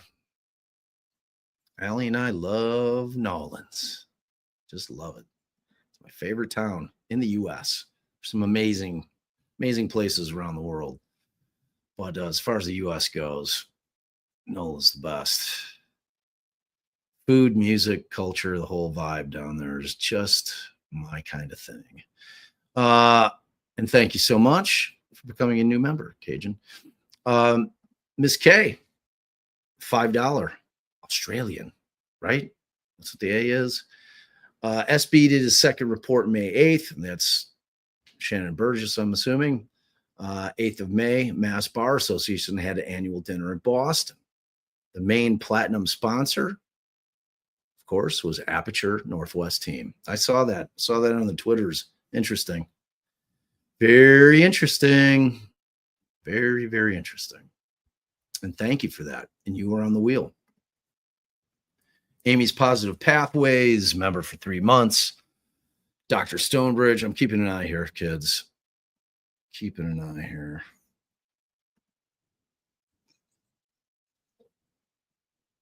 Okay. All right, we're back to OnlyFans, so I'm going to pop it back up. Boop. Boop. Boop. There you go. And hit play. Get the spinning going. We are live. Current time. All is well with the world, kids. Amy's Positive Pathways, member for 3 months. Dr. Stonebridge was easier to follow. I thought he was pretty easy to follow. I found if you were kind of listening to what he was saying, I mean, he was obviously using medical terminology because he's a brain surgeon, but I didn't find him overly difficult to follow. I found him to be very helpful in defense. Maybe it's because I'm a defense lawyer. I look at it that way, but I don't think he hurt them at all. Not a bit. Not one bit. Because whatever Hank's stupid ass theory is, the glancing blow, the side swipe, whatever the fuck it is, I just like, how does that end up with John falling after the fact, 12 feet in, on his back where he hits his head? I don't even understand his theory, and we haven't heard it yet, but we got an idea of what it was in opening, and it makes no goddamn sense. The guy's all over the place. Dude has no idea what happened. No clue. And if he thinks for some reason that doctor helped him, I just don't get it. That doctor really just was a great witness for my theory, the theory that I've been espousing for a year and a half. The old slip and fall, crack the skull. I kept posting I found a GIF or a GIF. It's a G. It's not GIF. I think it's GIF. I know people are like, it's GIF. I'm like, no. I agree, disagree. I found a GIF of a guy or a GIF of a guy, both feet coming out, sliding, just cracking his head on the. I'm like, that's easily what could have happened. Easily. And then just crawls to the flagpole. That's it. Who knows? It's reasonable doubt. It's reasonable doubt. But thank you for being a member. Amy's Positive Pathways. We love you. Kiki Marie, back again. This doctor is giving off classic pompous asshole vibes. I hope the jury feels the same way and can see that he just wants some ego boost. Like, here's where I'm at. That dude's ego is at the ceiling. The ego is like bumping up against it. Like I don't know, like doctors like that, their ego is as high as he can go. Like that guy he ain't sweating shit. He ain't sweating shit. And thank you once again, Kiki. Jennifer Hill. We'll now hear that his brain made a 3-point turn. Funny. You're on the wheel, Jennifer. Good to see you, kid. John Miller. Heavyweight nerd war here in dead of mass. Yeah, it was a very truncated nerd war. I would have not minded at all for a lengthy nerd war, but Alessi, per usual, handled it perfectly. Guy knows what he's doing. Trust in Alessi. Thank you, John. Norman Corey, $5 holla. If you want to see the dad, just look at the CW's case. Oh, death by 1,000 cuts. Great job covering this. Thank you, Norman. Appreciate that. And agree. Not impressed with the Commonwealth's case. It's good. I mean, I said it the other day, and it bears repeating. If you're walking out of the state or the Commonwealth's case in any trial, and you're like,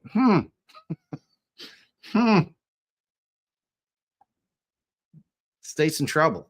You know, it's like you should be feeling, even if you feel in your heart of hearts, if you know in your heart of hearts that Karen did not hit John, if the state or the Commonwealth, and for any case, say you're on the other side of a case where you've been following it and something just doesn't feel right about it and something's off, and you're like, in any case, you should be feeling when the state is done with their case, either, like defense got some work to do. You should be having a feeling that, wow, I'm worried. I'm not worried. I don't know about you all. From what I have seen thus far, their case is a bunch of Karen's clips, and that's it. I mean, we're going to see what Welcher does, but I ain't feeling it. Like I do, like at this point, and I'm a straight shooter. Like Allie and I will not sit here and tell people what they want to hear just because they want to hear it. Like if I was concerned, I would be telling y'all. Like people try to pigeonhole me as some kind of like, you know, like, oh, thinking everybody's innocent. That's all bullshit. That is an absolute fucking lie. I call it like I see it, no matter what. If I'm worried, I'm going to tell y'all I'm worried. I'm like, oh shit, that hurt. You know, I haven't seen it. It's my honest assessment. I don't need defense ride. You know, like in this case, we've already seen the trial. I know what Wolf and Rensler said. That cannot be undone in my brain. So I don't give a fuck. I don't care what they put on. That's where I'm at with this thing. It doesn't matter to me. And they have done nothing to change my mind one bit. That's where I'm at with it.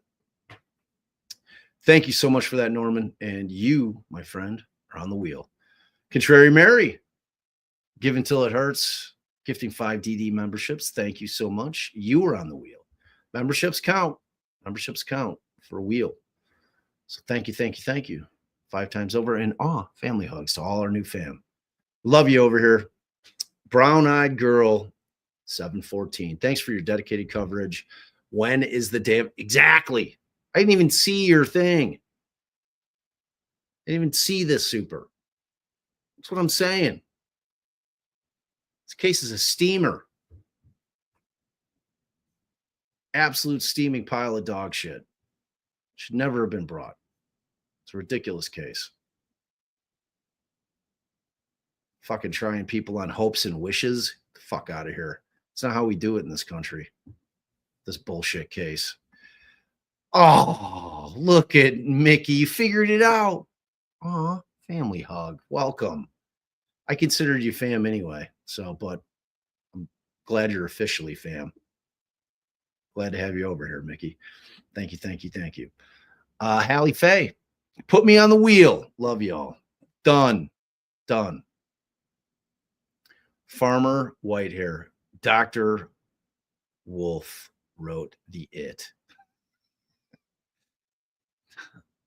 I'm not 100% sure I know what that means.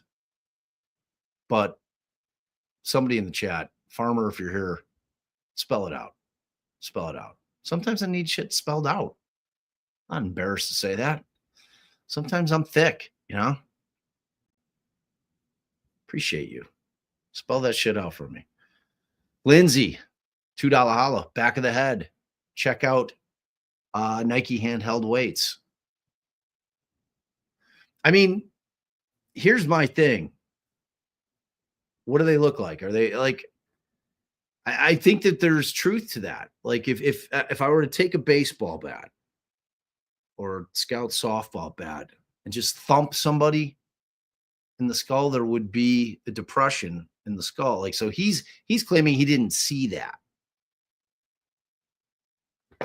You know, so like, and if Bob Alessi would have had a problem with it, believe me, he would have crossed him on that. The length of Bob Alessi's cross-examination tells you exactly how worried they are about what that doctor got on the stand and said. And it's not at all. Not at all. He didn't go after his education, any of that shit. Didn't touch it. He didn't need to. Put back to session, you may be seated. Let's go. All right, may we have Ms. Hanley, please? Oh, last gal back up. Ugh, he only cleared off the last banner. Back one. Lally time.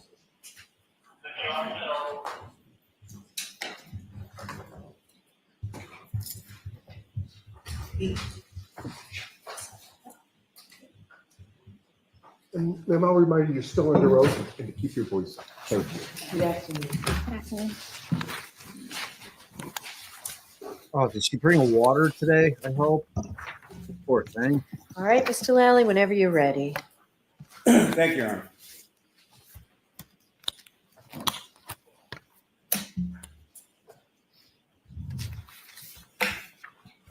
And ma'am, if you could just please introduce yourself to the jury again, spelling your last name for the record.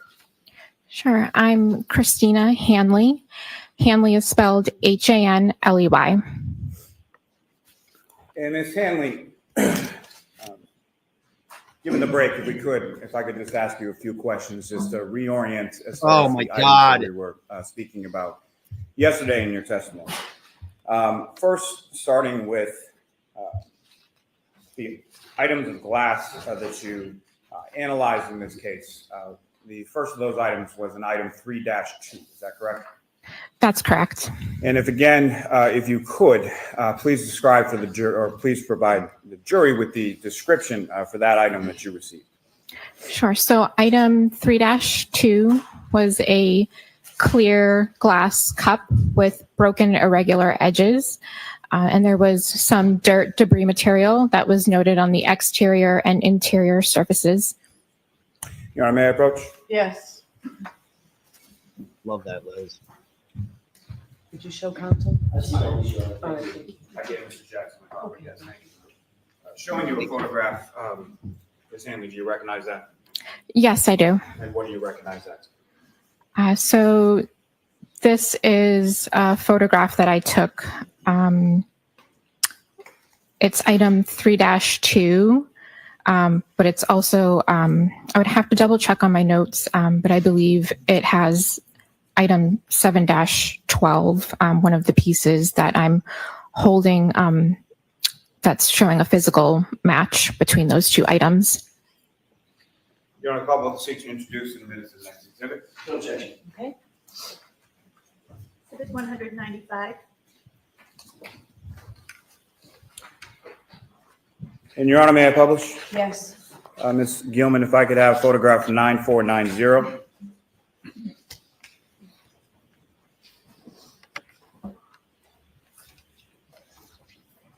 Ms. Hanley, what's up on the screen? Is that the photograph that I just presented to you?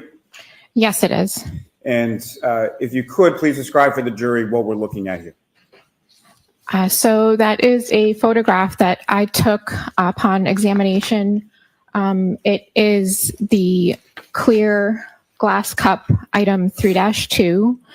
And I'm holding another piece, which again, I believe it's one of the pieces from item 7-12. I would need to confirm in my file, but I'm showing that one of the pieces physically fits with item 3-2. Thank you, ma'am. Ms. Gilman, you can take that down. May I approach again, Your Honor? Yes.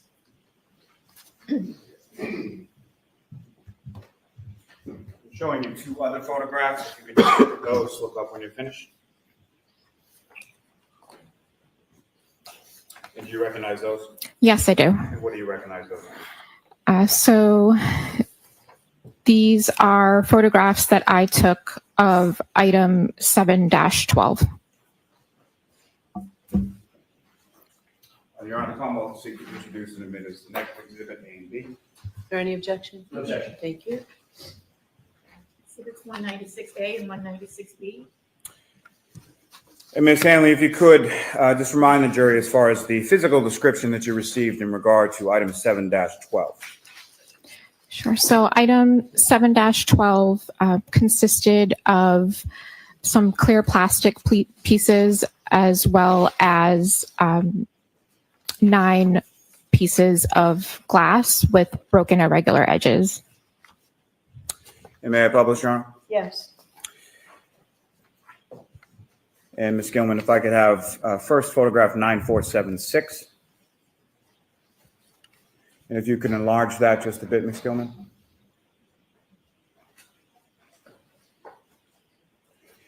And Ms. Hanley, what are we looking at in this photograph? So this is the photo that I took of item 7-12 as I received it. So there's the several pieces of clear glass with broken irregular edges. And Ms. Gilman, if I could have 9477. And if you can enlarge that just a bit. And again, Ms. Hanley, what are we looking at in this photograph?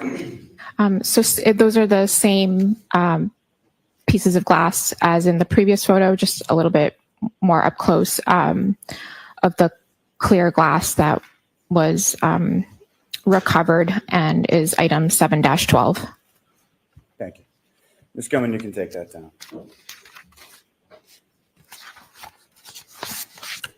Now, Ms. Hanley, as far as a comparative analysis between items in 3-2, the glass cup, and 7-12 regarding the glass pieces, what, if any, conclusions did you make in reference to your comparison between those two items?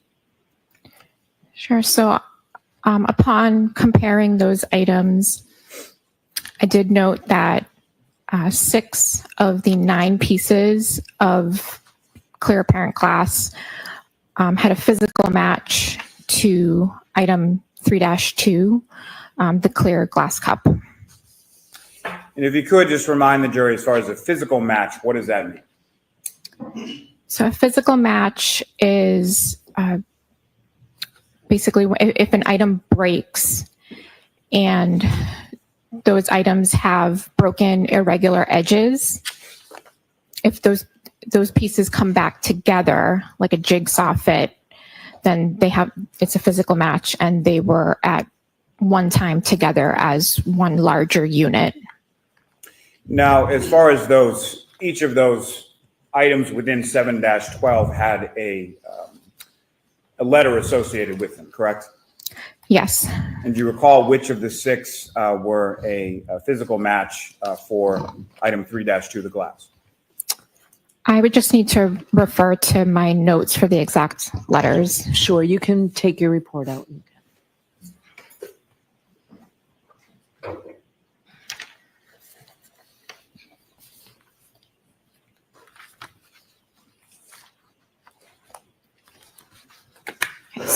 The 6 pieces of glass from item 7-12 that physically fit to item 3-2 were A, B, C, D, F, and K. May I approach, Your Honor? Yes.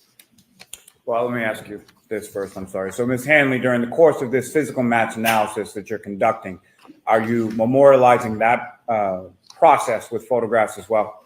Yes, I am. May I approach, Your Honor? Yes.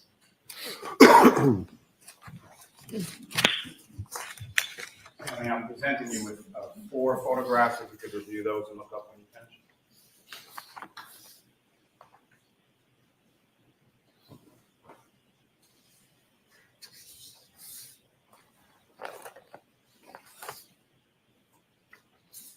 And do you recognize those, ma'am? Yes, I do. And what do you recognize those? Those are photographs that I took upon my examination of items 7-12 and item 3-2. Now, the combo of seats introduced and admitted as the next exhibits, A to D. No objection. Thank you. Exhibits 197A through D.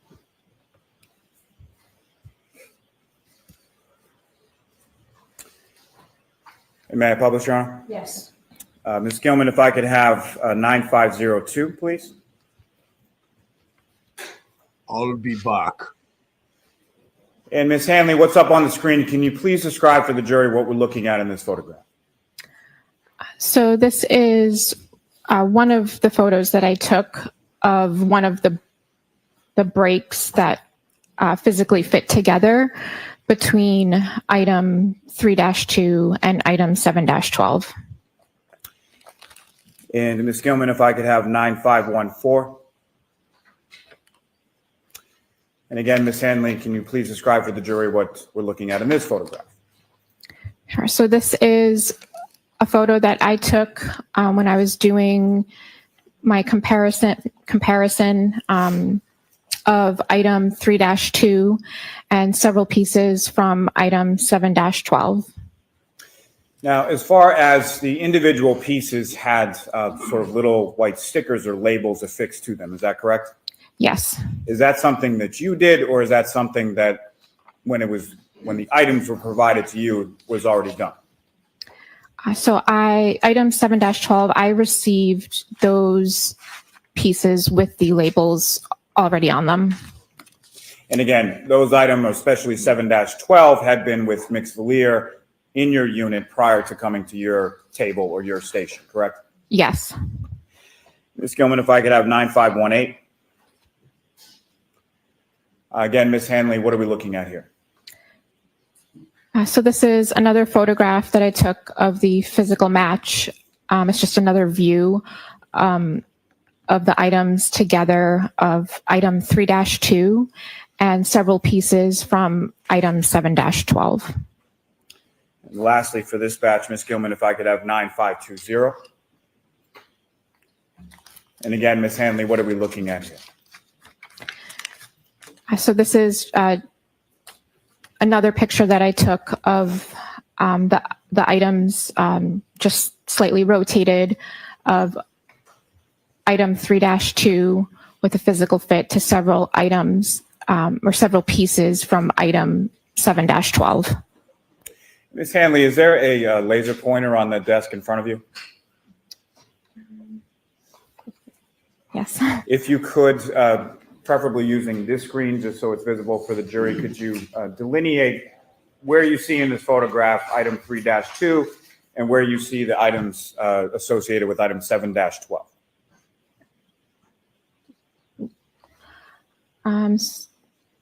So this right here is item 3-2.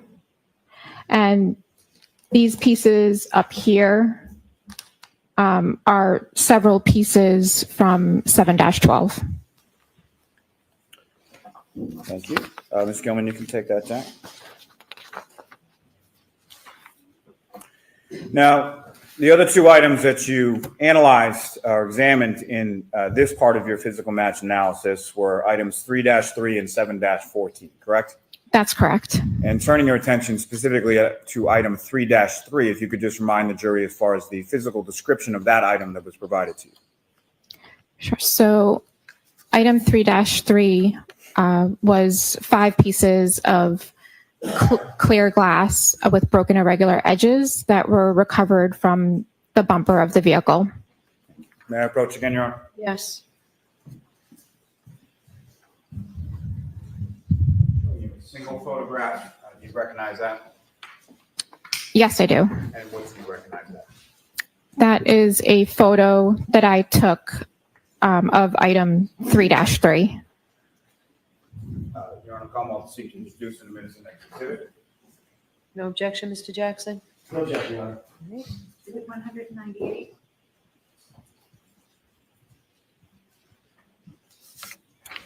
And may I publish, Your Honor? Yes. Ms. Gilman, if I could have 9446, please. And Ms. Hanley, in addition to the 5 pieces of glass associated with item 3-3, what else is depicted in this photograph? This is a photo of the 5 total pieces that are from item 3-3. And in addition to that, is there a ruler depicted in this photograph as well? Yes, there is. And what is the purpose of that ruler in the photograph? It's there just as a scale. Thank you, Ms. Gilman. You can take that one down.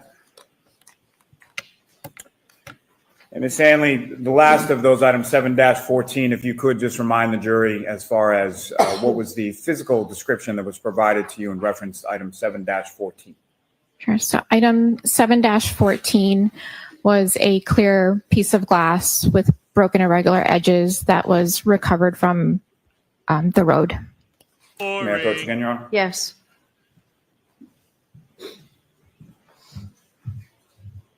Again, Ms. Hanley, just showing you a single photograph. Do you recognize that? Yes, I do. And what do you recognize? This is a photo that I took of item 7-14. Your Honor, Commonwealth seeking to introduce the next exhibit. No objection. All right. Like, what in the fuck does the Commonwealth think that this glass proves at all? How does this move the needle for them? They're just putting in shit that they found around the scene. They have no way of connecting it to anything. This glass thing is so goddamn stupid. I cannot, like, let me know in chat. Maybe it's over my head. Maybe I just don't get it. It's so stupid. Exhibit 199.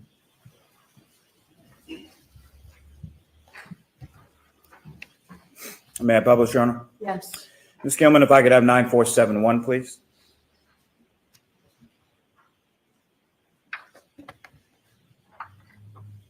So And again, the two screens don't match. oh.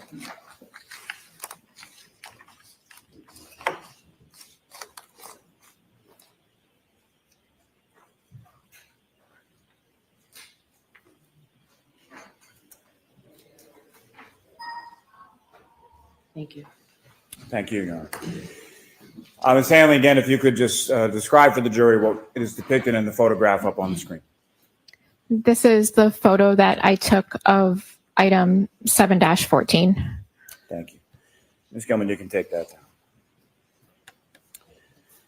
So, Ms. Hanley,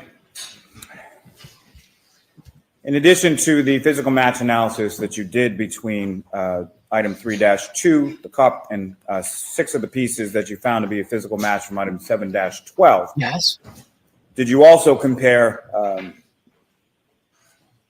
pieces from item 3-2, 7-12, and 7-14? Yes, I did. And what did you conclude in your physical match analysis of those items together?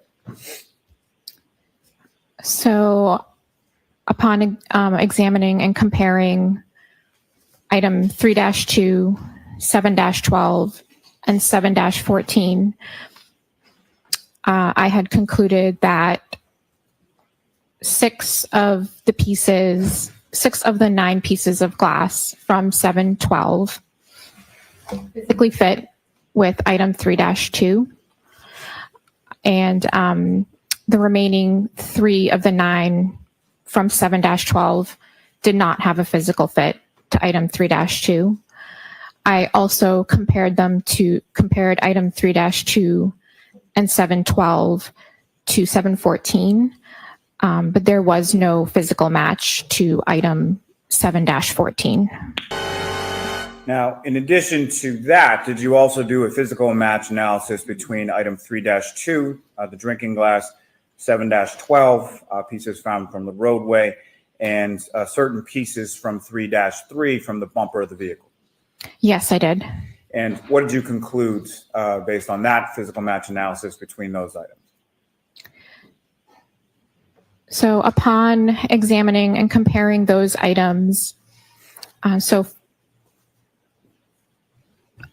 there were 5 total pieces of glass from item 3-3.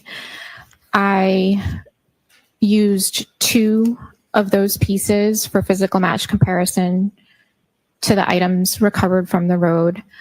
Upon my examination, I did not, there was no physical match between those 2 pieces from item 3-3 to any of the pieces recovered from the road.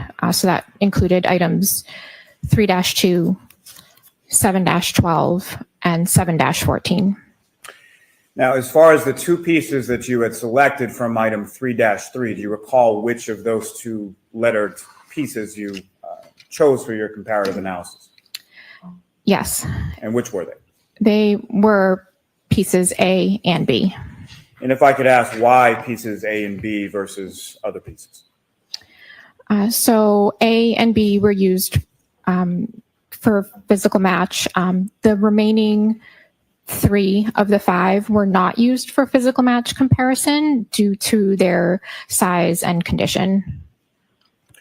Now, those same 2 pieces from item 3-3, pieces A and B, did you then do a physical match analysis between that and 7-14? I did. And what did you conclude from that analysis? I concluded that there was no physical match between the 2 pieces from item 3-3 to item 7-14. Now, did you also do a physical match analysis between piece E from item 3-3 from the bumper? I did not. No, not a physical match examination. Did you do any comparative analysis between a piece of glass E from 3-3 from the bumper and item 7-14? Yes, I did. And what did you conclude from that analysis? So I selected piece E for further examination. I did microscopic examination as well as instrumental analysis, and I did the same microscopic and instrumental analysis to 7-14, and I compared the data, and I came to the conclusion that the piece that I sampled from item 3-3, piece E, was found to be consistent in physical and instrumental properties to the sample that I took from item 7-14. If you could, Ms. Hanley, could you please explain to the jury when you say instrumental analysis, what is that? What does that consist of? So the instrumental analysis that I conducted was on the GRIM instrument, which measures the refractive index of the samples. So after I had ran my samples for both item 3-3 and 7-14, I compared the data to determine whether they were consistent or not consistent. And so when you say that something is consistent in instrumental properties, what does that mean? So in this instance, they had consistent refractive indices. Now, in addition to that comparative analysis for the glass items, what other additional examinations did you perform in this case? Sorry, could you say that again? In addition to items 3-2, 3-3, 7-12, and 7-14, what other items did you look at in this case? So I also examined item 3-1 and item 7-18.18. And what was the description provided to you in reference to item 3-1? 3-1 was a taillight, and there were also some other plastic pieces as well. And taillight from the same vehicle as the glass from the bumper, correct? Yes. May I approach, Your Honor? Yes.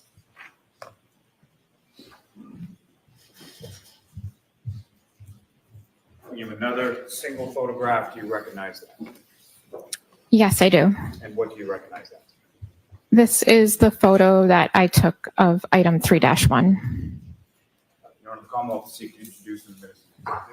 No objection. Thank you. 200.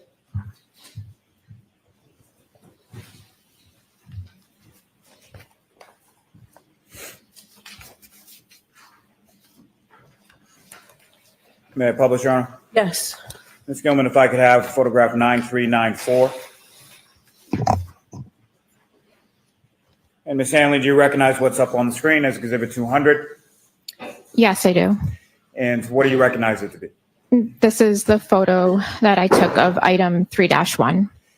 And what's contained in here, is that a fair and accurate portrayal of what the item 3-1, the taillight housing, looked like when you received it? Yes. Now, as far as, and we'll get to this more a bit in a moment, but as far as any sort of comparative analysis that you did with any other item, what part of this taillight housing were you comparing to that other item? So there were clear and red plastic portions of the taillight that appeared to be broken. So I sampled portions of the clear plastic as well as the red plastic on the taillight. And just for clarity purposes, if you could with the pointer, as far as which of these pieces up on the screen were you sampling the clear and or the red plastic from?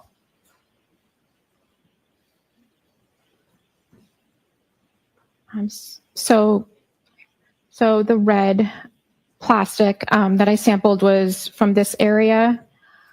It's a little hard to tell from here. I think I'd have to refer to my photo in my notes, but I think there were a couple of different areas that had clear broken plastic. I think this might have been one of the areas that was broken that I sampled. And just for my purposes, really what I'm asking, Ms. Hanley, is the clear plastic that you used from item 3-1 was from the housing unit itself, the large piece, correct? Yes. Okay. Ms. Gilman, you can take that down.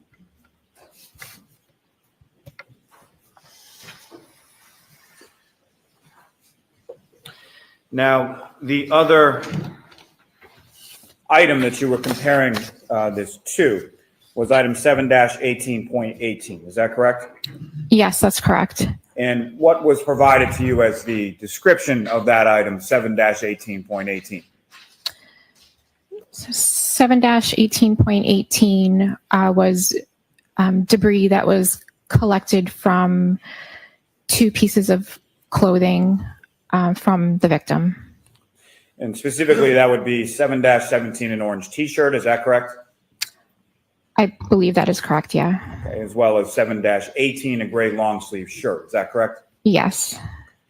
And when you say that item 7-18.18 contained debris, what did that debris consist of? So the debris consisted of one clear piece of plastic, as well as several pieces of red plastic, among some other trace material. Now, were there measurements taken of those items within the debris, specifically the clear plastic and the red plastic? Yes. And what were those measured to be? I would just need to refer to my report for that. Okay, go ahead. Thank you. So this is clearly the microscopic shards. Okay, so the clear piece of plastic in 7-18.18, it measured approximately 1/8 of an inch by 1/16 of an inch. And then I measured the largest and the smallest of the red plastic pieces. And the largest piece of red plastic measured approximately 1/16 of an inch by less than 1/16 of an inch. And the smallest piece among those measured approximately less than 1/16 of an inch by less than 1/16 of an inch. And so those particular pieces that you measured, about how small are we talking about? So the largest for the red plastic, the largest piece measured, just for visual purposes, it's roughly like the size of a grain of rice. The rest of the pieces were smaller than that. And who within the lab provided that debris in that taillight housing to your unit, to the trace unit? So the debris from the clothing was transferred to my unit by Maureen Hartnett, and the taillight was submitted to the lab by Trooper Christopher Moore. May I approach, Your Honor? Yes. Oh, Proctor 3.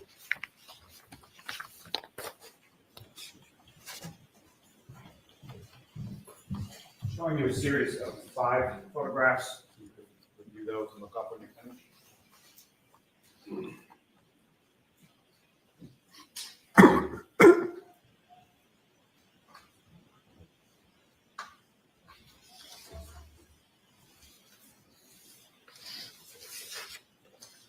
Generally speaking, Ms. Hanley, do you recognize what's depicted in those photographs? Yes, I do. And what do you recognize those? Those are the photographs that I took of 7-18.18. Commonwealth to seek to introduce and admit as the next exhibit, A through E. No objection. Thank you. It's 201, A through E.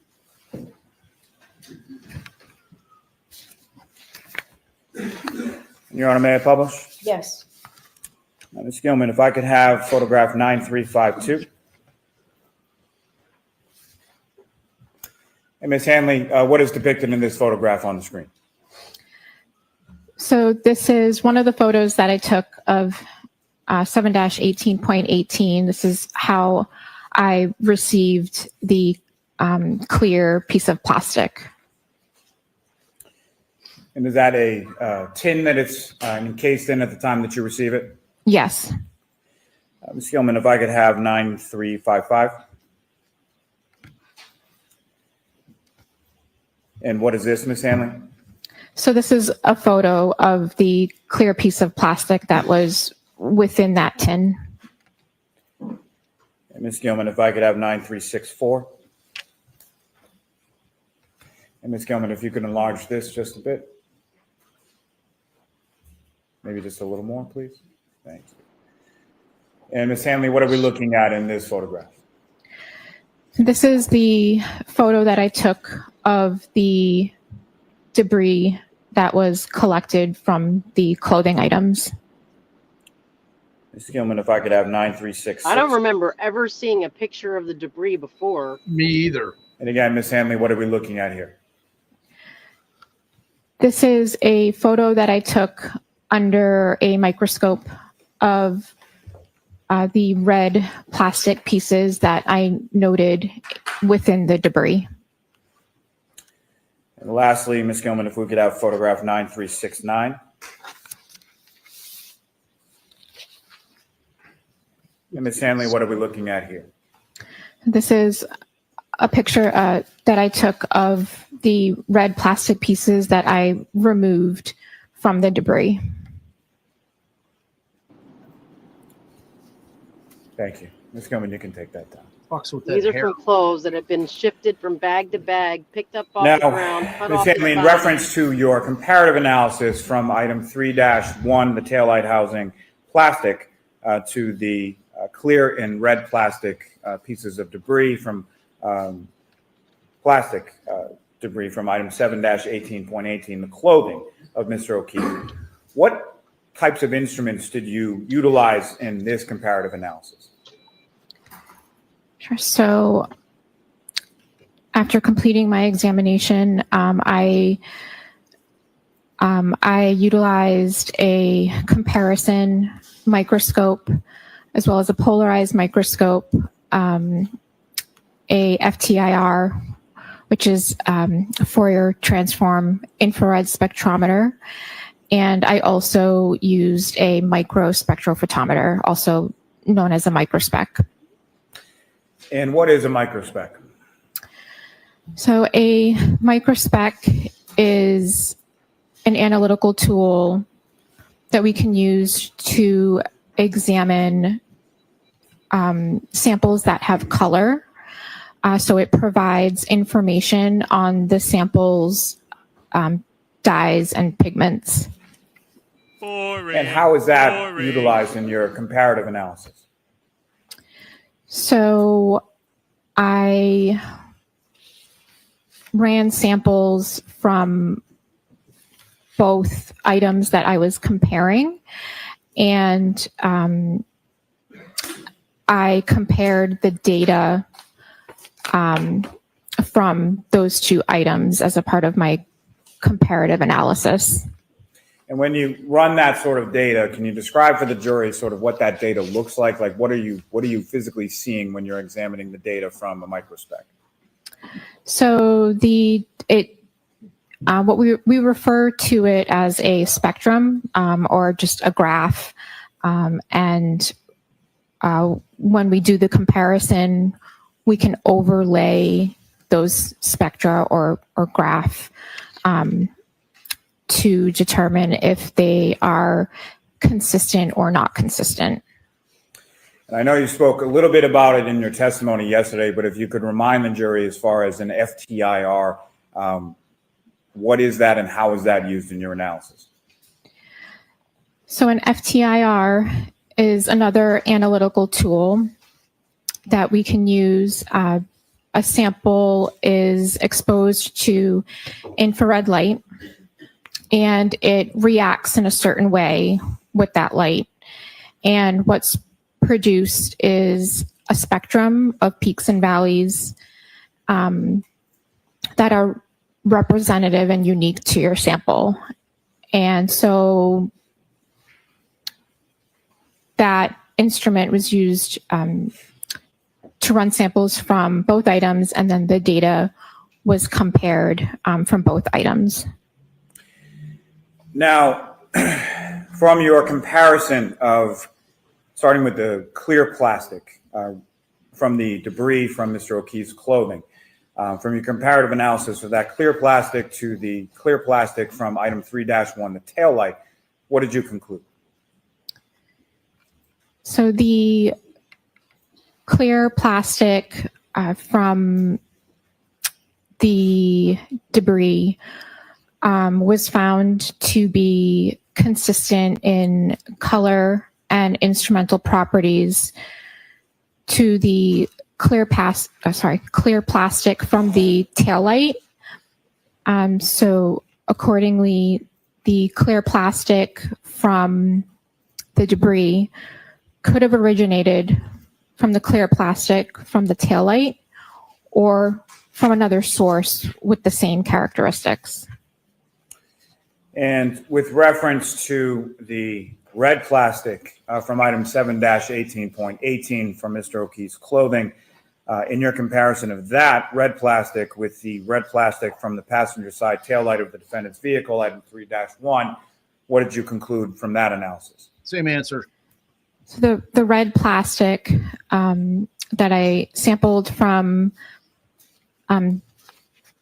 item from the debris from the clothing from 7-18.18 was found to be consistent in color, microscopic appearance, and instrumental properties with the portions that I sampled from the red plastic from the taillight.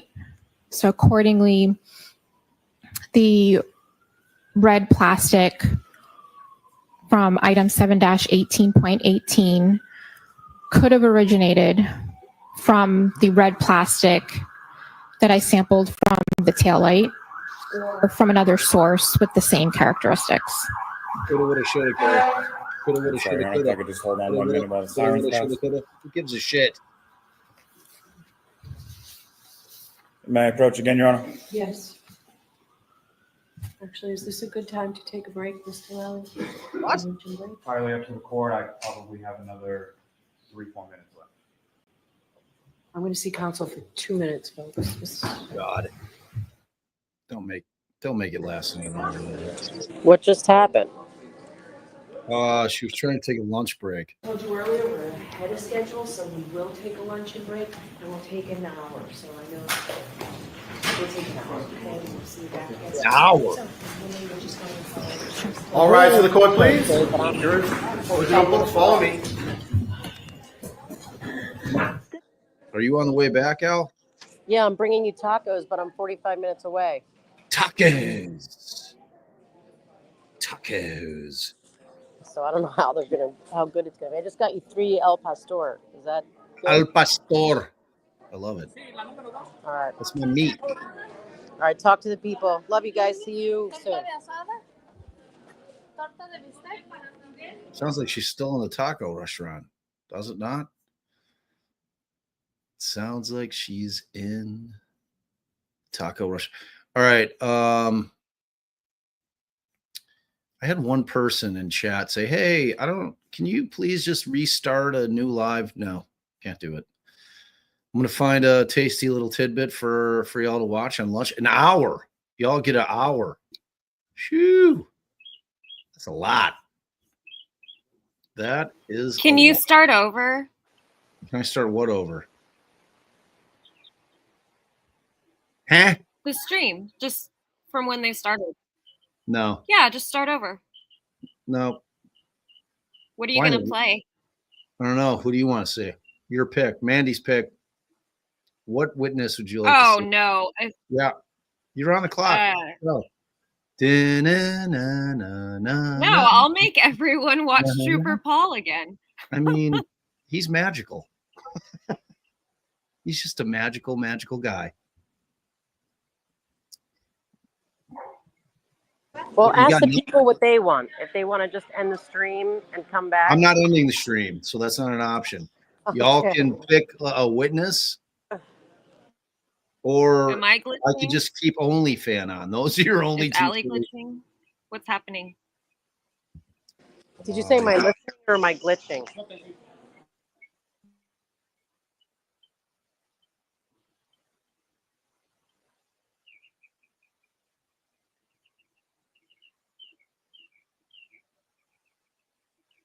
I've played Proctor before. You guys want to watch that shitbag again? Proctor? Yeah.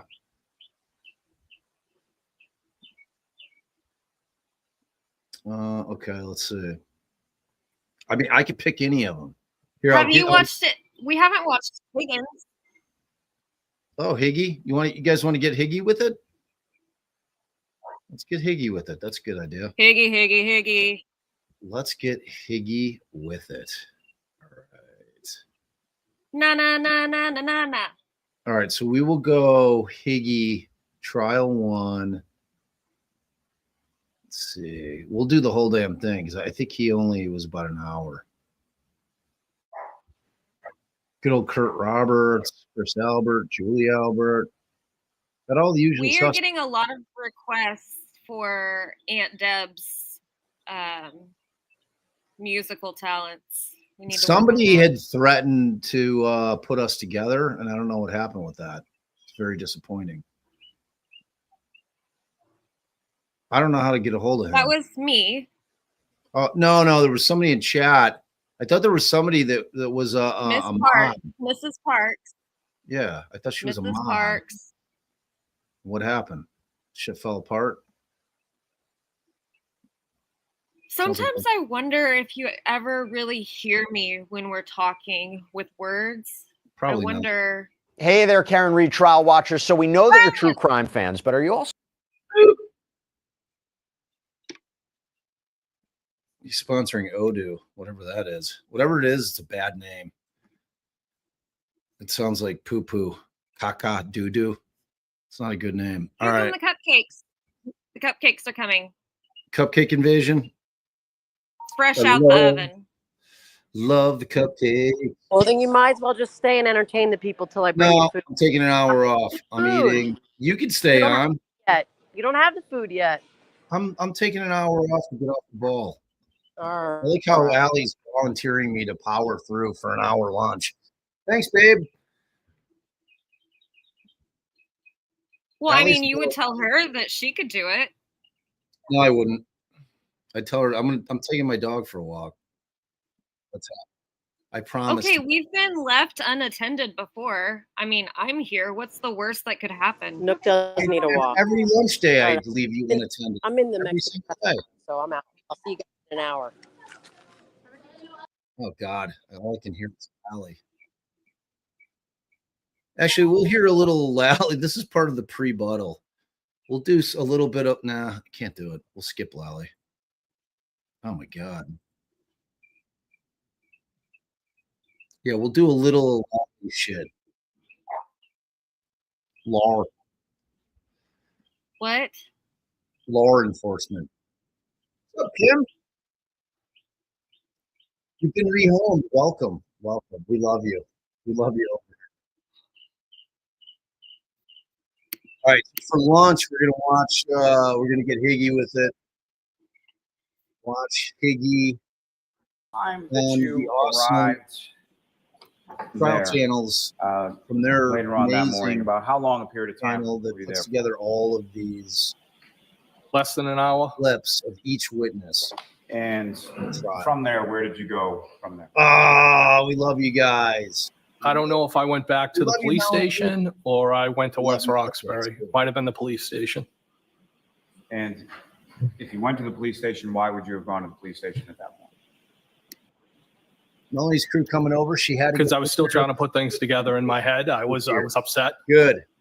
All right. So what we do over here on lunch breaks, instead of me just yapping and blathering on, we like to watch witnesses from the first trial. So we're going to get Higgy with it today. We've got an hour break. So we'll probably be coming back to live trial around 1. So you guys just chat, have fun, cupcakes, hang. Is Mel gone for the rest of the day? She is. Mel is so busy. Has she hit? What's the number? The magic number? She's got 100K. She had to have hit. You hit it? I don't know. I didn't check yesterday. She was close. She was like 98, 99. She's like right. She's right on the Verge. She right there. She owned it. Yeah, she got 100K. She got it. Yeah, Good. She deserves it. she absolutely does. And she shares her cupcakes with us. So She's beautiful. She's a beautiful human being in every single way. okay. Captions. Sorry. Can you All turn right. on the captions? Yeah, lunch break. I'm gonna change it up. Getting higgy with it. God, how big do you think his neck is? Thick. Like a tree trunk? He got a thick neck. You know what I mean? You got a real thick neck. All right. That guy is up. That lets you know what's popping. So I'll be back. I'm going to take my dog for a quick walk. It's the only chance I get during daylight we'll watch this turd talk about all kinds of turdy shit. Cracking his phone, leaving it. Oh, wait, they're saying chat said lunch is only 30 minutes. No, she made it an hour because they're ahead of time. Today's lunch is shortened. No, she boosted it up. She boosted it up to an hour at the very end there. She had yeah, come here, buddy. Come on. Do you want to go for a walk? Come on. Come on, let's go for a walk. What the dog doing? What the dog doing? No, I promise it's an hour. It's 1 hour. Earlier in the day, she said it was going to be a half hour, but that's when she said they weren't going to have the morning break. Then the cross of wolf was very short. That bought them time. So she then gave them a shorter morning break. And now we're taking an hour. All right. But we're going to keep a close eye on it. We won't miss 1 second of hot trial action. Those would be the reasons. All right. I'll see you all all. whether or not All you recall whether or not you were at the police station. Cringe mode Yes, activated. No, I'll allow it. Yes, I'm pretty sure I was there. And do you know about how long you were there or about what time it was that you were there? No, I couldn't say specifically. And after you left the police station that day, where did you go from there? At some point, I probably went back to West Roxbury. I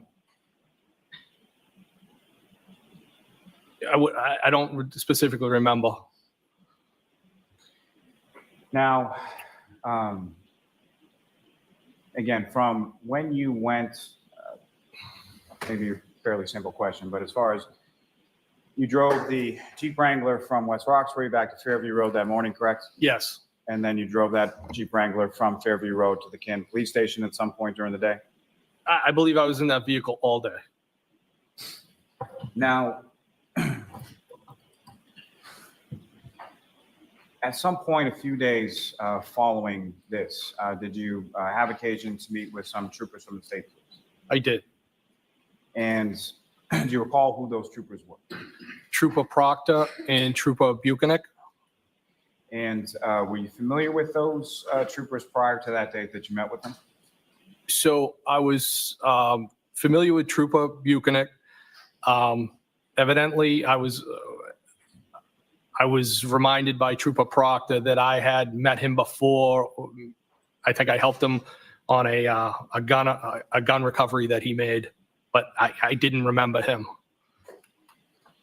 And as far as you mentioned, sort of socializing with other officers from law enforcement, had you ever socialized with either Sergeant Buchanan or Trooper Proctor before? So Trooper Proctor, no. I had seen Trooper Buchanan on a number of occasions at a local gym. I had seen him one time at the hillside. I think he might have been with his child after a sporting event. I think I said hello. I bought him a drink.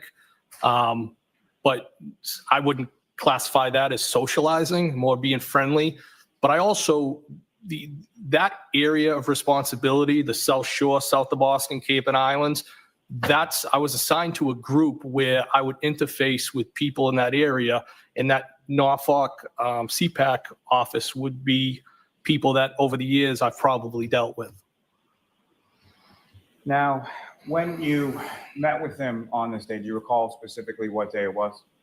No, If I said February 3rd, would that sound about right, or if you know?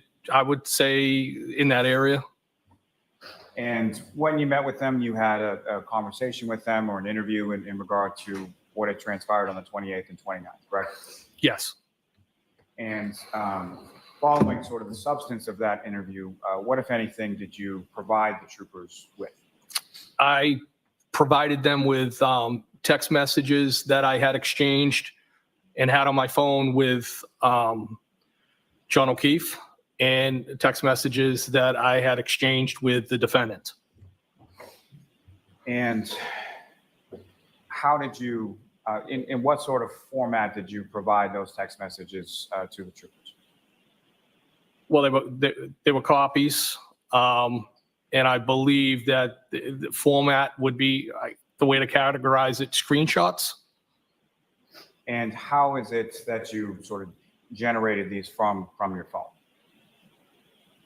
I consulted a coworker, who's also a friend, and he has the training with the cell phones. I told him I wanted to provide these to the state police. You know, what is the best way that I can get them off my phone and provide them to law enforcement? And why was it that you felt it was important, or why is it that you wanted to share those with the troopers? Well, I thought it was important because I've had communication with the both of them, and I wanted to be fully transparent. Now, with reference to either or both of those communications with Mr. O'Keefe and Ms. Reed, the material that you provided to the troopers, what if anything, did you do to that material before giving it to them? Nothing. So as far as the material or the text that you provided to the troopers, that was what was on your phone? Yes. So there was no deletions, no excising any material, nothing like that before you gave it to the troopers? No, exactly what was on my phone, I provided to them. And specifically, as you were providing it to them or shortly thereafter, did you have a conversation with Sergeant Buchanan in reference to that very topic, if you recall? No, I don't recall. Do you recall him asking you anything about, as far as if this was the entirety of what you had provided? Oh, so I think during the actual interview, he specifically asked me, are these, I would say in sum and substance, he said, you know, is this an accurate representation? Has anything been deleted? And I said, no. I mean, as with respects to the text with the defendant, from the first time that she reached out to me and texted me, nothing had been deleted. As far as John's text string, we might have had older text strings that were deleted, but that was what I gave him.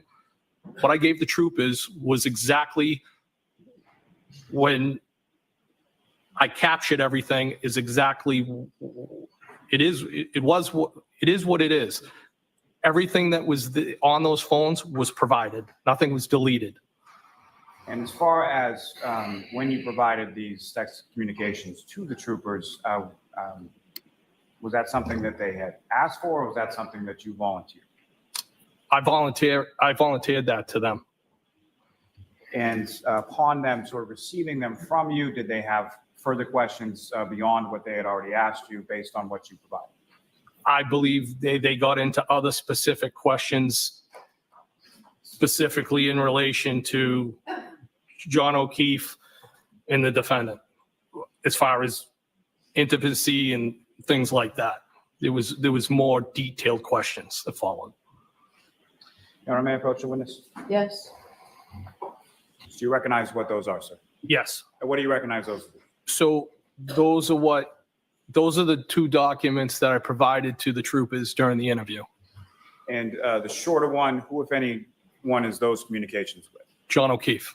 And the longer one, about 56 pages long or so, who, if any, one of those communications with? The defendant. May I approach you? Yes. Almost introduce in a minute. Okay. So we'll do them separately, please. So that the first 12-page one.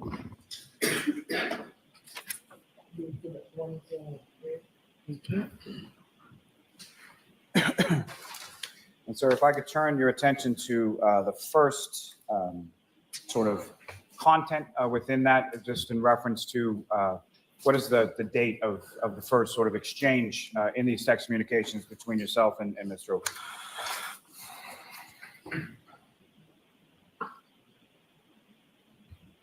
Wednesday, November 24th. And in general, can you describe to the jury what that conversation was about on Wednesday, November 24th? He basically, it's kind of hard to read. I apologize, but it looks like he's just reached out to me. He said, "What's up, Pell? Where are we going to hang local? We are going to hang local. Are you drinking?" So he's out. He's trying to see where you are and if you want to meet up. Yes. Now, sir, if I could direct your attention to the last page within those documents you have before you. Do they really need to ask each other if they're So, drinking? with reference to, there's some conversation on the bottom of that last page from Sunday, January 16th. Is that correct? Yes. Now, you had mentioned that with respect to Mr. O'Keefe, you had been over his house on a prior occasion to watch the Patriots game, correct? Yes. And when was that in relation to this date that we've been talking about as far as the 28th and the 29th? How long before? So it was the 16th. So Might have been the 15th into the 16th, I believe. So that text on the 16th was either same day or the day following when you had gone over there to watch the Patriots game? Well, we're the text where I asked if I broke his nephew's toy video game would have been the next day. Now, in reference to Mr. O'Keefe, you described that he was a friend of yours. Is that correct? Yes. Now, where you used to live in Canton, where was that, or how close was that in relation to where Mr. O'Keefe lived on Meadows Ave? Not far at all. Several blocks. Now, prior to you going over there for the Patriots game, at some point, or had you been over to his home at any previous time? So I reached out. We had inclement weather. It might have been around the beginning of January, maybe 6th to 7th. And I shot him a text and said, do you want me to clear the driveway for you? So using the same plow that you were talking about before, you had offered to clear out his driveway. Yes. Now, on this occasion that you go over there for the Patriots game, prior to that, had the two of you had any conversation, or had you been invited to go over there with reference to football games before? Yes, a number of times at the hillside, I was asked, hey, we're going to watch the last half at the house. Do you want to come by? Things like that. Yes. And had you ever taken Mr. O'Keefe up on any of those prior invitations to come by the house and watch? No. And so on this particular game, do you recall why it was that you took him up on it this time and went over? Well, I felt bad. I had never been over there. I've been asked repeatedly.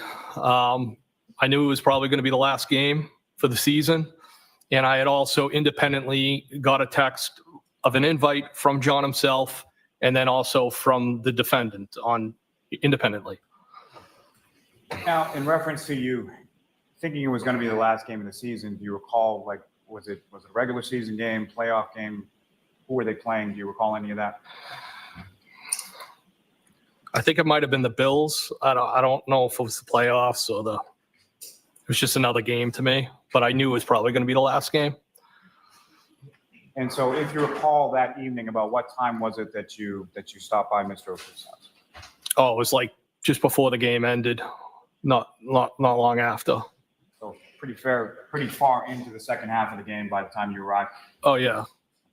And in addition to Mr. O'Keefe, who, if anyone else, was at the house when you left? I believe Chris Curran and his wife might have been there at one point.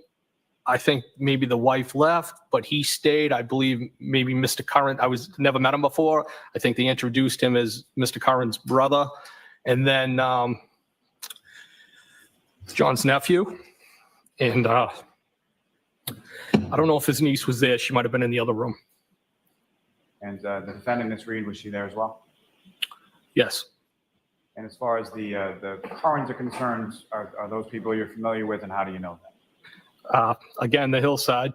I met them there, and I believe through John O'Keefe. How well did you know them at that point? Not very well. Now, you mentioned that John's nephew was there. Had you ever met him before? No. And what, if any, interaction did you have with his nephew while you were there? I'll allow it. We were playing video games together. And so the text, if I could direct your attention back to the text communications before you with Mr. O'Keefe on that last page. Specifically, there's text that exchanged between the two of you on Sunday, January 16th, correct? I see the text. That's about 9:30 in the morning, is that correct?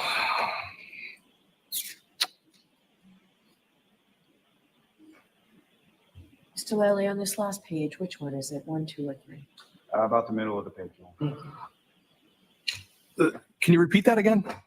May I approach the witness? Yes.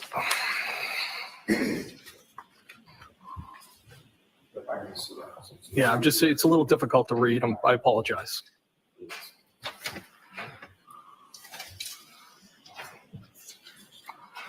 So I would direct your attention to right about there where it says Sunday, January 16th. You see that, sir? Yes. And that indicates about 9:33 in the morning. Yes, I see it. And if you could read from that text exchange, and if you can indicate sort of who's talking or who's saying it. It says TF, hurting like this in 10 years. Haha. I'm not sure. I'm not sure who's saying that. Not sure who's hurting and who's saying haha. Well, I know I was definitely hurting that morning, but I'm not sure who was saying that. And what, if any, other communication is there later on in the same chain? All right, I see John. Was it necessary to introduce Hennessy XO? Was I really playing video games? That would have been me. And then it says, I blame Karen. Yup. And then I said, please tell me I didn't break your nephew's video game. If I did, I'll replace it. Did I throw a controller or some shit? And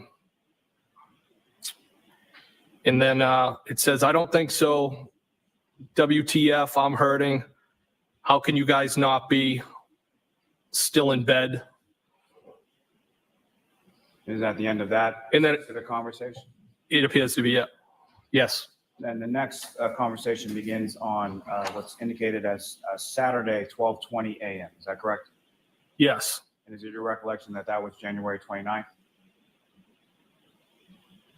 Yes. And is that the message that you sent to Mr. O'Keefe while you were in the residence at 34 Fairview Road? Yes. I said, are you coming here with followed by 3 question marks? And again, Mr. O'Keefe, based on your recollection and based on the records you have before, you never responded to that text. Is that correct? That's correct. And you never saw him after that, correct? Never again, no. Can I approach this to retrieve, Your Honor? Yes. Your Honor, may I approach the witness? Yes. Presenting for you now a separate series of documents, 118 pages in length. Page number just for your references on the side there. In general, do you recognize what those are? Yes. What do you recognize those to be? Text messages between the defendant and I. Your Honor, the Commonwealth to move to introduce and admit as the next exhibit. No, not as the next exhibit. We are going to mark that 104A. Thank you, Your Honor. Yes. Now, Mr. Higgins, first, Your Honor, may I request permission to publish the video on the screen? Yes. Starting with page number 1. Now, Mr. Higgins, what's up on the screen, is that what you have before you as Exhibit 104A? Yes. And as you just mentioned, these are text messages between yourself and Ms. Reed, is that correct? Yes. And on what dates did you first receive any communication from Ms. Reed? January 12th, 2022. And prior to that, had you had her number or did she have your number as far as you were aware? No.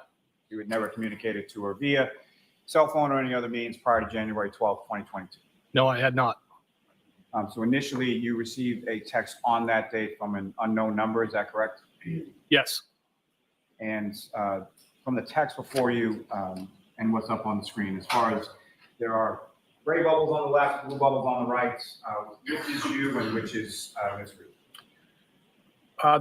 The blue bubbles would belong to myself. So the other bubbles will be Ms. Reed, is that fair to say? Yes. And so that initial communication you received on January 12th, 2022, that's about 8:27 p.m., is that correct? Yes. And what was the content of the message that you received? You want me to read it? Yes, please. Hey, Brian, it's Weed Whacker. And how did you respond to that? Question mark.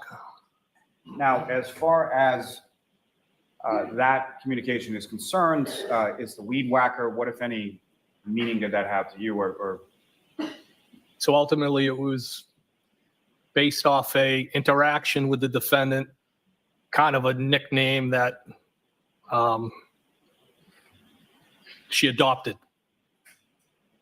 And how did that nickname sort of come to be, or what, if anything, transpired between the two of you that led to that? So I was leaving, I believe, my residence one day in Canton, traveling down Pleasant Street. I saw the defendant along the side of the house on the Pleasant Street side using a weed whacker. And I gave kind of a beep of the horn, and the defendant gave me the finger. So I realized that she clearly must not have recognized me possibly because of what I was driving. I was in my work vehicle. So I spun the vehicle around, and as I pulled up to roll down the window, she said something to the effect, "Get the fuck away from me. My husband's a Boston cop." And then I rolled down the window more, and she clearly recognized me, who I was in that vehicle. And did that become sort of a recurring theme in subsequent conversations that you had with Ms. Reed? Yes. Now, sir, if I could direct your attention to page 6 within that exhibit before you. So just on this page, directing your attention to the bottom, it sort of goes on to the next date of January 13th. Is that correct? Yes. And if I could direct your attention to page 7 of those text messages. And Ms. Gilman, if I could have page 7 on the screen. And sir, if you could read from page 7, and if you could just indicate who's speaking and what is being said in this communication. So again, I'm in the blue bubbles. Did you try those Smirnoff screwdrivers? I stopped at the Hilly for one last night. I said, haha, how did you get my digits? Defendant responded, the Melissa and Lido show. I said, haha, I thought you creeped John's phone. I said, haha, again. Defendant responded, no way. I was the last person in Greater Canton who didn't have your number. I think even Kerry has it. I responded, what, with a bunch of question marks? I said, I just don't give my personal number out to anyone. How would Kerry have my number with a bunch of question mark? And the defendant responded, Melissa had it. As far as in those communications, the reference the defendant makes to the Melissa and Lido show, do you know what that means? The two individuals that I also know from the hillside. And the Kerry person that she refers to, do you know who that is? I believe that's Kerry Curran, Chris Curran's wife. Now, if I could direct your attention to page 9.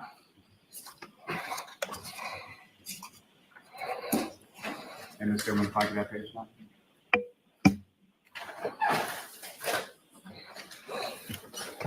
And again, sir, if you could read from page 9 as far as that conversation goes, and just indicates whom is speaking at different points. Okay, so the defendant said, I'd prefer a weed whacker. I responded, that's the thing about nicknames. Defendant said, we were tossing around the idea of a short vacay with the current show, wanted to see if you were game. I responded, you don't have a say. And I believe I was referring to nicknames. And I said, vacation where? Defendant responded, I know. They need to happen organically. I'm the queen of nicknames. Was just going to rent a beach house in, I believe it was supposed to say Fort Lauderdale. It's abbreviated. Something quick and easy. I said, Defendant responded, I'm the queen of vacays too. Always a good time. I responded, I'm going to Nashville next month, 19th to 21st, for a benefit. One of our guys got shot in the head. You guys should come. And as far as either one of those trips that you were discussing, do you recall any further discussion or any going on any of those trips? Well, I mean, I definitely went to Nashville for that benefit for one of my coworkers. There may have been more conversation about the Florida trip, but I can't specifically recall it. Now, sir, if I could direct your attention to page 16, and Mr. Gilman, if I could have that. And this is on that same date of January 13th, is that correct? I believe so. The date's not at the top here, but I believe it is. And again, sir, if you could read from that page of communication as far as who was speaking and what was said. So there's a photograph of somebody with a weed whacker. The defendant said, no, you're not a creep. I said, nope. She said, you're kind of a loner, which I used to be. I responded, no, not really. I have a ton of buddies, but I only let a handful of friends in that I'm tight with.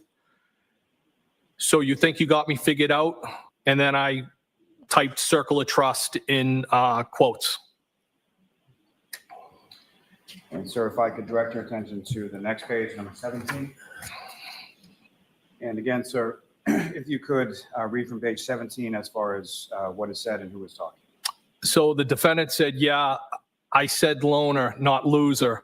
I assume you know a lot of people, PPL, people abbreviated. You never really can figure anyone out completely. Your dad died when you were young. And I responded, he died in March of 2020. I'm so not a loser. You won't figure me out. LOL. Defendant responded, no one is a loser. I just didn't mean loner to imply friendless. I'm sorry that's recent. It wasn't COVID, was it? I responded, cancer. Defendant responded, I know you date girls who don't lock the house behind them and you are private and observant. I'm sorry, what kind? I responded, lung, brain, kidney, and pelvis. How do you know all these things? LOL. And the blue bubbles is me. I said, you're funny. Defendant responded, yikes. Wow, that's rough. Jesus, I'm sorry. We chat a lot at the hillside. I responded, don't be sorry. Life is hard sometimes. I always figure it out. Then I said, who chats? ? Defendant responded, life is hard, but losing people is the hardest. So I'm sorry. We chat. I responded, that's all you got? We chat? Sure, you're from Brockton. Spit it out. Defendant responded, you and I chatted about the girl who kept forgetting to lock the door. I said, oh, she has been out of play like for 3 months now. And then I believe it starts to say out of rotation, ? I'm in the blue bubbles again. I said, I just got a Saturday invite. The defendant said, did you say yes? ? I said, not yet, with a bunch of periods, but did respond. Defendant said, what did you say, Mr. Elusive? I responded, no, I just don't want to intrude on your couple's night. Ha ha, I'm shy. The defendant responded, we prefer to hang out with non-couples. Bob Gallery is probably coming too, solo. We'll probably do cards or something at some point. I'm inviting you. And I said, haha. Now, sir, is that the Saturday night that's being referenced there? Is that the same night that you had gone over to the home at some point for the Patriots game? Yes.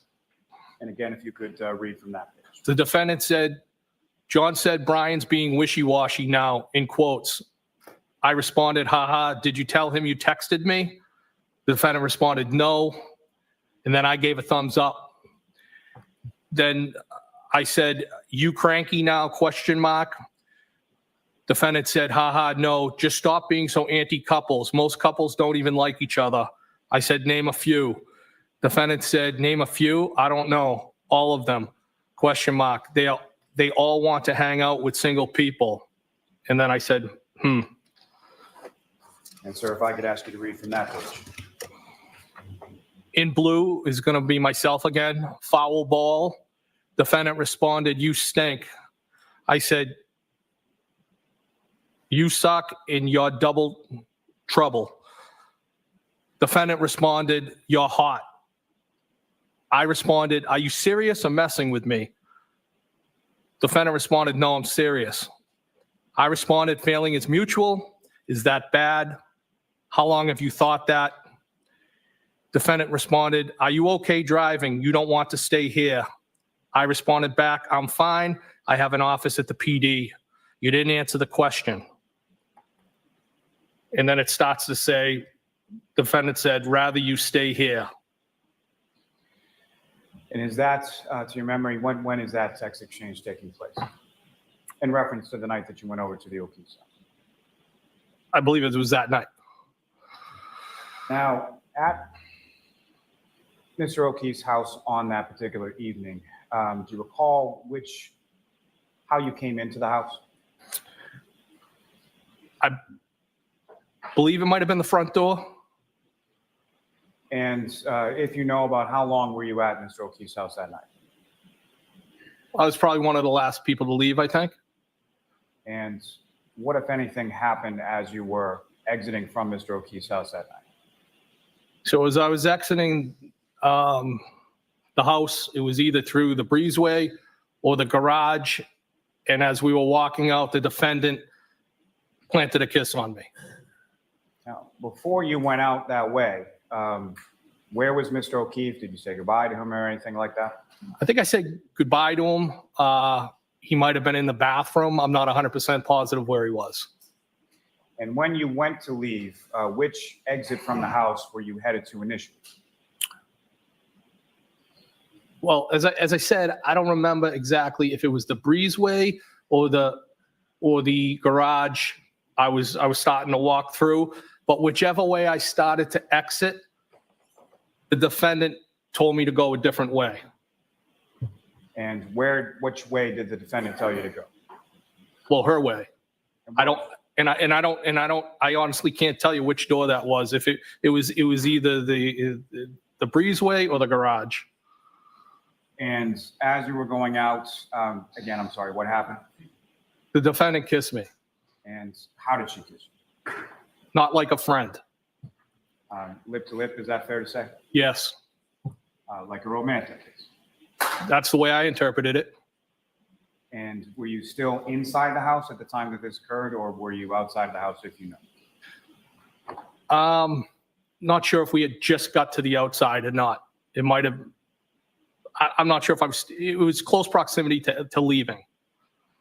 And what was your reaction to that? I was taken back. Is that something that you were expecting? No. And about how long was it between when the defendant kissed you and when you left? Well, almost immediately. Now, sir, if I could turn your attention back to the exhibit before you on page number 27. Again, sir, if you could read from that page and who's speaking. So I'm in the blue bubbles, and I said, I think you're messing with me. The defendant said, why do you think that? I responded, because this is so out of left field. Where did these feelings come from? Defendant responded, I just think you're like me. I said, meaning, question mark. Defendant said, do you have your own kids? I said, I have no kids. How am I like you, question mark, hello? And defendant responded, aren't we alike? I responded, I think so. So why did you get my number and reach out to me? And I think the defendant put a question mark on that bubble, I believe. Or I might have, I don't know. Now, that conversation as far as you asking her about why she reached out to you, how often was that question asked by you through the course of these text communications? Well, the extent of the actual communication via text between the defendant and I was between January 12th and January 29th when John passed. On the 28th and 29th, the 28th, I sent a text, as we spoke about before when we were at the waterfall. That text didn't respond.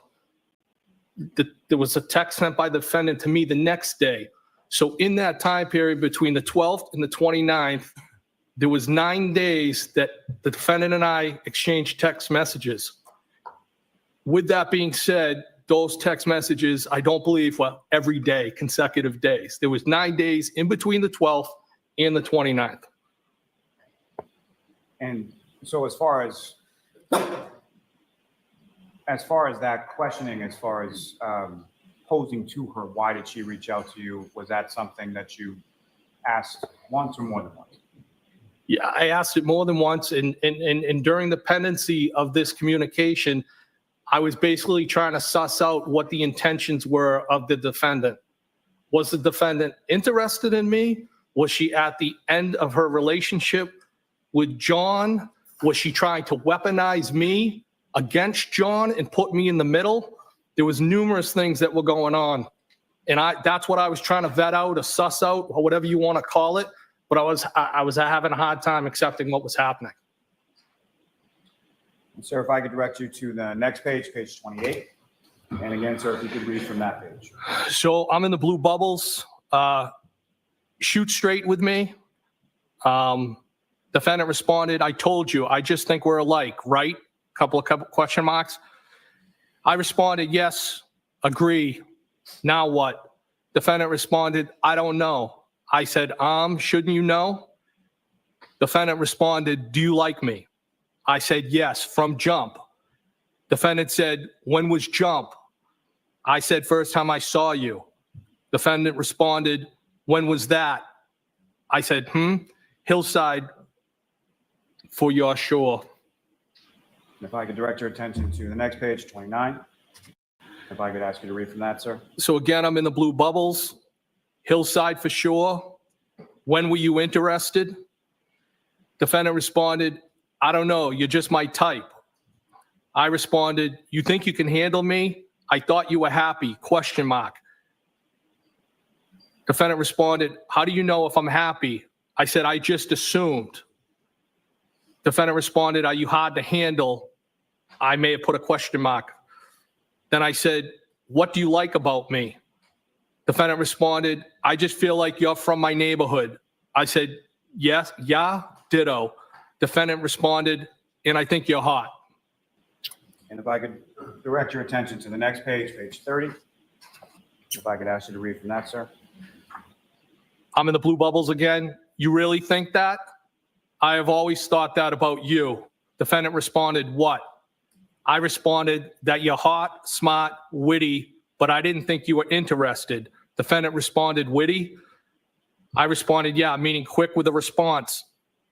Tell me why you got my number and reached out to me. Defendant responded, just thought we were the same / from the same neighborhood. I responded, are you afraid to say what's on your mind? What's in your mind? And then I said, on. Defendant responded, no, didn't I? No, didn't I? Question mark. And sir, if I could turn your attention, to the next page, 31, and ask you to read from that. I'm glad I'm in the blue bubble again.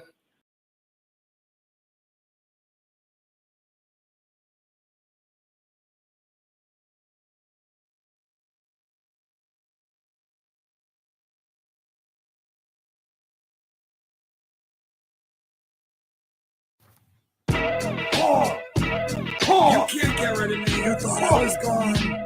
You are honorable savage. Levy's old adage drives to drink. Loses in the clink. Loser. Blink. Pink wearer. The view ain't fairer. Transconies for the cronies and the Cape Cod homies. Bev swear if he got hair, auntie there. Oh yeah. Levy been boss since crisscross applesauce. Hot goss. Civil lawsuit. It'll cost you. Can't counter sue us. Trying to drive through us. Fed step to us. Wanna recuse us, you us. Who us? Yeah, Bevy and I. Excuse 24 Bonnie and Clyde, 2 Hawkeye. Should I ocean spray on your brand new bay? Smash every DA all day.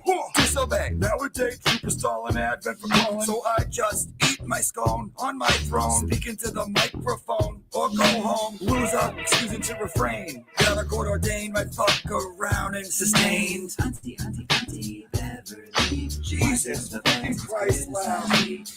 You guys thought I was friggin' leaving. You can't get rid of me, bitch. Yeah, you got fired. I got a record deal. Oh, shut up, Allie.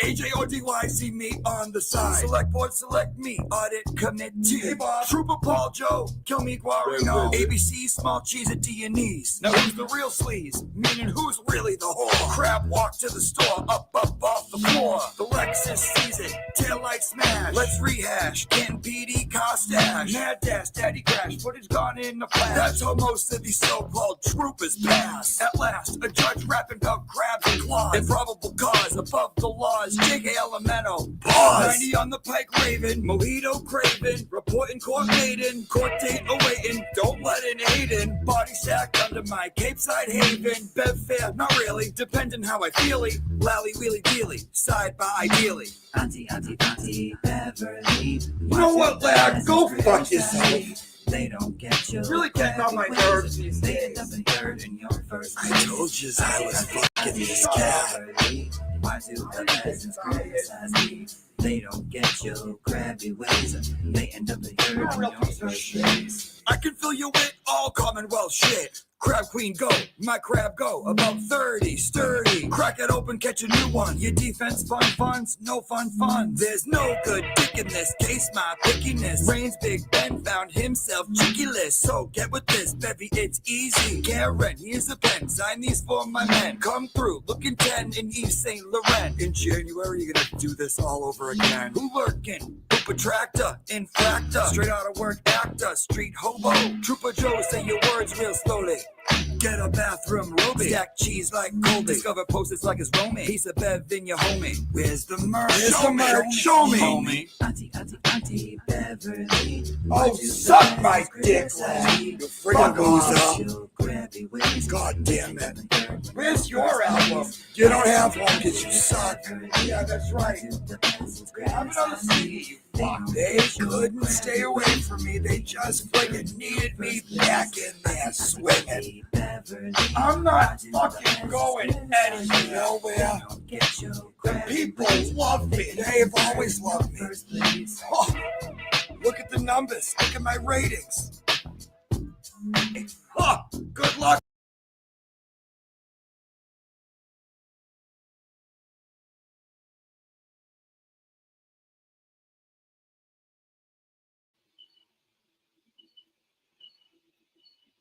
What up? Back from lunch. So yeah, we're definitely gonna get tagged for that. It's awesome. No way. Dude, it's hypnotize. It's fucking easy. It's dude, we're definitely gonna get tagged for that. Kidding me? I loved it, but we're definitely gonna get tagged. I mean, he changed a bunch of shit. Obviously, the lyrics, it's clearly not notorious, but you know, I mean, the song, it's like it listens for the song, you know. So, oh well, you know. Well, then I'll just He remove get tagged. I guess the $1 million question is to find out if he gets tagged on it. He gets the hit. Well, that's what I'm saying. He never got tagged. Sure. Well, it's right there. That doesn't matter. Like, you can keep shit up that you've been like, because they don't consider it a strike. The evidence will show. All right, we'll see. No, I'm not about to go to a battle with you. And I mean, we'll see. We'll see what happens. I here's where I'm at. Everybody's been so generous in the chat. I don't really give a shit anyway, so that's good. It's good. It's all good. That because that was pretty awesome. I hadn't heard that. And I'm a rap guy, so that's right up my alley. He has a whole playlist. Yeah, I'll have to go peep it. Definitely. But wanted to give him some credit because he does a morning show before you go on, and tons of his subs and our subs are in there. So Good. I spread the love. yeah, I love spreading the love. I'm all about it. I'm not one of those guys that doesn't like to spread the love. And when I spread the love, I mean it. It's not like, oh yeah. It's all about. yeah, I know you're a habitual love spreader. Yeah, I mean, there's plenty of room for all of us out here. If you got good content, that shit's gonna win out. Period. It's that simple. You don't have to be petty and small in the YouTube worlds. It's like I find that those channels probably won't make it at the end of the day. So well, that's the only thing that we listen to because Higgins and the cringe mode was intensifying. It was getting. Well, I walked in and I heard him reading the text. I just got back from from downstairs. I heard the text being read, and then all of a sudden I started hearing Biggie. I heard the hook from Hypnotize. So I'm like, what the fuck is going on? We about to get a ding. We went from Higgy to Biggie. Oh, I love it. That was a good transition. It was a good transition. Yeah, the rhyme was pretty dope too. He was spitting, he's dropping bars, as the kids say. All right. Dropping bars? That's what the kids say? That's what they say. If I was a teenager and in high school, dropping bars would mean like you were getting Xanaxes? Yeah, or no. Now it means dropping bars is related to music. What kind of bars? Like piano bars? I don't get it. No, like bars of music. Bars of music. Why don't we just leave it with drop the bass or hey, something? listen, because you're fucking old and you're trying to put some old shit. I can't stop the kids. Oh, well, There's I'm no trying to stopping know the just kids. enough not to sound like I watch the birds at the nursing home. Like they roll me up to the window and I just That's me. I'm out on the bench feeding the pigeons. Come here, you sweet little bastard. Let me give you a little of this seed. But listen, I live with the 19-year-old who is all things hip hop. So trust me on this one. Cam knows. Yeah, the bars of the lyrics. Right, exactly. Thank you, Oprah. Okay, so no one else thought dropping bars sounds like you're about to get jacked up on Xannies. Xannies and old people. Purple drank. Oh my God. Wow, you really mixed your shit up there. You brought purple drank in and tried to mix it with candy bars. You're mixing your decades up there. Because purple drank was like early 2000s. Meg said dropping bars of soap. Wow. Jeez. Everybody's showing their ass on that one. Scissors. The day when I'm more hip than y'all, it's a sad day in America. Based on the chat, I think I'll be able to figure out who's from Houston and they recognize the Houston Underground, the UGK, the Swisher House. Let's see. All right. Did Allie make it? She did. She just walked in. I'm already back on. Just bring those tacos up here. I'll snarf in front of the crowd. Should be disgusting. Everybody will be like, who's the guy who was eating tacos on the live? What a scumbag. At least it's not a banana. And how about Shiloh, Dr. Shiloh, the other day, while she's on her little treadmill eating an apple during the live? Like, I've never seen someone so pristinely eat an apple before and exercise. Yeah, I was trying to hide me eating an apple. I cut my apple, so I'm not like crunching into it. But you know, it'll be a disgusting fun little test when I just start eating snacks off screen, but with the mic open, and you guys have to guess what I'm eating. You'll hate it. You'll hate it so much, but you'll kind of love it. It'll be a real love-hate relationship in that little game that we're going to play. Like, it'll be like, is this a Dorito or is it a Cheez-It? Did I just eat an apple or did I just bite a piece of celery? It'll be tough. I'll make it real challenging. So I was introduced to like the TikTok channels where they actually it's like ASMR. They eat on their channels. Really? Sue says, do not do that. Allie would murder me. Last season, you would snacked kill me. on almonds. What was it She's last like, are you seriously chewing food into your mic, like intentionally to drive people away? And I'm like, it's a game. It's a fun game. So fun. I think it What would be. did you eat last year during this last season during the trial? A You lot of ate. pistachios. I was doing a Oh. lot of pistachios and almonds. I still eat a lot of pistachios and almonds, but I was doing a lot of cracking with the pistachios. Oh, Michelle Underdown. Hi, DD. Love your content and channel. It's good evening from the UK. Good evening to you, Michelle. And thank you so much. We love our friends from the other side of the pond. We don't indeed. know how y'all do that. We were just talking about that the other night, how everybody hangs. Oh, wait. Pure. Exactly. I had never heard of that mukbang. Do you know what that is, Mandy? No.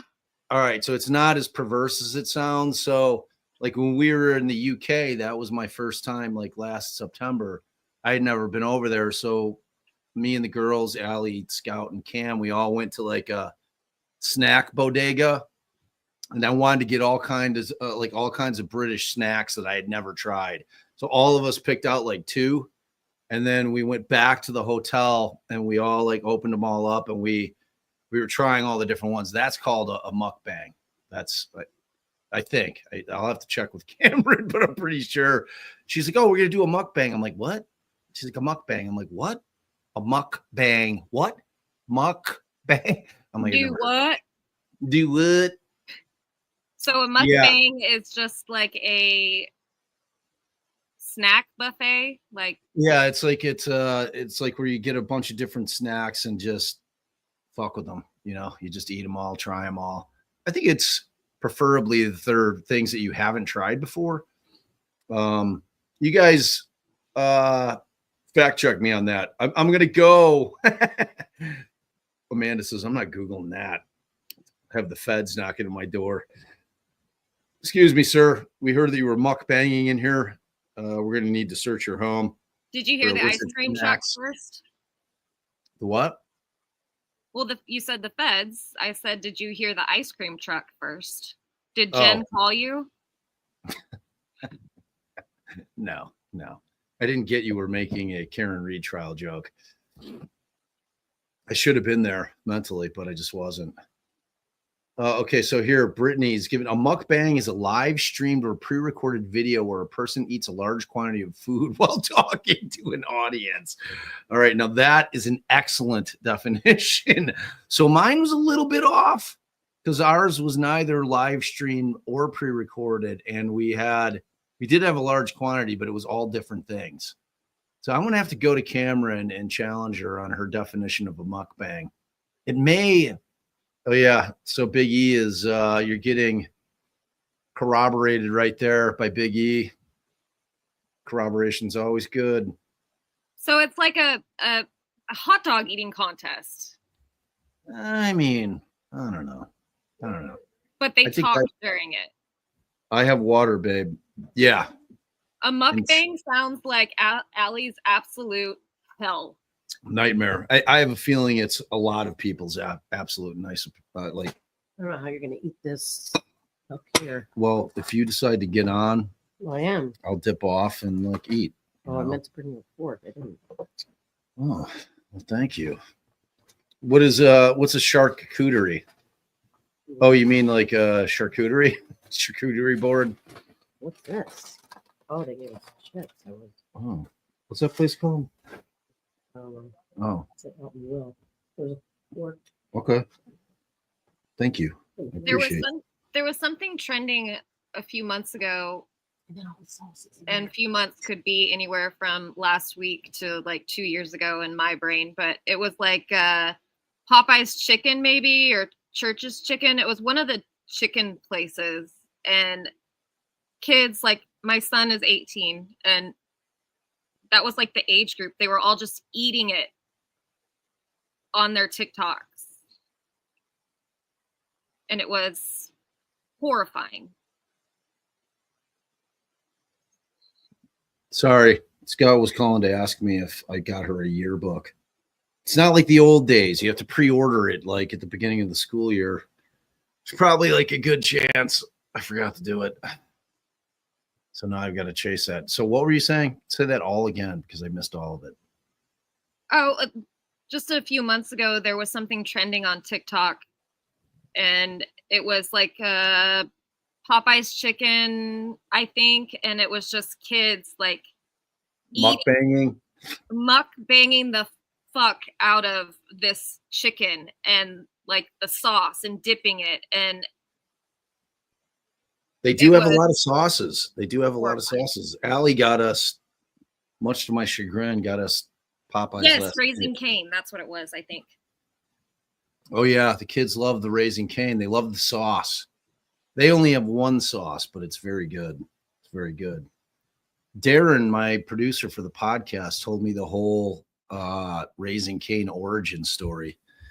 That he came up, the guy who started Raising Cane, or Canes, as it's affectionately known as, he was down at school, I think at either LSU, it was somewhere in Louisiana, and he was taking a business class, and they had a project that they had to come up with a concept, a successful business concept, and the kid went to his professor. He's like, "This is what I came up with, and and it's going to have this super dope sauce that all the kids are going to love." And the professor's like, "Yeah, that idea sucks." He's like, "That's a terrible idea." So that's a pretty big one up you there. He's like, "Hey, go right back to that professor about 10 years later. Hey, buddy, remember that idea I shot by you? Stick to professing. You know what they say, those that can't do, teach."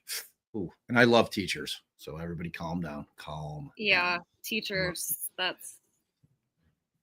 love teachers. Teachers are, to me, the most important profession in the world. And that is truth. I mean, if we're not teaching our kids, if we're not setting up the next phase of humans for running shit, we're screwed. And they do not get paid. They get paid, they get screwed on money. Just like every woman-dominated field, like, gets screwed, It's like social work. I went through the whole social work thing, saw it firsthand. That's a very noble job, and gets completely underpaid for what they do. They're out there doing good every day. Oh, good. Are they high school teachers or college? They're definitely making better bank than they used to. That's for sure. Like, my sister's a teacher, and she makes pretty good bank. She makes over $100K. Yeah, no, it's well known over on my channel. I'm very much of the position women should be running shit. I'm not shy Bob's about it. one of the biggest feminists you'll ever meet. 100%. Women are smarter. That's facts. It's like I was having this conversation again the other day. I was just talking about it. Like Allie's concept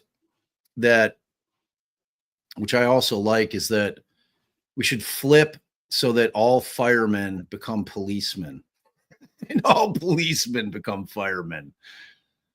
It's actually a pretty goddamn good idea. Sorry for the blasphemy for our religious friends out there. Yeah, I mean, it's a pretty good idea. It's a pretty good idea if you sit there and think about it for a minute. And our son's a firefighter, so I'd hate to see him as a cop, though. It's a very dangerous gig. Very dangerous, especially if you're like out in the shit, you know? It's funny that we consider being a cop more dangerous than a firefighter. I mean, firefighters are very, very well trained. You know, they're not like going in like there's got to be some horrific type of completely unforeseen thing for firefighters to like they're not going to go into a building that is going to collapse. Like they will not do it. You know, Holly Berry nailed it. Wait, we live? Yeah, we live. We live. Oh, wait. I lied. Hold on. Oh, shit. All right. Oh my gosh. See, this is supposed to be my job to keep you on your toes. We're right there. We got a little blooping time. So Boston 10 isn't working very well this Hey, morning. court's back in session. Please be seated. Back. It was just glitchy. You know what I mean? I hate how messy all this stuff is on Court TV. Whatever this is. I do too. It's Whenever you're ready, Mr. Allie. Thank you, Your Honor. Now, Ms. Hanley, when we left off, we were discussing the comparative analysis you did between item 7-18.18, Mr. O'Keefe's clothing, and item 3-1, the taillight housing or the plastic within the taillight housing of the defendant's car, correct? Correct. And there were a number of different instruments that you used through the course of your examination and analysis, correct? That's correct. And what were those instruments that you used again in that portion of the analysis? Sure. So I used a polarized light microscope, a comparison microscope, an FTIR, and a microspec. And Your Honor, may I approach? Yes. Why are you hollering? Is it like we don't need to hear about the equipment used? For fuck's sake, we just took a break. Mandy can come back if she wants because you got to eat. Oh, true. She can do whatever she wants. She's a big girl. Do you recognize those? Yes, I do. And starting with I just wanted to get you in the middle. Of that 3 pages. Right underneath me. It is the Mandy's like, I'm out. FTIR comparison data for the clear plastic from item 3-1 and the clear plastic from item 7-18.18. If I could direct your attention to the second page within that, what do you recognize that? So this is also FTIR comparison data from for the red plastic from item 3-1 and item 7-18.18. And lastly, the third page within that set, what do you recognize that? So this is the comparison data from the microspec. I'm confused. Isn't all that matters that red plastic could not match from that glass item 3-1 and the red plastic from 7-18.18? Your Honor, the Commonwealth will seek to introduce and admit as the next three exhibits individually. No objection, Your Honor. Right. I mean, that's it at the end of the day. She could not match the glass from the bumper. Individually, please. Thank you. We don't have any blooping room to put her at 1.25, do we? Not really. Robert? Right. Very little. 202, 203, and 204. So, no, babe, like what he's ending on here is. And again, Ms. Hanley, when it came to your analysis of the clear plastic material from the debris from John O'Keefe's clothing and the clear plastic material from the defendant's taillight, what were your conclusions from that analysis? Wow. Sure. Upon comparison, the clear plastic from item 7-18.18 was found to be consistent in color and instrumental properties with the clear plastic from item 3-1. And that's no surprise to anyone. The cops planted the clear plastic from 7-18.18 could have originated from the clear plastic from item 3-1 or from another source with the same characteristics. Thank you. Your Honor, may I publish? For sure. I'm sorry, I forgot already the exhibit numbers, but Ms. Gilman, if I could have the clear plastic.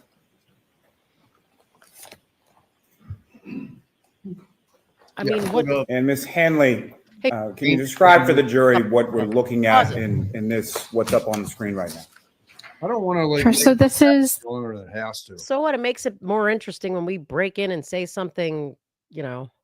This shit's stupid. How about that? That's my summary of this. All right, but what is interesting is, they only found the glass was right next to John O'Keefe, and they only found a couple of pieces to put They're it not all talking together. about the glass I anymore. know, but this is what I'm talking about. Is that an accurate statement? What I just said? Yeah, that's accurate.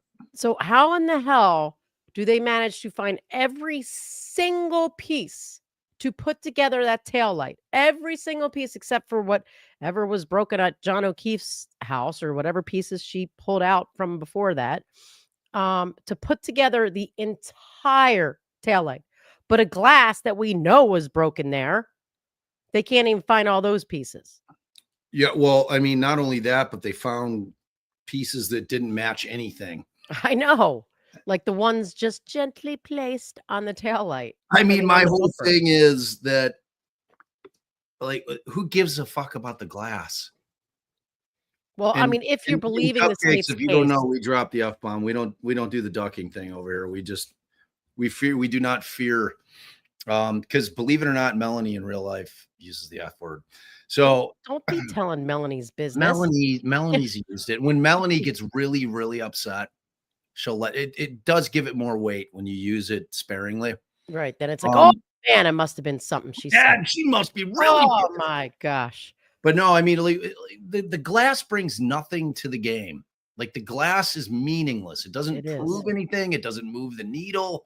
Well, it did if it was somehow embedded into the bumper of her car. But the whole perched on the if the jury believes that the perched on the bumper glass was from a pedestrian, vehicle collision, well, then it's helpful.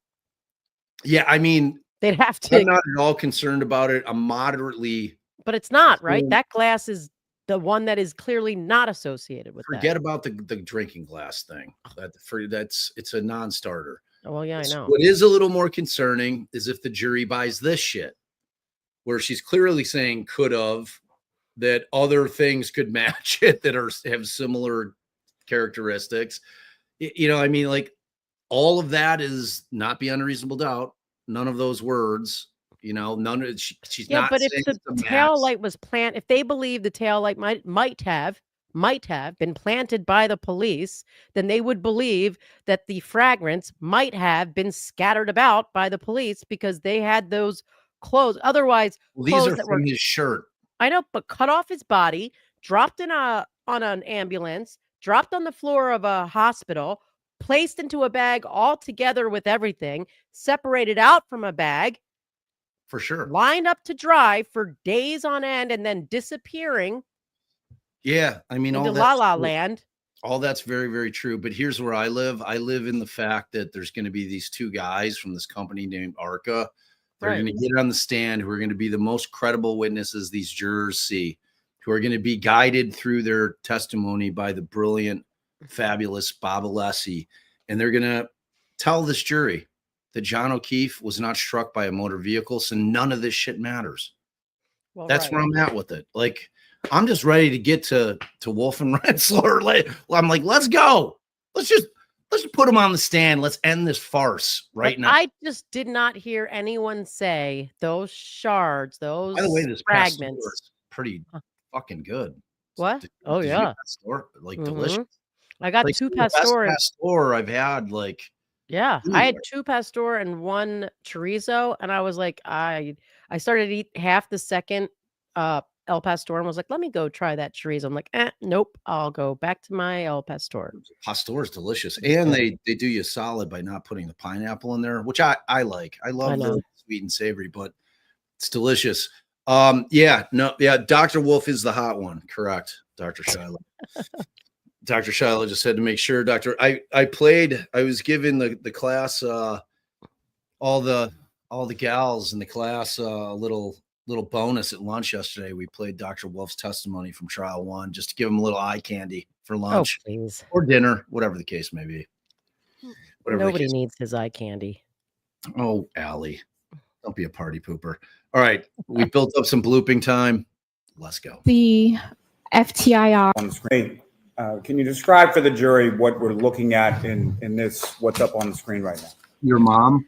Sure. So this is the Not funny. FTIR comparison data The opposite of the clear plastic from item 3-1 and the clear plastic from item 7-18.18.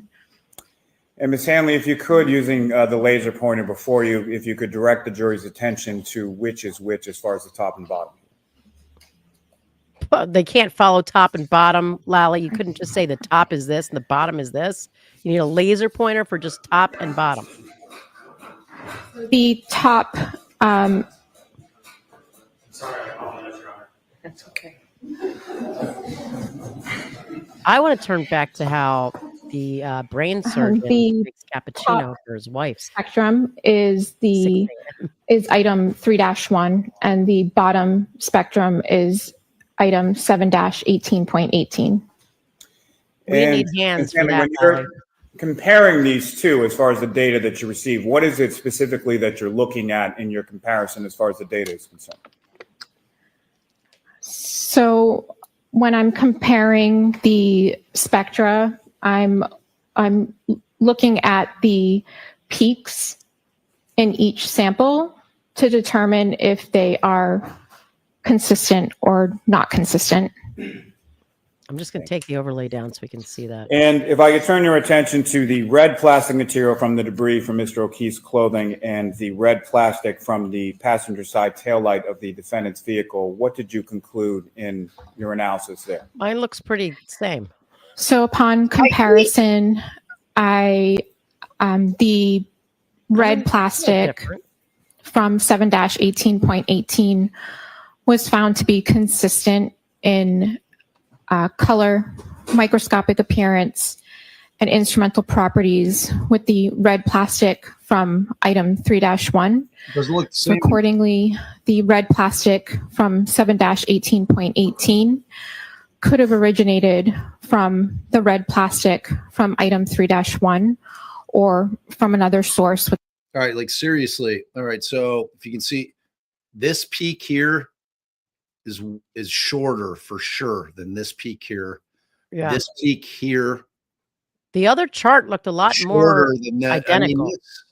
Go bloop back, just bloop back, so you can see the one just before it. Those really seemed like identical. That's why she cannot say that they're a match. She says they're consistent with. I don't like. Go back. Just let's compare. Who's doing this cross? Have we heard who's objecting? Like how far back? It was right. The chart right before this one. This one? I don't know. Is that the same? Is that that one? I don't know. The first one that she put up, I thought they looked pretty much the same. They're those two. So look here. The distance from. I wish I could make the mouse go, but the distance in between, like the chart itself and where the line starts, okay, and then where you've got your peak. So, I mean, this one looks. This one's dipping way under. This is like here's 40 here. If I'm running this, way more similar than the next one to me. I mean, in terms of like where the peaks are, they're similar, but in terms of the length of the peak, but look at the next one. It's way. I just did. Oh well, I'm saying shit. No, this is a different one. I understand, but I'm saying that the peaks were longer on that one too. They're longer on this one. I think they top match. one. Like, look at that. Like what? This top one is this about? Right here. Look where the cursor is. This cursor is right. like so. The width between this and this is definitely thinner than this, and like it's not the same fucking plastic. Is the point? That's the reason she can't say it's a match. All right, I'm sorry, but I'm going to go on record and say this one to me, this chart to me, they look identical as compared to the next chart. Almost identical. Here's what I'm going to say. Who cares? Right. Well, who cares? That is still a valid answer. So this is the FTIR We're gonna blow past it. Yeah, now we got to go back where we were. Yeah. All right, here's the next chart. All right. Yeah, this So one looks more the different. top spectrum is item 3-1 and the bottom spectrum is item 7-18.18. And again, if you could just direct the jury's attention with that laser pointer to the areas as far as the data peaks and valleys that you're looking at in comparison of this data.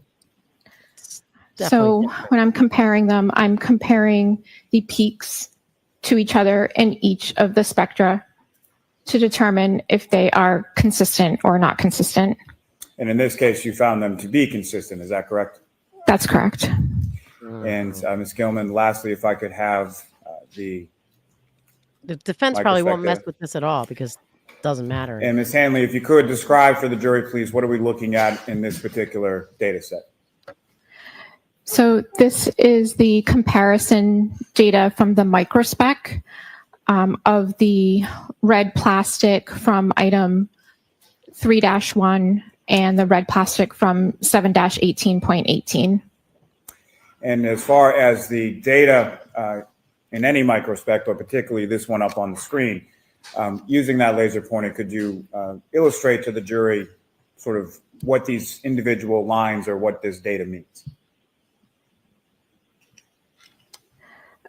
So these are the samples that I ran, and they samples that I ran from item 3-1 and 7-18.18, and the spectra are overlaid in order to determine to look at it and to determine whether they have a consistent or not consistent pattern. And I agree. From overlaying the data from the pieces of plastic from Mr. O'Keefe's clothing and the pieces of plastic from the defendant's taillight, Cupcake invasion. what do you observe as far as from overlaying those two sort of data points? So I determined that that they had consistent microspec data. Again, if you could just remind the jury as far as the microspec data, what type of data is that? So the microspec, it analyzes samples that have color. So it provides information of a sample's dyes or pigments. Thank you very much. Ms. Gilman, you can take that down. I mean, I just don't think it matters that much to the Thank you, jury Ms. because Hanley. I they're have no further thinking questions, Your Honor. if they believe it was planted, then they believe that was planted as well. I didn't hear any testimony about anybody pulling embedded fibers out, like Not one was in the world. free off of embedded. Like they said last time, it's always been like. Good afternoon, Ms. Hanley. Good afternoon. Nice to see you again. We met about a year ago.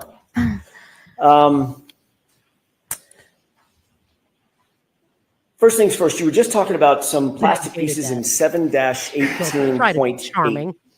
Correct? Witness.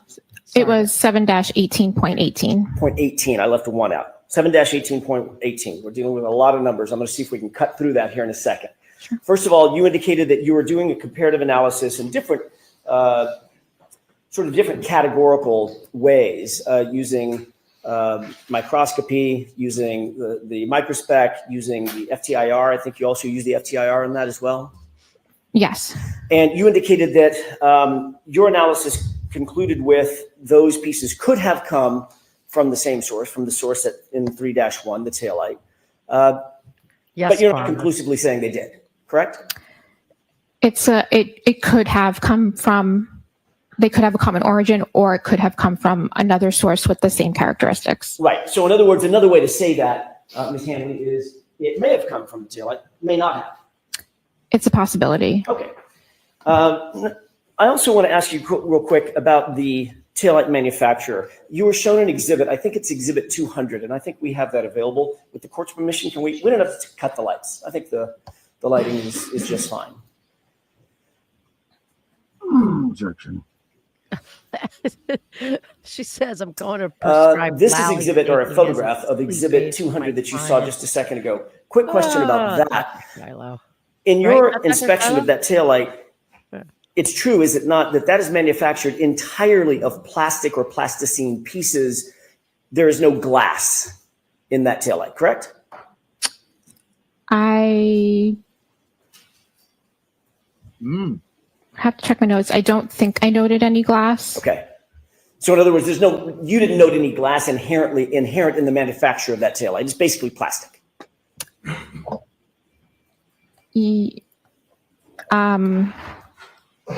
Yeah, I think most of the parts were plastic. I'm not 100% sure if the entire thing was plastic. There may have been other material, but portions were plastic. But you certainly didn't see any glass inherent in the manufacture process. I'd have to double check my notes, but I don't think I did. Okay. Do you want her to check her notes? Why don't you? Are your notes in front of you? Yes. Wow. With the court's permission. Wow, Bev. Okay. What? He needs your help with the cross-examination, like he had anything else he could have said when the judge says, do you want her to check her notes? Look at, I don't know. Bob's still She trying did to that just to irritate you. No, but I don't know. That's just not a normal thing for a judge to chime in Not a and normal say. thing. She's not a normal judge.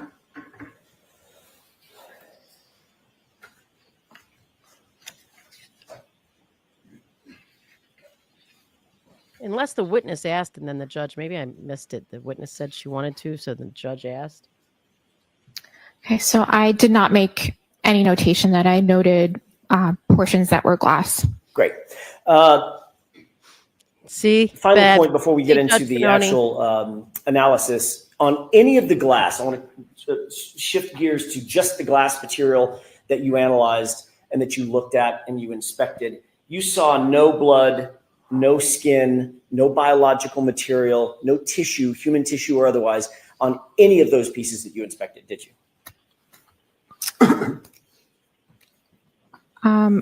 No. It's the only Upon answer. examination of those items, Oh, sweet. I did not.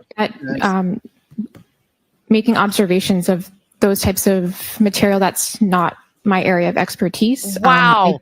Spit it out. You didn't- inspected them under I a don't think I microscope. noted A microscope. anything that was This Be rewind this. We consistent have to see with this that. woman hem and haw So in other words, and even though be you're not afraid to in say the- words like I've with never noted seen. expertise. Making observations of Keep going. upon examination of those items,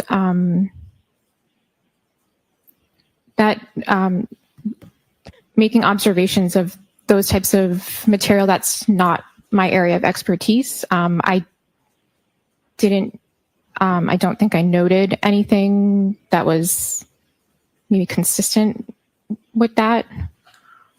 So in other words, even though you're not in the bio material expert section of the lab, you certainly would have noted if there was skin or biological material or obvious blood on glass pieces. You were looking at them in many cases through a stereo microscope, correct? Yes, I would have made note of observations Under a microscope. of anything that I would have noted on the surface. Great, and you did not, because you didn't see anything that was suggestive of that, right? I think I just made note. I have to check each item, but I think I did note that there was some dirt debris on some of the items. Perfect. Not biological material. I did not know. Okay, if she's going to note that there's dirt debris, she sure as fuck is going to note if there's a brownish type fluid or what have you.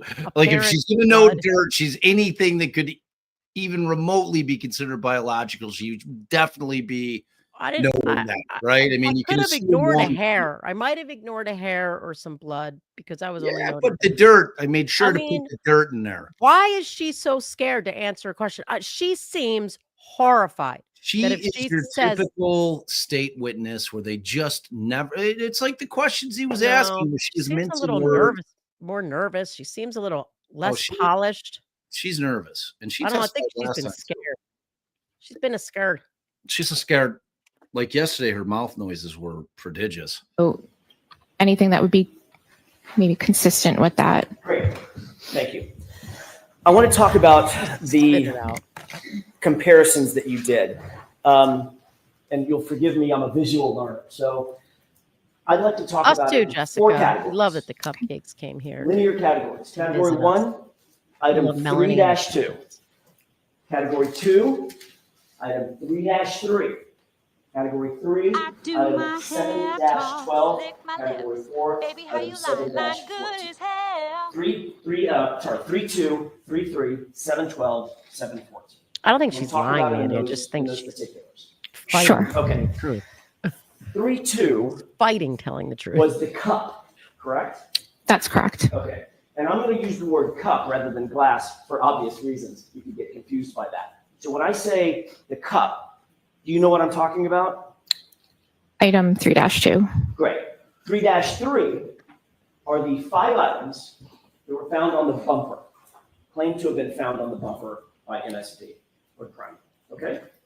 Yes. 5 items, A, B, C, D, and E, correct?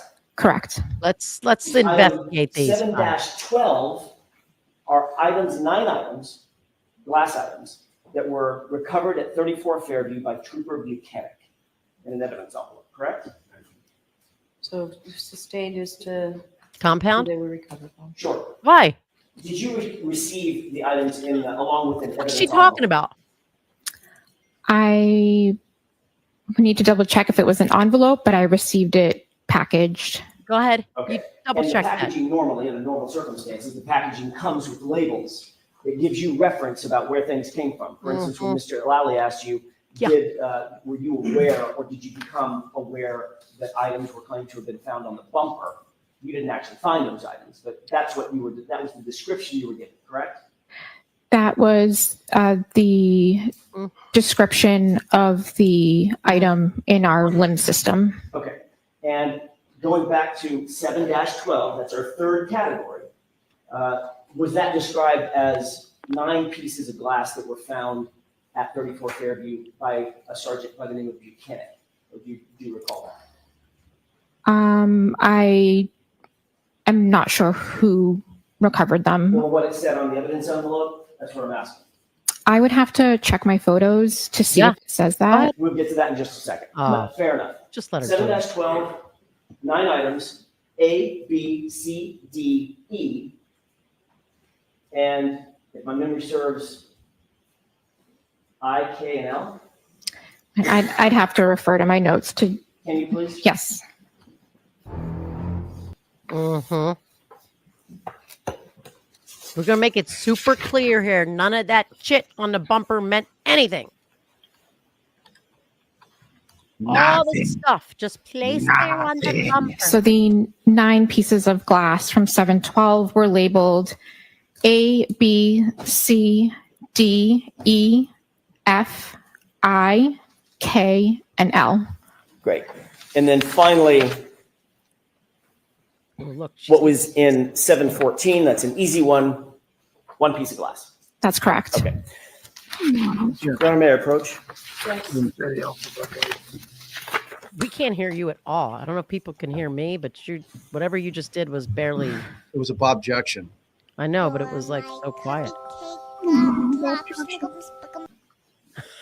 What did Mandy make that cupcake sound?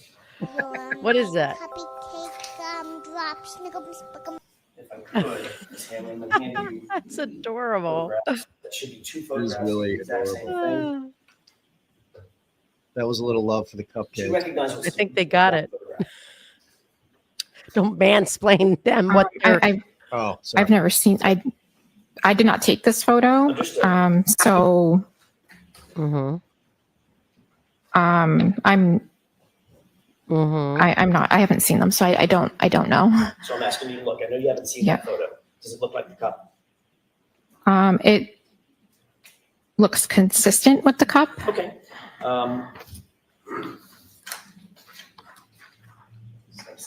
Oh, there's something coming.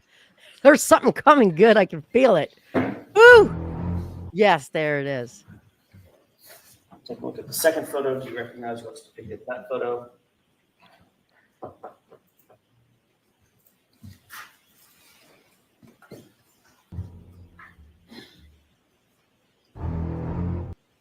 She doesn't. So I did not take this photo. It It appears to be a photo of Come a on. container that another analyst took a photo of item 7-12. And item 7-12, once again, included plastic pieces and 9 glass pieces, correct? Correct. Do you see the evidence label on the very top of that evidence envelope? I'm not sure which label you're talking about. One under the red tape. Yes. Does that appear to be a label marker that's done to maintain chain of custody? Wow. Woman will not answer a question. So I think that label.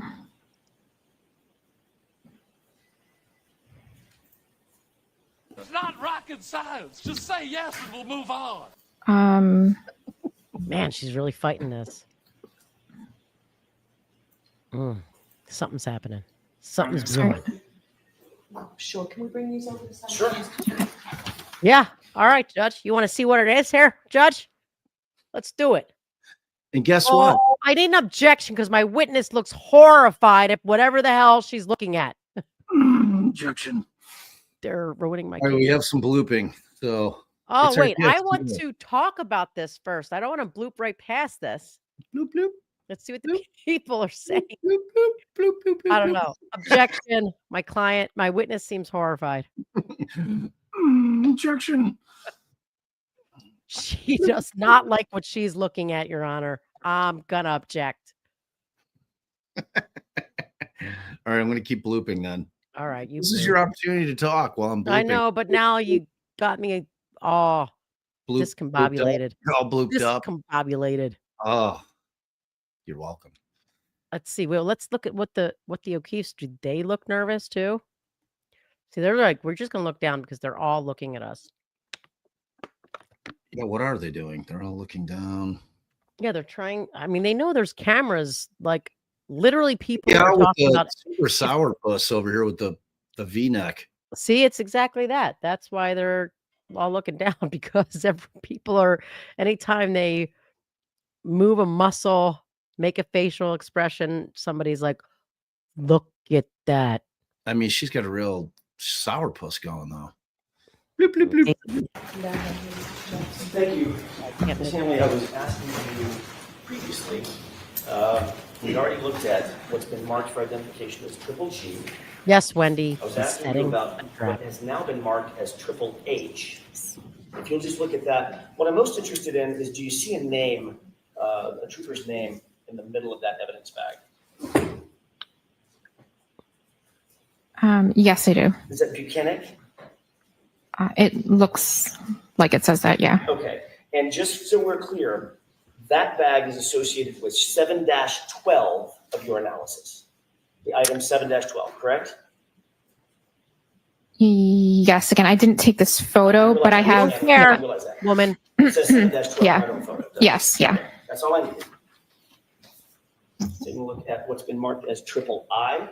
Ooh, identification. ooh, You something's see a coming. name associated with that evidence bag. Yes. What name is that? Jesus, what, Bandy? I mean, she's probably a Actually, perfectly. a little hard to read. She seems. It looks like it could say Trooper Proctor. Okay, and that is associated with 7-14. Our fourth category, correct? It is labeled as, excuse me, 7-14. Thank you. And finally, does that, which has been marked as, for identification at least, as triple J, does that appear to be the contents of that bag, which is a single piece of glass in 7-14? Is that you or Mandy? It is. This appears to be the photo that the analyst prior to me took of item 7-14. Sorry, Mandy. I guess. I thought you were talking about the witness. Correct. You see her initials there. Yes. Okay, thank you. So the four categories, Nice just to so have you, we're clear, Rebecca we can Wright. stop using so many numbers because they can get confusing. 3-2 is the Gotta cup, change the right? banner, but that was Yes. a funny one. 3-3 is the bumper glass, correct? That is correct. 7-12 is the Buchanan glass, correct? Uh, You just looked at it. yes. Okay. 7-14 is the Proctor glass, the single piece, correct? Correct. So when I make reference to those items by those names, you'll know what I'm What he's talking doing about. there. Was it the Buchnick cup or the Proctor Yeah. cup? Yeah. Yes. I'll know. No, Right, I just I'm hemming and hawing. I'm just used to referring to them to the item numbers, but I will try to stay with you. My brain will melt if we continue that way. Can she do it both, Mr. Jackson? Sure. Any way that you wish. Thanks, Your Honor. Wait on your Another mind. document that I would like to approach with, if I could, with the court's permission. Can she do it by Stay the fuck out of it, Judge Canoni. Mind your business. Mind your business. Stay in your lane. Stay in your lane. Can she refer to it by Have you ever seen that before, or a variation of it? He's setting something up. I want to see it. Butt out. Yes. Okay. Saw it last year, correct? Or something close to it last year? Excited. Yeah, it looks consistent. Okay. Oh, objection. No, why? No, Because fuck they're him. setting a trap. Objection. Every time the trap. Commonwealth asks to approach, she's like, "Oh, sure, come on." And the defense asks, she's like, "Yeah, now we're good." Baby, how you lying? Come on now, dog. I still don't think Come that on, man. that she's lying, but I think that she's afraid to say the truth. Yeah, I mean, she's evasive. It's like she's not lying. She's like an evasive fucking witness. It's annoying as shit. It is what it is, lady. Just spit Hemming it the and fuck hawing. out. She's hemming and hawing. No one gives a shit about your shitty evidence anyway. How about them apples? You like apples? Your evidence sucks. How about them apples? Somebody the copy that I was using. So Wow. I think I gave somebody the copy that I was using. I need. Excited. If I may Aaron, approach. Yeah. for whatever's about to happen. Look at her. She's like, all right, I'm going to keep my He's a composure." champion. All right, so let's mark this first for identification. Happy to. He's done an excellent job of this trial of like just stone face. She's like, it's all about to happen, right? Oh, she smiled. Oh, and winked. Oh, and looked at us. Oh, KKK for ID. that was a lot. That was a lot. Karen likes whatever's about to happen. Ms. She's Hanley, if super I could excited ask you for very it. briefly, I want to go through this chalk with you for a moment. Do you recognize something on the left? Looking at the first category. Do you see 3-2? Yes. How is that described? It's described as a cup. Okay, and you see that there's a photographic representation of the cup I gotta go just back to above my it, list. correct? I think this is going to be like my It list. looks consistent with. Okay. Moving to the second category. What category is that? It's item 3-3. And 3-3, first of all, there's a photograph above it. Do you see that? Yes. It appears to be of a bumper, correct? Yes. You didn't take that picture. I did not. Okay, let's look down beneath it. You indicated that there were 5 items in 3-3, A, B, C, D, and E, correct? Correct. Do you see A, B, C, D, and E represented in that category on this chart? I do see A, B, C, D, E categorized. Yes. Great. Under A, you previously testified that the bumper glass sub A in 3-3 did not match the cup, correct? That's correct. Did not match anything in 7-12?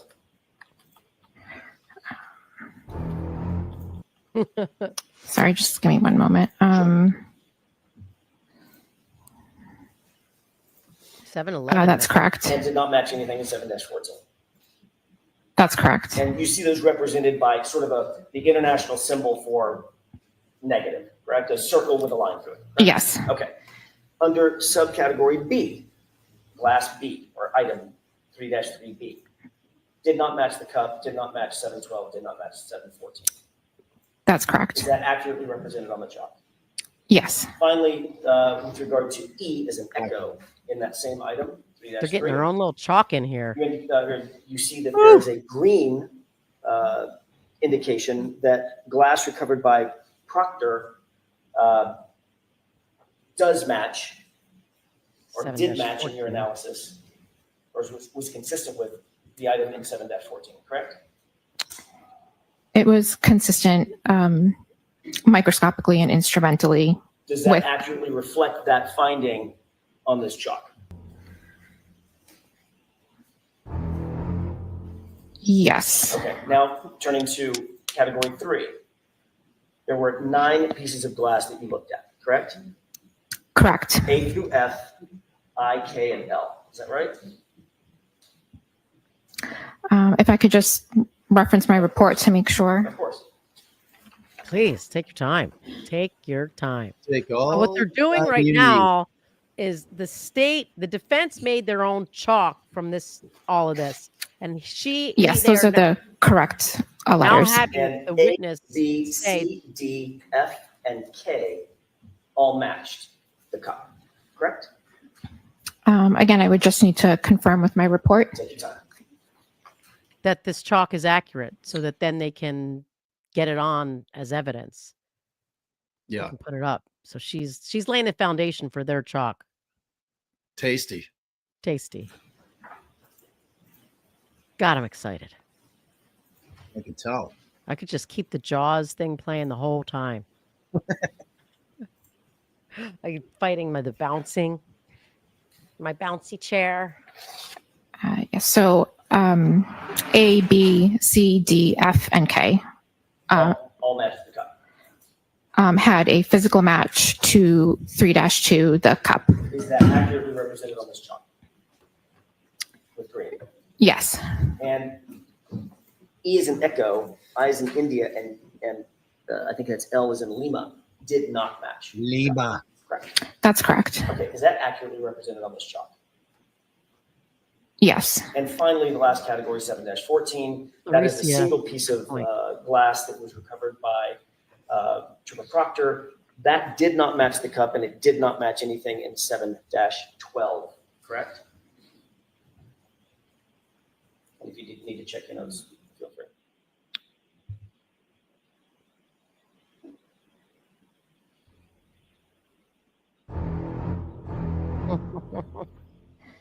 Yes, that's correct. Is that accurately represented on the chart? Well, Yes. your story is very compelling, Mr. Jackass. Amendment that the court indicated at sidebar. Sounds like you voiced over that. Of triple K. Okay, I'm going to allow it in. Oh, 205. 205. let's see it. It's just putting all those little pieces together in one thing. Not pieces. I shouldn't use pieces. All his points. The court indicated that it would like to see us before anything's published to the jurors. Okay, come on over for a second. She probably wants to make have those redaction some sort of have those announcement. been done? It has been done. And I was going to explain at sidebar. Wait, who's All right, then come who's on over. mistiming Jaws? That's Mandy, not me. She's probably trying Mandy. to reset it. All right. So the judge, apparently they discussed this ahead of time, and the judge is calling them over. I'm assuming it's about an admonishment that she wants to give the jury about a chalk not being evidence and but I don't know yet. I mean, I guess we shall see. But Bob Alessi is 67 years old. no, he's not. Yes, he is. He's a small child. Bob Alessi is 67 glorious years I'm just old. going to call him the kid. You call him whatever you want, baby, but How old was the brain surgeon? Because that man was just adorable. The way he left work. You just loved him because he made He cappuccino. gets up at 4 a.m. He goes to work. He leaves work, travels back home, makes his woman a cup of cappuccino, and returns to do some brain surgery. Yeah, I don't I really respected that. I had a little soft spot in my heart for him after he said that, how could like you this not? guy. He's an egomaniac, but he's a sweet. Right. But he loves that damn wife of his. Sure does. Super sweet to that wife. I guess you can be both. Request permission to publish. Yes. And we're just assuming he's an egomaniac because he's a brain surgeon. Ms. Hanley, you see the chalk that's been, or actually what's been marked as Exhibit 205 in evidence on the screen? Yes. Is that consistent with what you and I were just talking about at the witness stand? Yes. If you'll direct your attention to the screen on the right, just because it's a little easier, and I think the laser pointer shows up a little better. Thank you. You see the 4 categories represented in these in this exhibit? Yes. Okay. So 3-2, I'm going to go over it very quickly one more time, just visually. 3-2 on the left is the cup, correct? Yes. 3-3 represents the 5 pieces of glass of what we call the bumper glass, A, B, C, D, and E, correct? Yes. 7-12 is the 9 pieces of glass recovered by Trooper Buchanan at 34 Fairview, correct? Yes. And finally, 7-14 is the single piece of glass recovered by Trooper Proctor, correct? Yes. Taking these one by one, just so everybody see? Taking these one by one, looking at starting with the bumper glass, category 2. Piece A did not match the cup, anything in 7-12 or anything in 7-14, correct? That's correct. Piece B did not match the cup, did not match anything in 7-12, did not match anything in 7-14, correct? That's correct. And moving over to category 3, there were some matches in these 9 items, 6 of them, A, B, C, D, F, and K, correct? Yes. But what those matched, Ms. Hanley, For each other. nothing on the bumper, correct? Correct. And what didn't match the cup were E, I, and L. Is that right? That's correct. Moving back to category 2, however, there was one thing, item E, that did match something in this series of categories. Isn't that right? Not a physical match, but instrumentally there was consistency. All right. And this was an item, the only piece of bumper glass, the only piece of bumper glass to match anything else in your analysis. Matched what? What was consistent with what? Item 3-3, piece E, was consistent in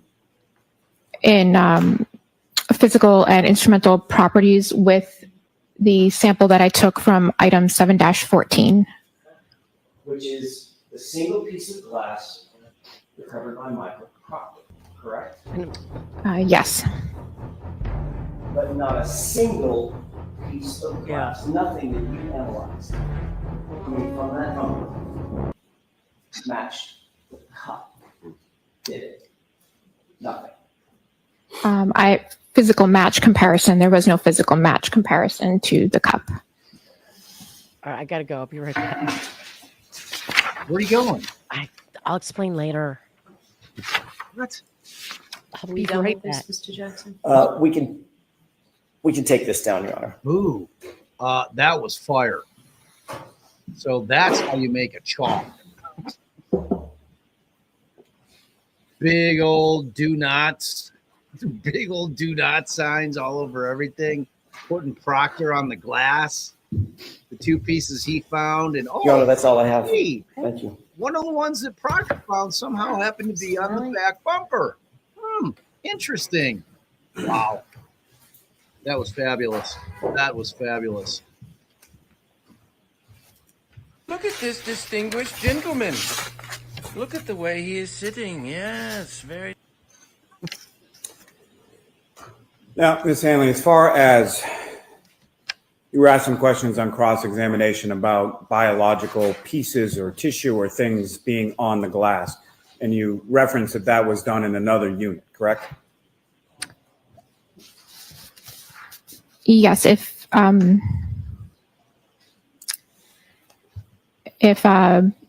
type of examination was needed, that would be done in a different unit. I'm going to allow that, but next question. Which unit would that be conducted in? Objection. So the objection sustained. You need more, Mr. Lally, before you move on. Now, as far as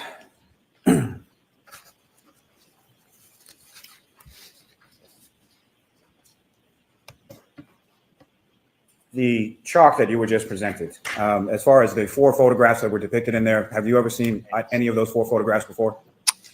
No. Do you know specifically who or where any of the items 3-2, 3-3, 7-12, or 7-4 were physically recovered from? I just have the description that's put in the LIMS system when it's submitted to the lab. And do you know that 3-2, the drinking glass, was recovered by the Canton Police Department on January 29th, 2022? Objection. Do you know that item 3-3, the bumper glass, was recovered by Ms. Maureen Hartnett from your lab on February 1st, 2022? Sustained. Do you know that each of the 4 items were recovered by different people on different dates at different locations? Yes. So that is a classic case of Allie just puking shit out that he knows is going to be objected to and is going to be sustained, but he wants the jury to hear it. And the reason that he cannot ask her that is she has no fucking clue. She's not the evidence tech who collected shit.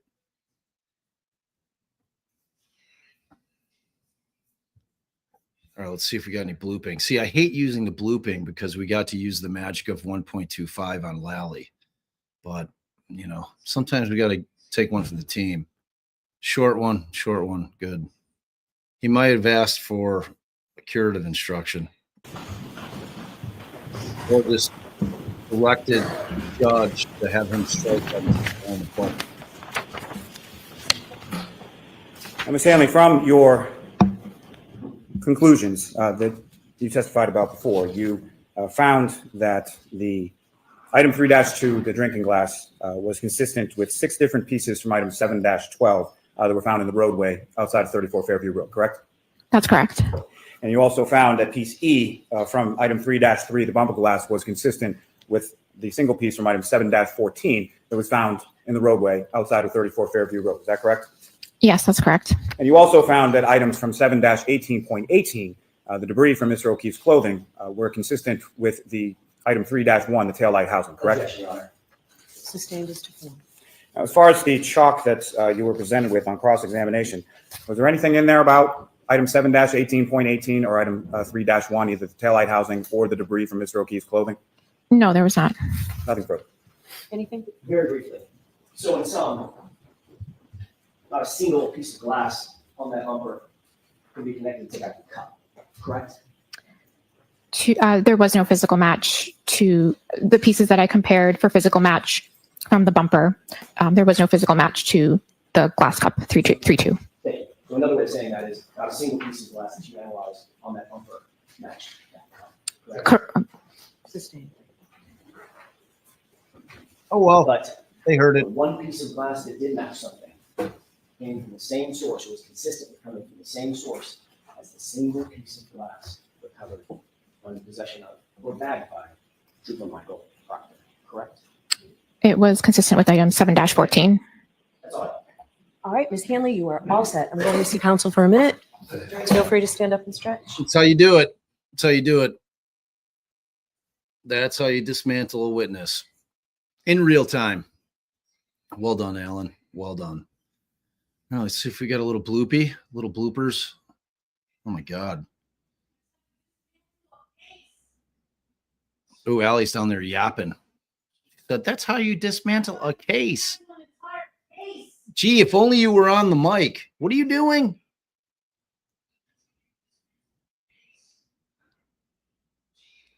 Oh my God. What is she doing now? She's doing things. She's saying things to the jury with that weird smile of hers. All right, so jurors, I know you don't like it when we're at Sidebar. We don't like it when we're at Sidebar, but I can tell you that after speaking to the lawyers now, we're ahead of schedule. And they've worked very hard to get us to this point where we're ahead of schedule so that tomorrow, instead of being a half a day, you have tomorrow off. So you have tomorrow and Friday, a good long weekend. It's very, very important. Do not discuss this case with anyone. Don't say a word about this case. Wow. Don't let anybody say anything to you about this case. Don't do any independent research or investigation into this case. If you happen to see, hear, or read anything about this case, please disregard it and let us know. I believe next week, except for Thursday, are full days. Wow, shit can happen in a long weekend. Use this weekend as well. Have a great You know what we'll happened? see you here Tuesday morning, ready to go. We're done for the day. Yeah, and she's taken off on Friday. Of course I Thursday heard. and Friday. Oh, Tomorrow, it's Wednesday. Friday. Yeah. Hmm. I'm going to get my dress altered in a couple hours, so I'm excited. Oh, you are? All right. So I'm going to figure out something to do over here tomorrow. What do you mean? Tomorrow? Yeah. Well, I think we want to do our members only maybe in the evening, and I'm trying to get Bettero either tomorrow or Friday. So I'm trying to, Mark's running around all over the place though. So we'll see. I'll snag him. Kathleen says DD has the best soundboard. Thanks. Thank you. I think that I'm not clear. I'm not getting so Monday is the court holiday, not Friday. We're going to double check on that because she said next week is a full week aside from maybe Thursday. Did you pause it, or is that that's what's being shown on the screen over there? Oh, I paused it just in case they were going to make sure she's not saying anything to the lawyers. All right. With anyone, don't say a word about this case. Don't let anybody say anything to you about this case. Don't do any independent research or investigation into this case. If you happen to see, hear, or read anything about this case, please disregard it and let us know. I believe next week, except for Thursday, are full days every day. Watch your social media use this weekend as well. Have a great long weekend. We'll see you here Tuesday morning. Tuesday morning. Yeah, Memorial Day. Bloop, bloop, bloop. Let's see if she says anything to the lawyers. Bloop, bloop, bloop, bloop. Slot trial. No. No, it was over. She done. Wow. Wow. All right. Well, what do people think? Let's go to some comments this over is here. The way it went down. Like Brennan did not want to put Welcher on for only an hour and like have to cut his shit in half. So they took a whole day off? Yes. Why'd they take the whole day off? I mean, I think they're wrapping on Tuesday. I think he didn't have anybody ready because of the way how quickly everything went. They're like, well, I expected them to really cross-examine that neurosurgeon. Yeah, that's crazy. Is this about where we're at? Okay, we got to do a wheel spin too. I don't know. I don't know the last one you actually read aloud. So that's where we should start. Let me see. I'll be able to tell. Okay, did that one. Because I put some up and like commented on not them. that Mickey. Thank you. I agree with your theory, Bob. Both things can be true. J.O.K. Fell, Karen Reed, innocent. I understand the doctor, but I got the qualifications. Winky, winky. Thank you. Not that Mickey. Yeah, and then Farmer Whitehair was explaining because he gave 3 supers and said something that I didn't get. So he was saying Dr. Wolf wrote the Bukkake dictionary. And then Liz had popped in. I think I threw this one up when she gave it. Karen's sister. Karen and I shared a room for my first 20 years. She is the toughest person I know. They won't break her. That is wonderful to hear directly from a source that would know. So that is amazing. Shared a room for 20 years. Yep. I mean, sisters. Thank you, Liz. Ellen Victoria Olson, no way or no. I like Bob's theory only because I don't like the thought of people murdering, but the framing seems so evil and calculated, so no escaping evil.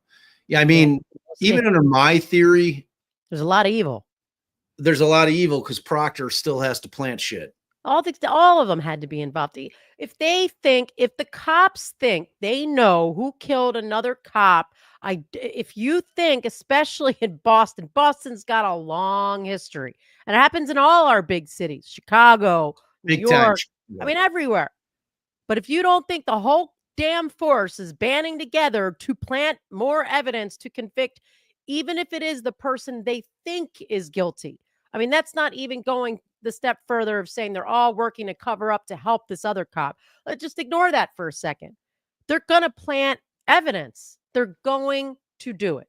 There's no ifs, ands, or buts. And the other thing that I always want to explain to people in terms of being a defense attorney, when you're trying to win the case, you want to give the jury as many possibilities that can exist in a situation for food for thought when they're back there, because you don't want them to be stuck on any one thing. You want to give them options like, oh, well, I don't necessarily believe that, but this other thing could have happened. You know what I'm saying? That all equals reasonable doubt. That's the reason why you don't want to like kind of put all your eggs in one basket if you're the defense, because you don't need to. It's one of the benefits of being on that side of the aisle. Don't forget that. Because remember, the key here is walking Karen out of that courtroom a free woman. Never forget that. That's the goal. That is the goal. And thank you for that, Ellen. Michael says, who would win in a fight, Beverly Cannoni or God? Trick question. Cannoni is God. Well, the God of sighing, the God of White Claw, and the God of half days, and the God of bad decisions. And thank you for that. Appreciate you, Michael. Mello, with her saying sure all the time, I would have a hard time as a juror taking her too serious after Shanman. Thank you, Mello. Regardless of what she's saying. Yeah, I mean, it's hard. Like, you guys are jurors, right? Like everybody that's in chat, all of us, lawyers included, even though they never keep us on a jury most of the time, 90% of the time, 99 probably. But we're all potential jurors. I mean, how much weight? And it's hard for us in Karen Reed's case because we're all invested. We've all picked our sides on this thing already because there's been a trial. We've seen a trial. This is a retrial. So, you know, I'm not necessarily being surprised. Anytime there's something new that the state is coming up with out of thin air, I'm surprised. But in terms of what I know of the case and what I know the evidence to show, nothing surprising me. Oh, hi. Oh my God. It's your day before your last day of school. I love you. I'm excited. Wow. He doesn't like hearing because it makes him sad. It does. It does. It's bittersweet. Your game got canceled. Yeah, I know. Okay. No. But you guys feel what I'm saying? So like when you're sitting there as just people listening to like these kind of witnesses, however that's affecting you is more likely than not how it's affecting the jurors as well. So like not in this case. Well, I saw that. see, Allie like comes in like a child coming into the middle. Like I said all that. I said this case is different, but I'm talking about generally. Oh, there's juror Ronnie.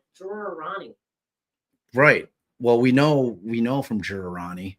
Like, do you want to jump on the mic? I'm going to go back down. Like, when are you? I'm coming. You're like 2 hours before you get in the fitting, right? I know, yeah.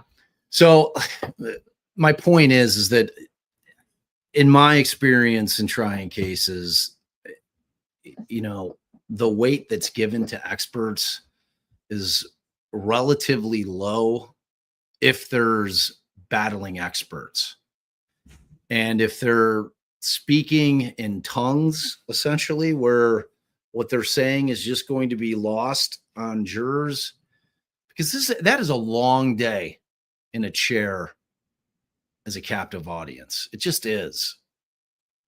You know, it's like you're handcuffed to the chair, except when metaphorically speaking, except when the judge is giving you breaks, but you're sitting there. It's just a long, long day. Like in afternoons, you're fighting dozing, and it's not necessarily because the case is boring. It's just because it's like you're stuck in this chair day after day after day. And if it's slow testimony, if it's boring scientific testimony, or it's just a bunch of numbers being puked out and you're like, I don't even know what the hell this means. So witnesses like that, that's why when the team put up that chalk, it was so beautiful. Yep. And the beauty of it was its simplicity. Yep. That's what was beautiful about that chalk. Make shit simple. Explain it to people like they're 5 years old. That is absolutely the way to do things. And but the prosecution did not do that on purpose. They intentionally made it confusing so that the jurors still thought, wait, did he just prove to me that glass on the bumper came from that glass? Right. Did he just prove to me their entire case just right there? Right. So that was huge. That was huge. You do not usually see the defense getting in their own exhibit of another witness, of the opposing party's witness's testimony. So them laying that foundation, going through all of that, and Judge Canoni had no option other than to allow them to do it. Right, because it's their evidence. And it was confusing without it. And it was a properly, summarized statement of her testimony. That's why they went through every piece with her. Does this accurately state that? And does this accurately state that? And is it, so all I have to say, if I'm a juror, the jurors have got to be back there when it's time saying, how in the fuck did that? Why is that piece of glass on the bumper when it has nothing to do with anything? Right. Except for the piece that Proctor touched. Exactly. Like the Proctor gut punch was the best part of so you had the absolute clarity that nothing matched anything that potentially could have mattered, namely the piece of glass on the bumper. So you had that, but then the final salvo, the gut punch, was the fact that Proctor had his hands on those two pieces. It was what, if I were going to use sound bites, this was the direct.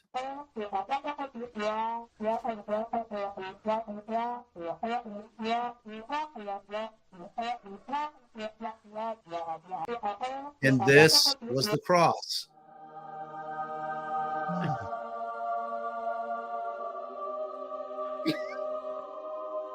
All right, so there's your soundbite analogy for the day. All right, thank you so much. Still going. Whoa, Still going. It's looping. It is quite it's quite pleasing to the ears, though. So let's see. So thank you for that, Mello. And then Mickey says, 15 years at Toyota and hubby 25. All the incidents that happen within the plant would shock you, but more often than not, the taillights often remained intact. It's a look. Go to Be in Trouble 31's channel. The dude put time, money, and effort into making those videos. He got the exact Lexus taillights, did all kinds of experiments on them, smashing it with hammers, had an arm, had somebody backing up with this fake arm, and it's awesome. Be in Trouble. What is it? Be in That Trouble. actually destroyed things more than I thought it would. Well, that thing destroyed things, but you know what also destroyed is the bone that was in that arm. Right. It was a translucent arm that had, I'm assuming, obviously fake bones, but who knows? I don't know what Be in Trouble gets into, who knows? So at any rate, but the bone was like compound fracture. It might have been like a medical school type of thing that you can buy, or we don't know. We would have to rewatch the thing, but yeah. Well, thank you for that real life info, Mickey. We appreciate that, and your generosity all day. Hey, Mandy, is somebody working on a wheel? I'll do this while you do that. Not that, Mickey. Bob, how can they describe where items were found when they did digging, excavating, snow melting? All the pieces would not be where it originally was. It's crazy, but they at least, can say it was found in the grass area, was found in the street, was found just gently placed on the bumper. But all good points. Thank you. Not that, Mickey. Now I got to figure out where we're at. That's what I got to do. Dang it. Okay. Oh, where the heck are we? What time was that? Not that.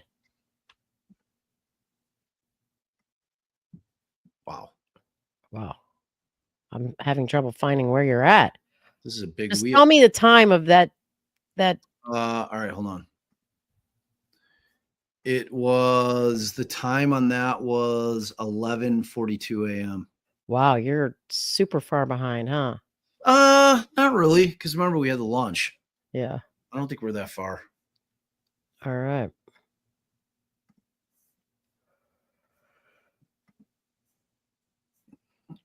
Okay.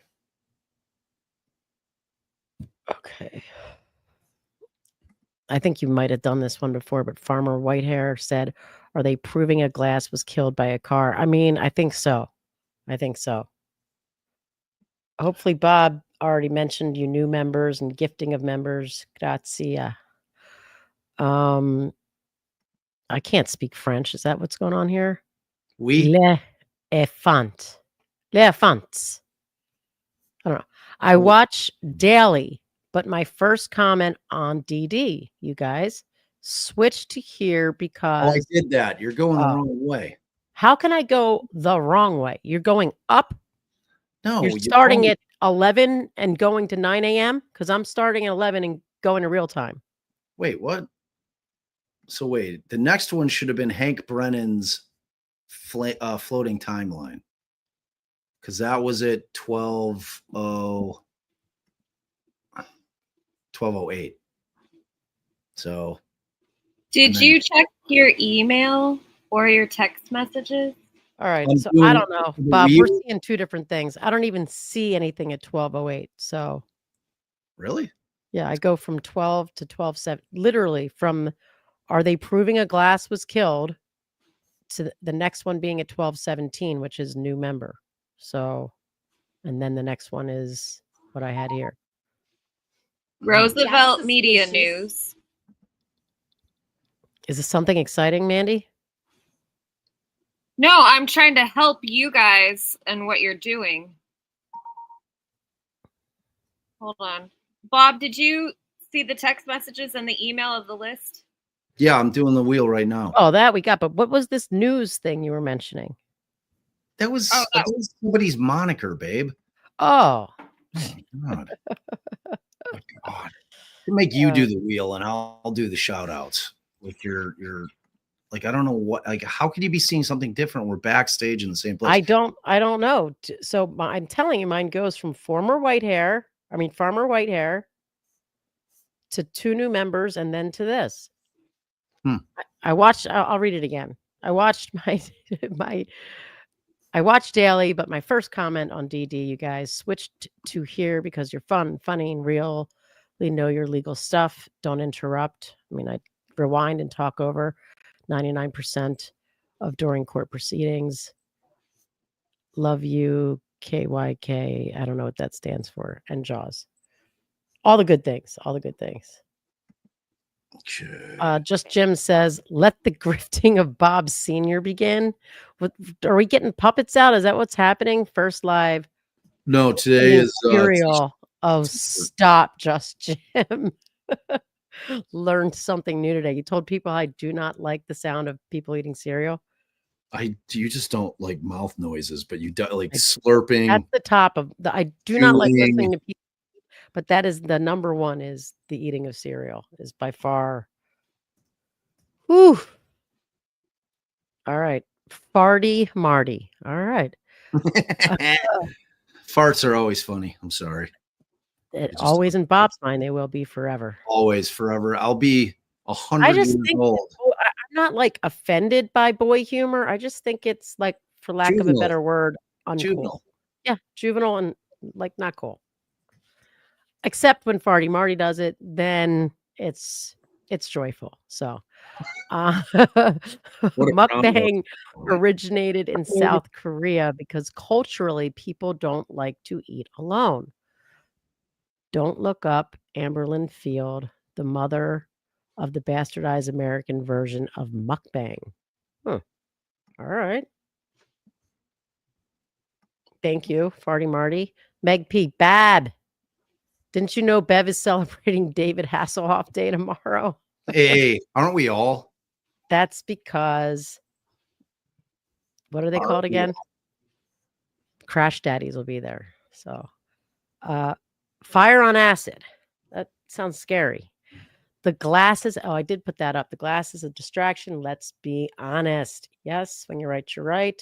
Planted evidence always matches. Thank you, Farmer Whitehair. Yes, yes, it does. Again, doubt this Canton jury thinks as deep as Allie about anything.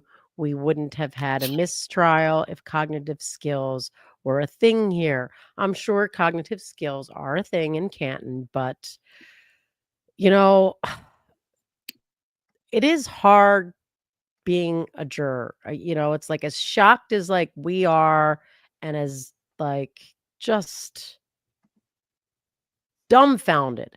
Like, how do you write off ARCA? Da da da da da. It's really hard. It's really hard to not just think what the judge is doing must be right and what the government's doing must be right. Can't all be wrong. Jessica says, I love the cupcakes come to DD. I did put that up before.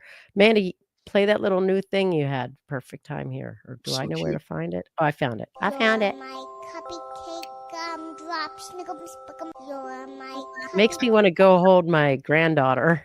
So it's so cute. It is. I know. I was about to say, wait till Lila can. Right. record If I this. was, if like anyone out there is breastfeeding, they just Lactated or what is yes. it? Oh, damn it. All right. They got me. Got me good. Coming to join you, baby. It's the big one. I did thank Kathleen. DD has the best soundboard.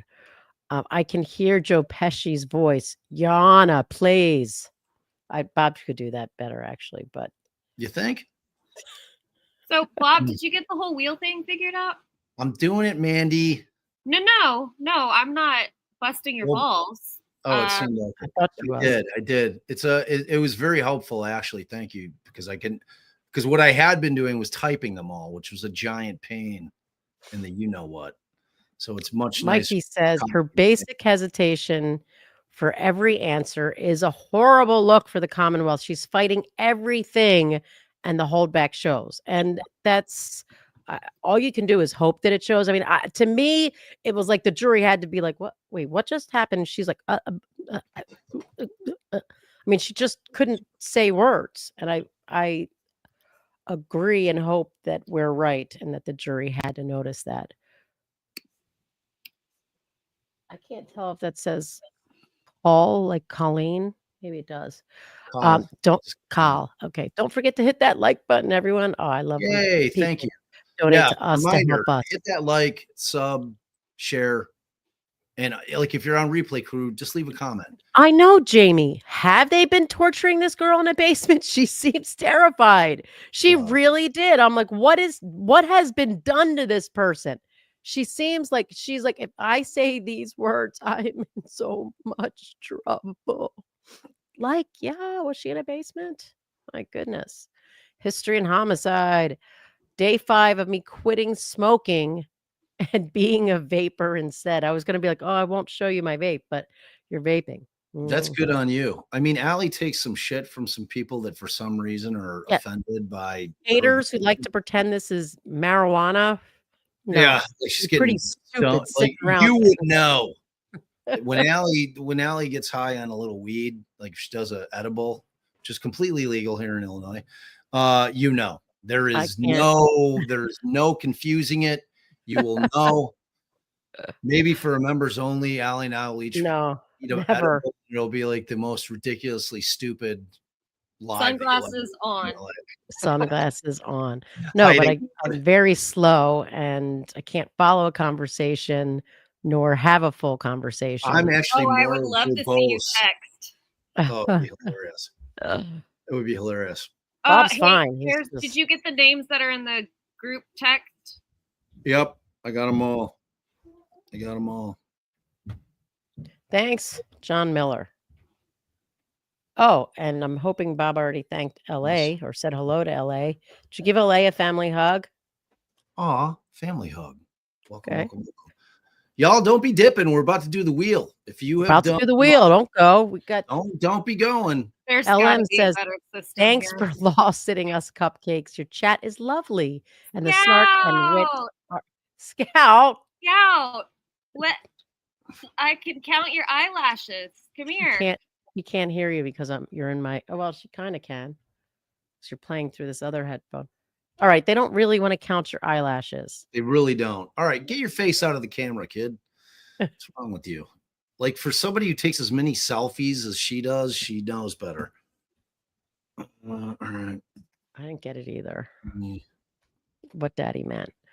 What do you mean? She takes a lot I'm of just selfies, so she knows She knows Not better to stick than your sit face the in the camera. right in the middle of the camera. Scout, come over here and hang out with me. Who's that? That's Mandy. Hi, Mandy. All right, get through these, babe. I'm going to do the wheel. All right. Oh, All right. Mom, I want Culver's. Chill yourself. You're our LawTube family. Love you, Allie and Bob. Well, thank you, LM. Love you too. Amy's positive pathways. Monday, Memorial Day holiday in Massachusetts. No court. Thank you. Thank you. Mickey says, thank you for everything. You two are the best and happy to join my first channel. Hey. Wow. Ooh. Aw, family hug. Big hug. Love it. MB, my life away. Here's my wheel ticket. And how about DD factoids? Get it? Just the facts.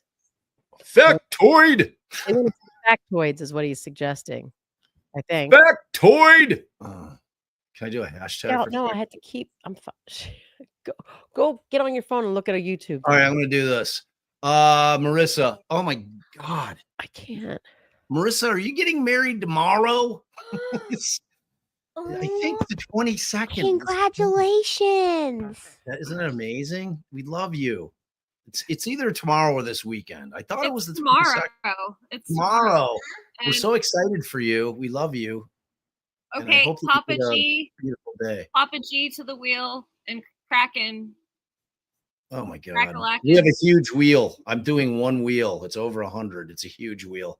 Giant wheel. Did you get those? Papa G and Kraken. No. All right, I'm out. You and Mandy have fun. Okay. No. Papa G. Okay. And Kraken. Blame Scarlett. Love you. Hi, Scout. Okay. Bye, Mandy. Bye, Daddy. Bye, baby cakes. Love you. Okay. All right. I think I got them all. Okay. You guys are amazing. You guys are so amazing. All right. So this is the way we're going to do this. So Alessi had said, I think this is a good place to be going into defense CIC. Aperture already questionable. True story. True story. Thank you. And have an amazing day tomorrow. I hope that you have the day that you dreamed that it would be tomorrow. And I hope that you're entering into a lifetime of happiness with a true partner in life, because it's a pretty amazing thing. When you get lucky and find that partner, it's pretty damn awesome. We love you, Marissa. Yeah, and if you ever need to know how to bury a body, I'm sure we can help you with that too. Yeah, ask Mandy about that one. I'll hook you up. She got you. She got you faded. KRP in Cincinnati. This has been super fun this week with you guys. Yay. Thank you. And go Bears. Big time. Big time. Thank you, KRP. We've loved having you all week. Hopefully we'll see you next week too. Kelly Donovan for the wheel. Thank you again for all your insights. Thank you, Kelly. We appreciate you. Debbie King, new member here, but watching you all for a while and love everything about you. Free Karen Reed. Free Karen Reed. Let's go. Thank you so much, Debbie. And we really appreciate that you're here. And we're glad that you're getting out there, making words on the keyboard, saying hi. Got a lot of great people in here. So I think even people that are kind of like lurkers, I think our chat draws them in because we've got just the best chat. Just is. I've been in a lot of chats. A lot of them. And there's definitely some great chats, but like, I'll just put our chat up against anybody. It's the best. Did you guys come up with the quote of the day, by the way, Mandy Joe? Wow. I could tell that's a hard no.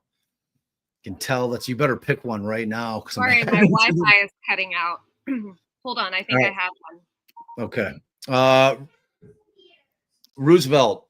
Media News, $5 holla. Has the prosecution tried to explain how those glass pieces stayed on the bumper while driving through high snowstorm winds? Absolutely not. Of course not. How would they do that? That would have been with Snow Pappy, right? That would have been the weatherman. Well, a driving wind, well, it can be swirling. I found that glass can stay on a bumper. Some shit like that, right? I don't know. No, they haven't. Thanks, Roosevelt. You're on the wheel. Cody, it's a clock jump. Hey, just remember, clocks are different. Thank you so much, Cody. And you are on the wheel, my friend. Papa G, gifted 5 DD memberships. You rock every day. You rock. Seems like I've been missing you. Where you been?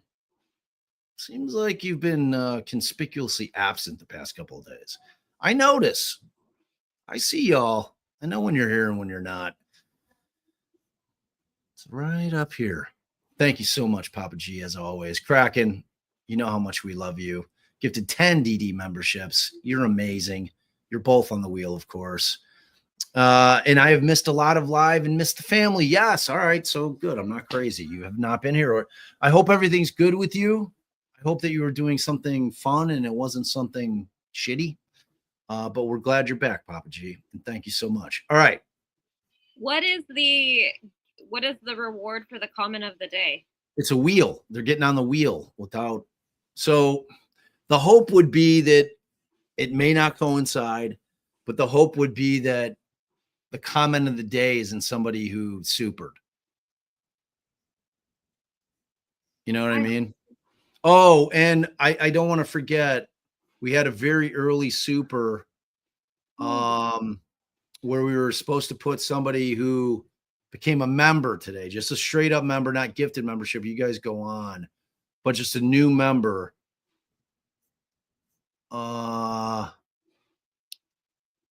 Let's see. So Kim's on the wheel already. LA's already on the wheel. Did you guys add just straight up member, like new members, just joining members? Mickey's definitely on the wheel. Jessica, let me see. Okay. Jessica, you are now on the wheel if you're still here, by way of a super from very early on in the day, which I'm going to find because it was so kind. I think it was John, if my memory serves. John Lubbers, I think, did that. I just want to double check it. Bear with me, kids. Bear with me. I don't know why, but I'm imagining you as like a server at a restaurant right now with like a huge table. It'd be like a graduation party, like 50 people. Yeah, that's pretty accurate. Before I went to law school, I was waiting tables. I was pretty good at it. I like to engage with people, so that works. Let's see. Where the hell was that? Well, I mean, I wasn't saying that it was going smooth. That's not what Thanks. All right, well, let's see. Where the hell was that? Jolene. Oh, wait. I don't remember Jolene being before John Lovers. Jolene. Here it was. There was. Look at that memory for an old guy, huh? John Lovers. So give my wheel spot to a new member, and that's exactly what I'm going to do. So Jessica O, you are now on the wheel because of your kind friend, John Lubbers from chat. All right. Okay. So here's how this is going to go. All right. So we're going to do a wheel spin. All right. And you guys have to go. One of you mods, can you throw the store up? Okay. So we've got, this is the store. Okay. As you can see. Did you get Jessica Gilman? Wow. Jessica Gilman. Was she a late one? Yes, and I'm not sure how she says her name. Charicity? Wait, one at a time. Jessica G. We got a Jessica G and a Jessica O. All right, so let's see. Why do I keep hearing the you are on the, yeah, are you finding your iPhone? That's what that noise is. No, that's my text alert on my MacBook. And that's Tracy. Every time you hear that, that's her sending another name. KLB says, I'm cheating on the stream I wrench for to watch here. We love that. That's so beautiful. We love you. We love you. All right. So, Charicity, you are on. I think I got everybody on the wheel. All right. So, again, here's the store. So, if you win, okay, and there are a shit ton of you on this wheel. So, you're going to go to the Bonfire store, our store. It's called the Defense Diaries Shop of Curiosities. And you pick whatever shirt. So you can either get a tank or a tee. You pick your color down here. If you like a different color, I have different colors for different shirts. They're very high quality. They're very soft. They're really good t-shirts. We've got all of our different, they got the essence of it all, which is our OG logo. We've got an alternate logo up there for the DD swagger, the proper English. My podcast advised you to tell me, my podcast advised me to tell you, come back when you have a warrant. And then it's got DD on the back. It's everyone's favorite time. It's your favorite time. It's my favorite time. It's DD time. I love this one. It didn't take off. It's like, objection. You suck. Sustained. It's great. Just stand by people when they suck. This is just a kind of like an analog DD. Keep it simple, smarty. That's a different version. The intelligent way to say I need to shut the fuck up. But I digress. Team Allie. Team Allie is a good one. It's a good seller. This is probably my favorite. It's our tagline for the show. The straight dope, just facts, period. And then we got a mug, but the mug's not at stake here. All right. So that's what you do with that. Okay. So you just go there, pick out the shirt, you pick out your color, you send us an email to the email we're going to be dropping in the chat, and just give us your size, your shirt selection, color, and then your Addy. And then that's it. And like magic, it'll show up at your house. All right. So you guys ready for the wheel? Let's do this damn thing. It's a big wheel. Big wheel, keep on turning. Proud Mary, keep on burning. Rolling. All right, you guys ready? This is exciting. I love the wheel. This is a huge wheel. You guys should play under protest at the size of this wheel. It'd be like, that fucking wheel's bullshit. All right, ready? Here we go. Round it goes. Where it stops, nobody knows. Chrissy C, the big winner. Chrissy C, the big winner. I'm going to take a screen grab of that. Congratulations. I love that. I love that. I love that. Oh, wait. Did you give me the comment of the day? Wow. All right, next wheel, comment of the day. But see, we're going to we'll build the comment of the days up. Maybe we should have a comment of the day only wheel. Bob? Yeah. Jess? No offhanded projects right now. We're not. Wow. No, I didn't get a comment of the day. I thought I'd start it, but I think once you guys went through them and read them, stuff was unstarred. Wow. I don't know. What a massive fail. But I still love you so much. All right. So that'll do it for the day. Gaslight me into that being my fault. You were the judge. You and Brooklyn were the judges for comment of the day. All right, y'all. Cupcakes, thank you so much for being here. Our ride or dies, you know how much we love you. We adore you. Mods, since we have no more court this week, thank you guys so much for all your consistent hard work, day in, day out, making the chat the best that there is. Couldn't do it without you guys. We love you a million times over, mods. You're just the best. Nothing tomorrow? I'm going to do something tomorrow. I think we're going to have our members only tomorrow night. So you still have an opportunity to get your voicemails in. Do it. It's over at SpeakPipe. Drop it in there real quick. I'll also drop it in the community tab. Okay, then we can award the best comment of the day from today. Yeah, we could do that. And then make sure, please, you like on the way out, share, subscribe the show. Really helps. If you're a replay crew, drop a comment down in the chat down there. That really helps because that kicks it into the algo too. If you love the show, think about becoming a member, because without you guys, and I'm serious, without you, I would literally just be an old man talking about all kinds of shit. Love you guys. See you tomorrow. If we don't, we'll see you Monday, and have a Tuesday.